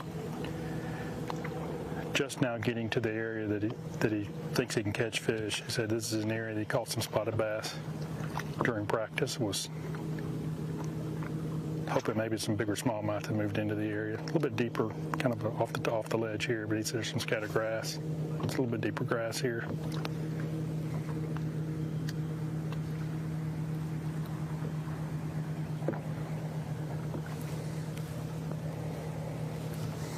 Yeah, that's kind of the other thing that happens sometimes in practice. These guys tend to cover a lot of water, skip around, move around a lot. And sometimes you can hit areas, at the right time when those fish are feeding, and trying to duplicate that can be difficult sometimes.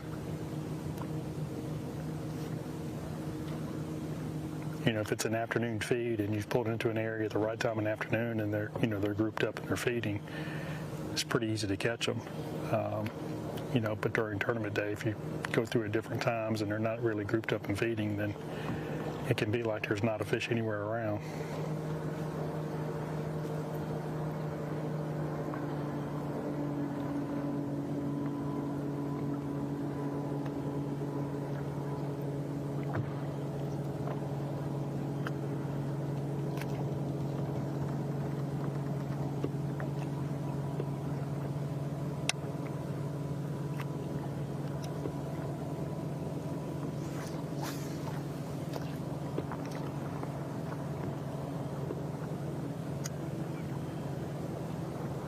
Guy in front of the boats, little finesse techniques here. Looks like a shaky head with a finesse worm. So he's just trying to trigger a bite, whatever he can to trigger a bite. And usually bait like that, if there's fish around, you normally know it, you'll get bit. He did mention this is an area called some spotted bass, so that's another bait that gets bit pretty well when you get around spotted bass.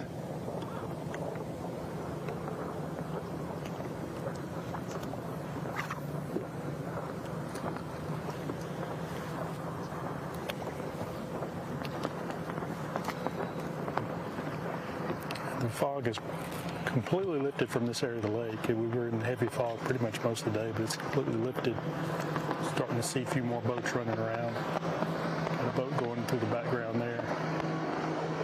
Makes it a little bit easier, these guys, to move around when they can see a lot better.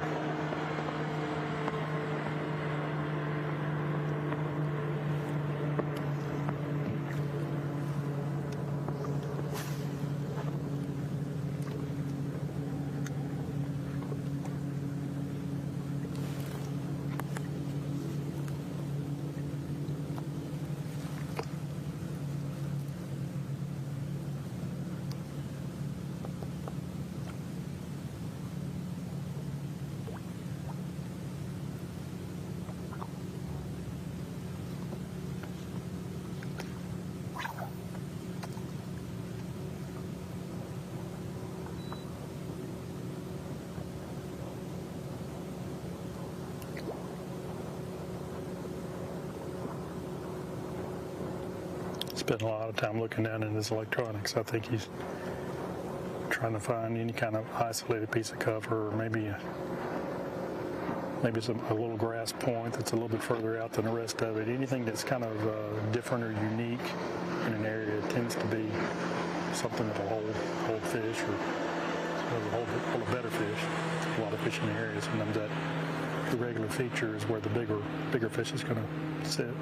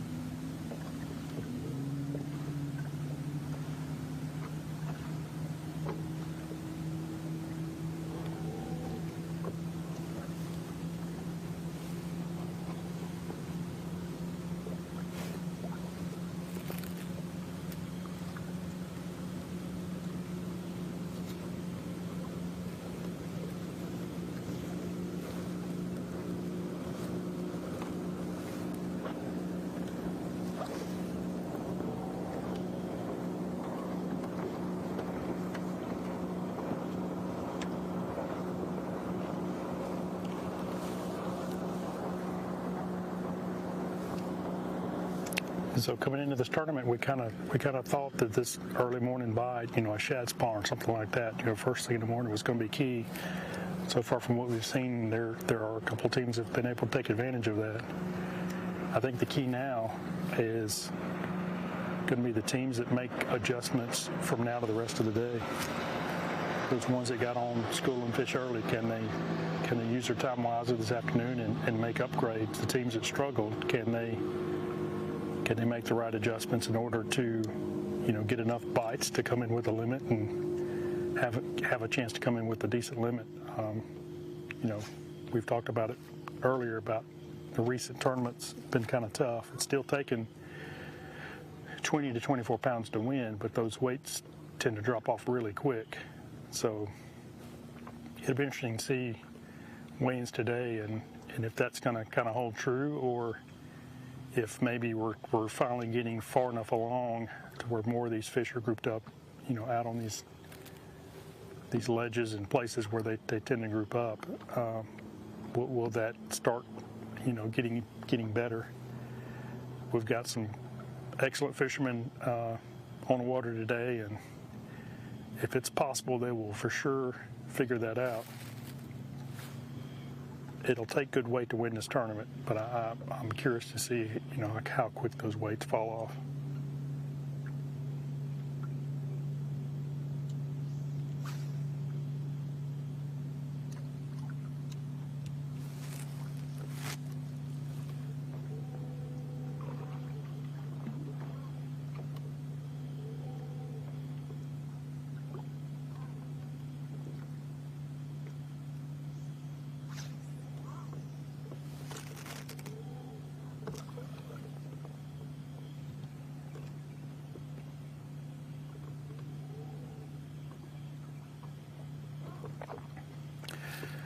Well, it's starting to get hot now that the sun's come out for me. So we're gonna go try to find another team and put this boat on pad and get a little bit of a breeze. But while we're doing that, stay tuned because we got some commercials coming up for you. Check those out. We'll be back with you shortly. Alabama Bass Trail Live, presented by Black Rifle Coffee, is brought to you by Phoenix Boats, Busch Light, Bahio Sunglasses, Bill Penny Automotive, and by TH Marine. There's more straight ahead. At Phoenix Boats, our passion for fishing is obvious. Whether it's a pro event or fishing with our family and friends, we truly love the sport of fishing. That's why our goal is to make every single Phoenix boat that goes out the door the best fishing platform it can be in both design and construction. We love to fish as much as anyone, and we believe it shows in every boat we build. Phoenix Boats, built by anglers for anglers. Bill Penny Toyota is Alabama's #1 volume Toyota dealer. But that's not the only reason to get to know Bill Penny. Enjoy a 10-year unlimited warranty on every new Toyota in stock. Get 1 year of 24/7 roadside assistance. Test drive for the chance to win $5,000. You heard right. 5,000 big ones. Plus, choose from over 700 new Toyotas in stock and price to move. Bill Penny Toyota is Alabama's #1 volume Toyota dealer. Get to know us today.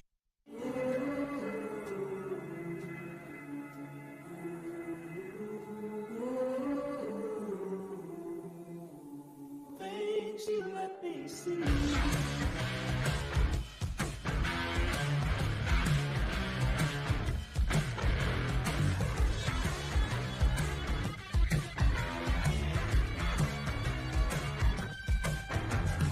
Things you let me see.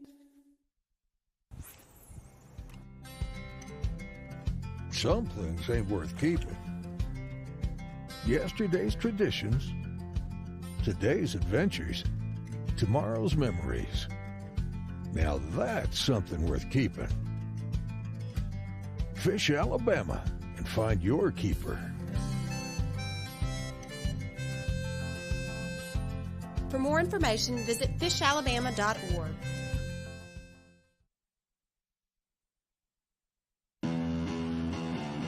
Phoenix Boats, our passion for fishing is obvious. Whether it's a pro event or fishing with our family and friends, We truly love the sport of fishing.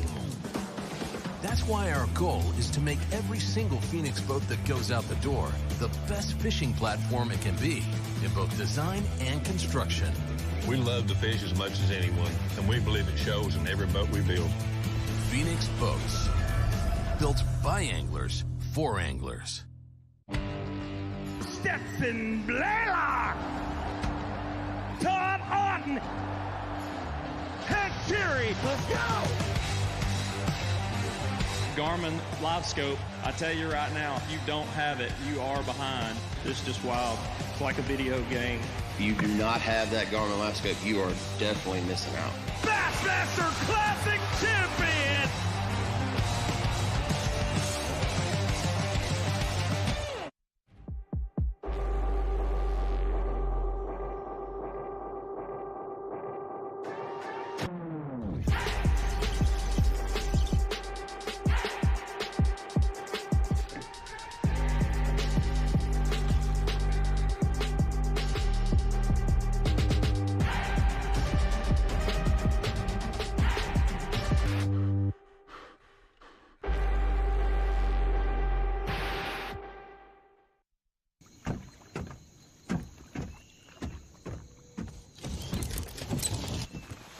Nobody wants to run out of power when they're on the water.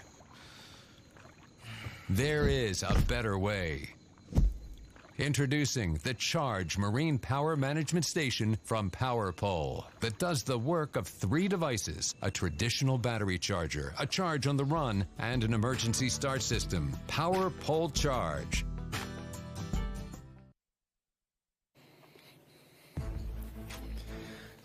Welcome back to ABT Live. We've caught up with Lee Pitts and Steve Engel out on the main river here in the Woodlands area.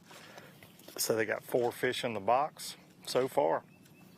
Lee, what will those 4 weigh for you guys? Probably got about 10 pounds. 4 for about 10 unofficially. We got one that'll he just barely measures.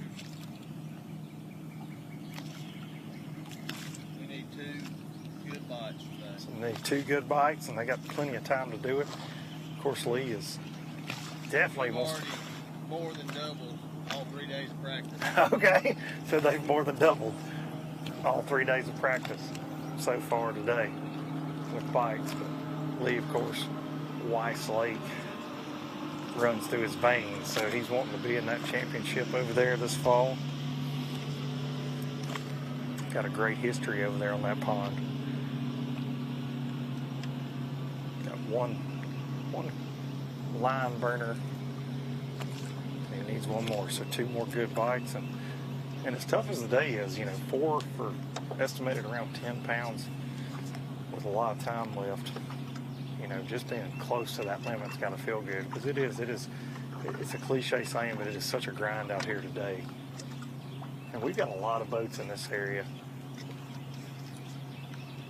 right here, which is not a surprise. It's a popular area, getting around down towards Cane Creek, Woodlands area. You got the pipeline that crosses down here, but you've got boats offshore fishing the actual river ledge, and then you've got Lee and Steve are actually up on the bar. So all these bars have grass on them. Where we're sitting right now, 30 feet of water, and they're actually throwing up to 3 to 6 feet of water up on the actual bar.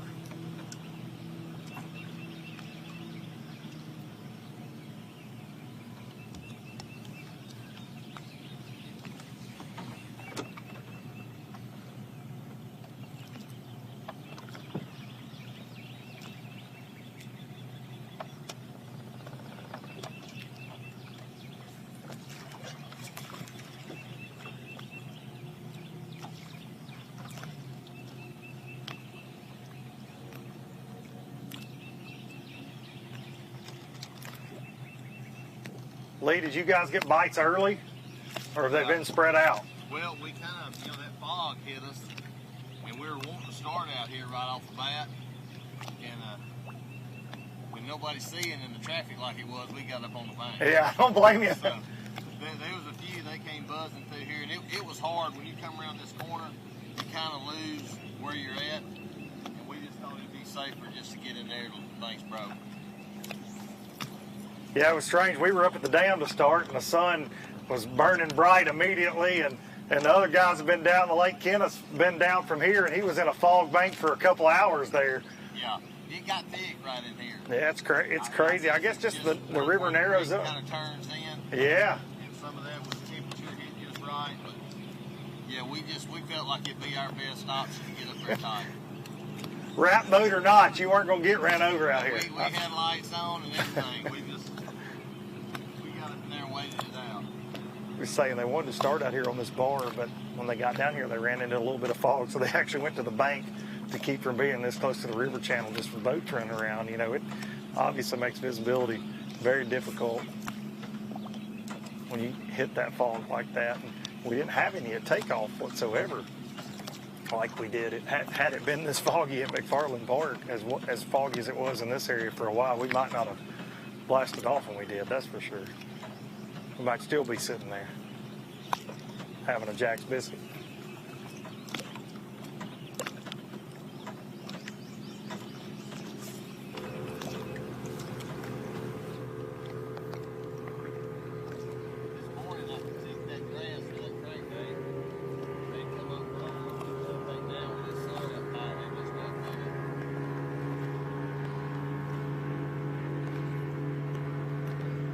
Lee's winding a square bill around.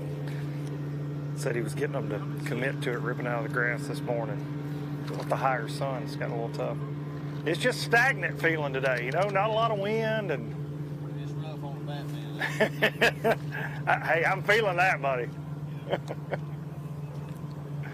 not used to summertime just yet.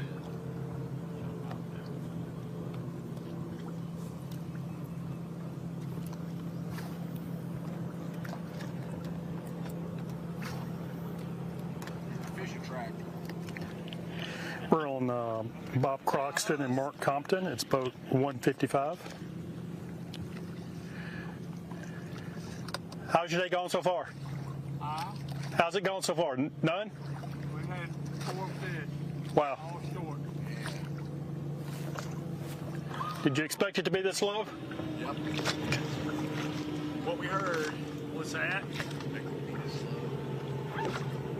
Well, you know, I've been on this place one time about 7-8 years ago, and we didn't even make it for practice. So okay. We're definitely winging it today.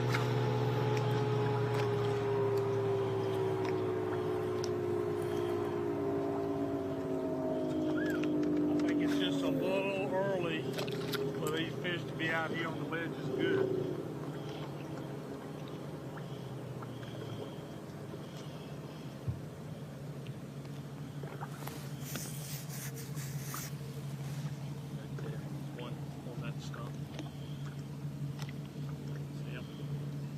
So what does it take for that to happen? Is it bait related, or they just have to get far enough away from the spawn? What makes these fish get here?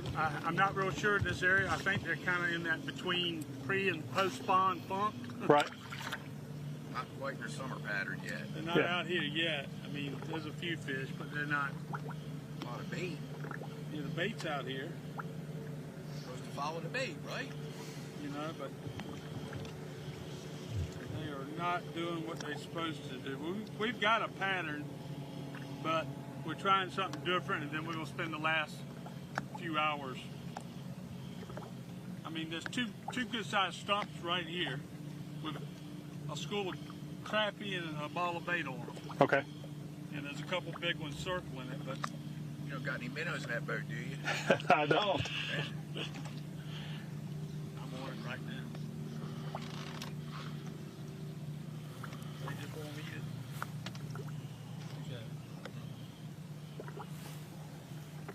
Unfortunately, I think my boat is kind of on top of his stumps. See if I can ease off of it a little bit.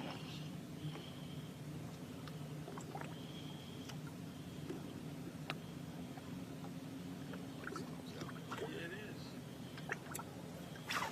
70 feet.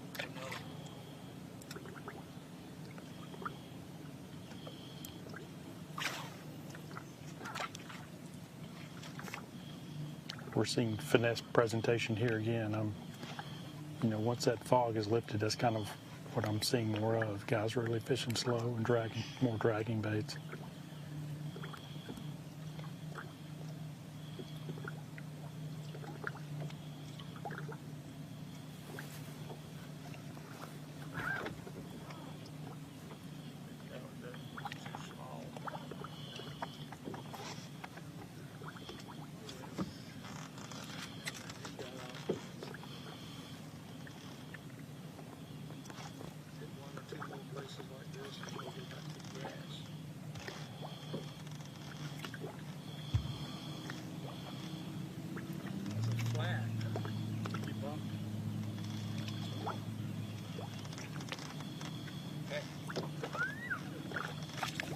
You know, I don't know if you guys can hear, you know, their conversation, but, you know, being a team tournament like that, it's, you have the opportunity to work together, try to make decisions together, and their you know, overhearing their conversation, they're trying to figure out how much longer to run similar places like this, and then he mentioned, you know, go back to the grass. So I'm guessing that maybe where he started was one of those grass flats. It sounds like maybe that they've decided to get away from the grass. And try to look at more isolated places. He mentioned there are 2 stumps here, so sometimes it's easier to target isolated cover that you know is there instead of, you know, getting along one of these grass flats. It's just, it all looks or appears to be the same. He mentioned that it's been a while since he's been here. He didn't have a chance to practice. So if you don't get a chance to practice on those grass flats, it can really make it, you know, real difficult to find, you know, the key areas in that grass.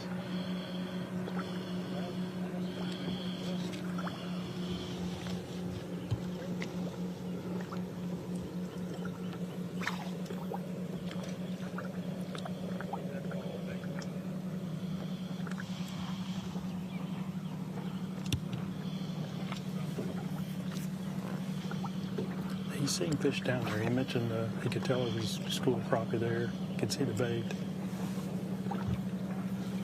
But one of the things we've learned today is there's bait all over this lake. So, you know, the old cliche of find the bait, find the fish, when there's this much bait all over the lake, it doesn't necessarily hold true.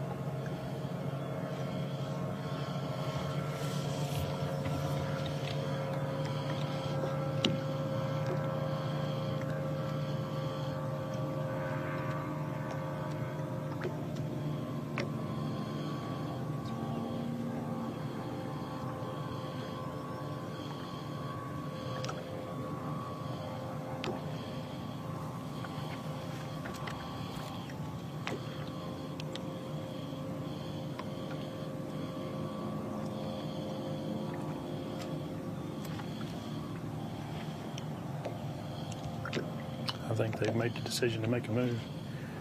You know, I mentioned it was earlier, isolated spot with two Four stumps. bites here, they just won't pick it up. Yeah, I mentioned he got the bites. They won't hold on to it. But once you've fished a small isolated area like that, you know it's time to move on.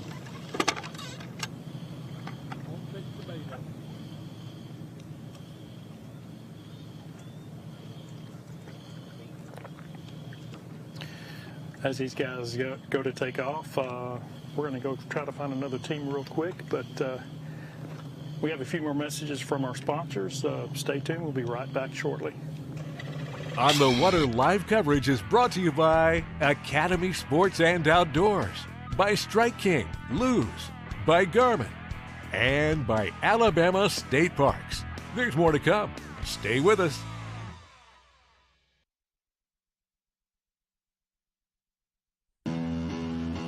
At Phoenix Boats, our passion for fishing is obvious. Whether it's a pro event or fishing with our family and friends, We truly love the sport of fishing. that's why our goal is to make every single Phoenix boat that goes out the door the best fishing platform it can be in both design and construction. We love to fish as much as anyone, and we believe it shows in every boat we build. Phoenix Boats, built by anglers for anglers.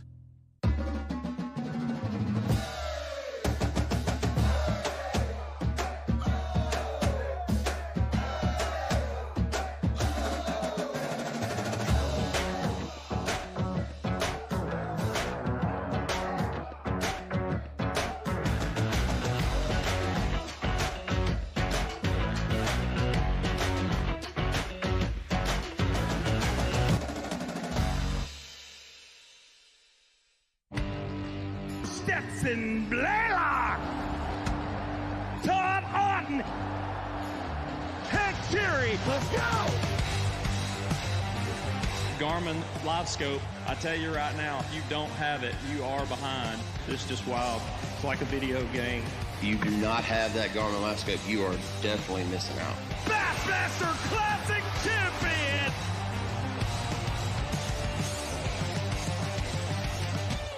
The TH Marine HydroWave H2 KVD Edition is a surefire way to ignite a feeding frenzy.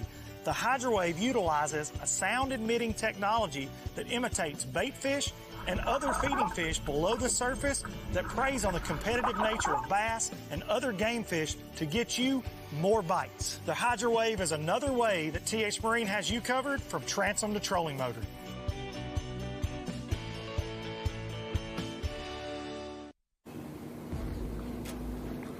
Welcome to the Bush Light Breakdown. It's time for us to kind of go over what we've seen during the day.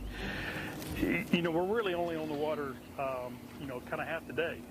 These anglers still have a lot of fishing time left. A lot of things can change. But based on what we've seen already this morning, we thought that, this morning first thing would really be key, whether it's a shad spawn or the low light conditions or whatever it is, we thought that might be key. and from several teams that we've seen on the water, that has been key. We've seen some guys catch them really well. We've seen a lot of teams struggle. So to me, the key thing that I want to find out during our weigh-ins at 2:30 this afternoon is what are guys doing different, like from this period on? You know, the teams that struggled earlier, what are they doing to make the adjustments in order to turn that around? The teams that caught them really well this morning, what are they doing to give themselves a chance to find that kicker fish? Mitch Mitchell, Candler McCollum, we know that they have almost 20 pounds from what we've seen this morning.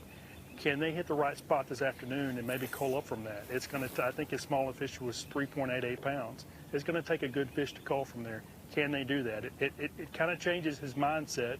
These guys have a lot of time on this body of water, so it's possible they're kind of running through their head as far as where are the places we've caught 7, 8, 9 pound fish on this lake before. They maybe start running some of those areas. Either way, they're trying to upgrade as much as they can because it's not uncommon for this lake to take, you know, up into the 20s, mid-20s to win this tournament, and it could happen today.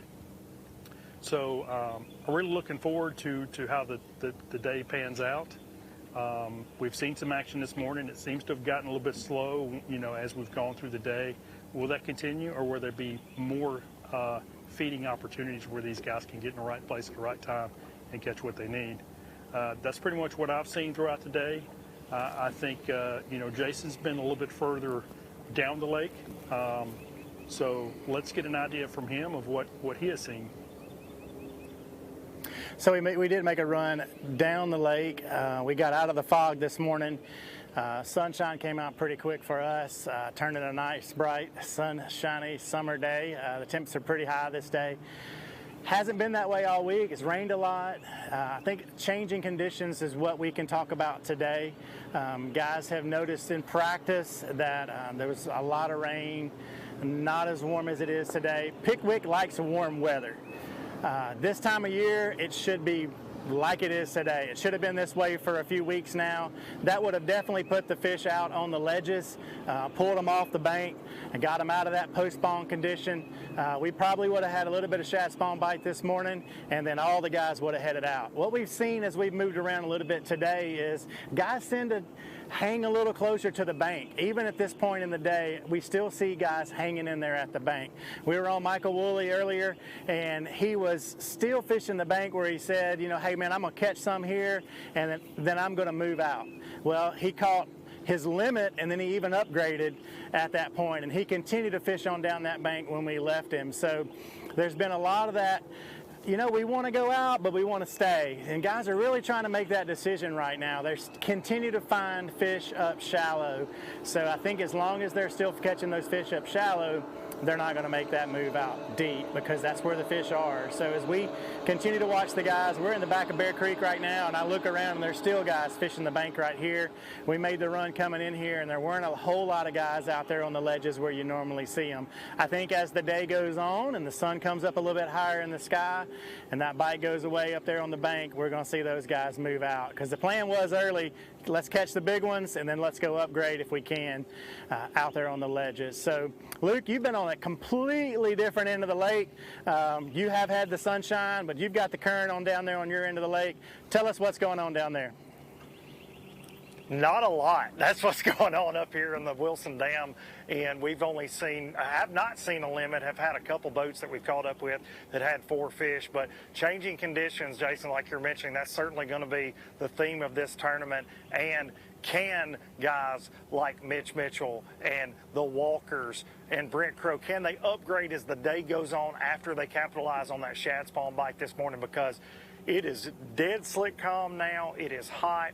The conditions have definitely changed. We know that shad spawn bite is dead by now. So what will be the prevailing thing this afternoon? Like Ken mentioned, we are only covering half the day, so a lot of story left to be told today. And it could take a mid-20s bag. This lake is perfectly capable of kicking that out. One thing is for sure, you're going to want to tune into the weigh-in starting at 2:30 p.m. if you're in the area, come out to McFarland Park. There are going to be a lot of fish come across the stage, and if it's anything like we heard this morning, a lot of those beautiful and famous Pickwick Lake smallmouth are going to come see us. We appreciate everybody tuning in this morning for the ABT Live presented by Black Rifle Coffee. We've had a great time out here, and like I said, 2:30 p.m. McFarland Park, and you can watch it right here live at 2:30, and we'll see y'all this afternoon.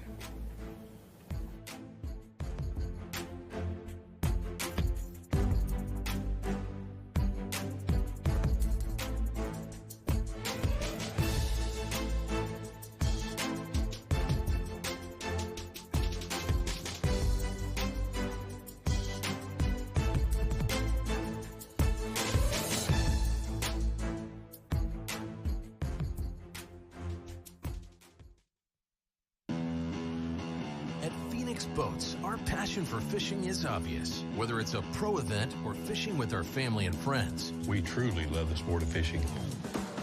That's why our goal is to make every single Phoenix boat that goes out the door the best fishing platform it can be in both design and construction. We love to fish as much as anyone, and we believe it shows in every boat we build. Phoenix Boats, built by anglers for anglers. The perfect checking account doesn't exist. Not at a bank, that is. So why do you keep looking there? At AmFirst, you can get no minimum balance or monthly fees, an instant issue debit card, and free checks with unlimited check writing. But who doesn't want more? Like a rewards program you'll actually use, and convenient digital tools that make it easy to manage your account from anywhere. Now you could try and find that at a bank, or you could save yourself the trouble by checking with us. Oh, looks like boneless wings are back at Jack's. And people love them so much, there's bound to be a napkin shortage. Juicy, boneless chicken wings in 3 bold, mouth-watering flavors. Try the tangy honey barbecue, that craveable sweet and spicy, or the zesty classic buffalo. What is a shirt anyway, if not one giant napkin? You'll go back to Jack. Jack's, all about the South. Big companies get bigger and bigger and talk about their fancy labs where they study fish behavior, but then they all go golfing on the weekend. We don't have a large laboratory to test baits. Why, you ask? We don't need a big laboratory because our pros fish, our employees fish, our salespeople fish, our suppliers fish, our mold builders fish, our owners fish, and our kids fish. This is our laboratory.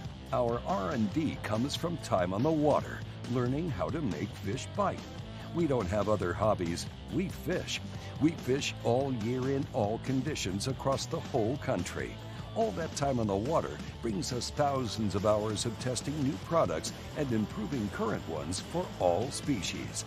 We're a family-owned U.S. company that has many of our products made in America by American workers.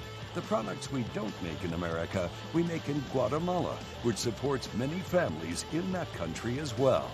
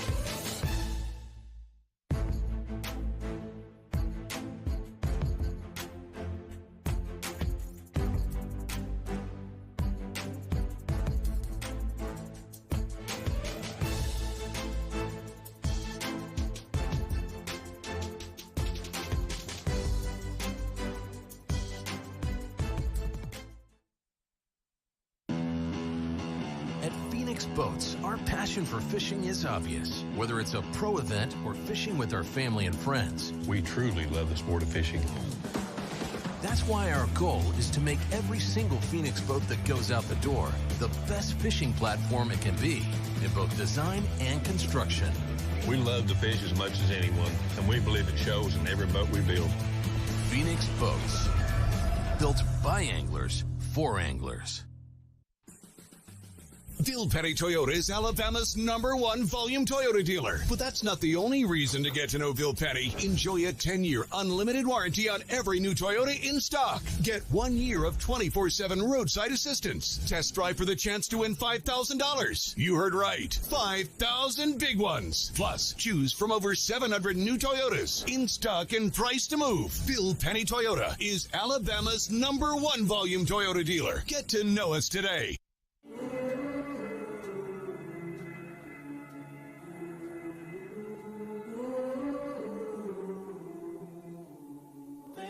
You let me see.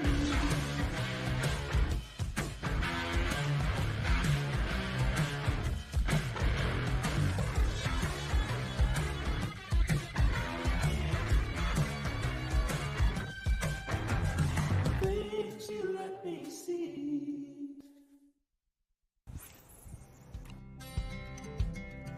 Some things ain't worth keeping. Yesterday's traditions, today's adventures, tomorrow's memories. Now that's something worth keeping. Fish Alabama and find your keeper. For more information, visit fishalabama.org.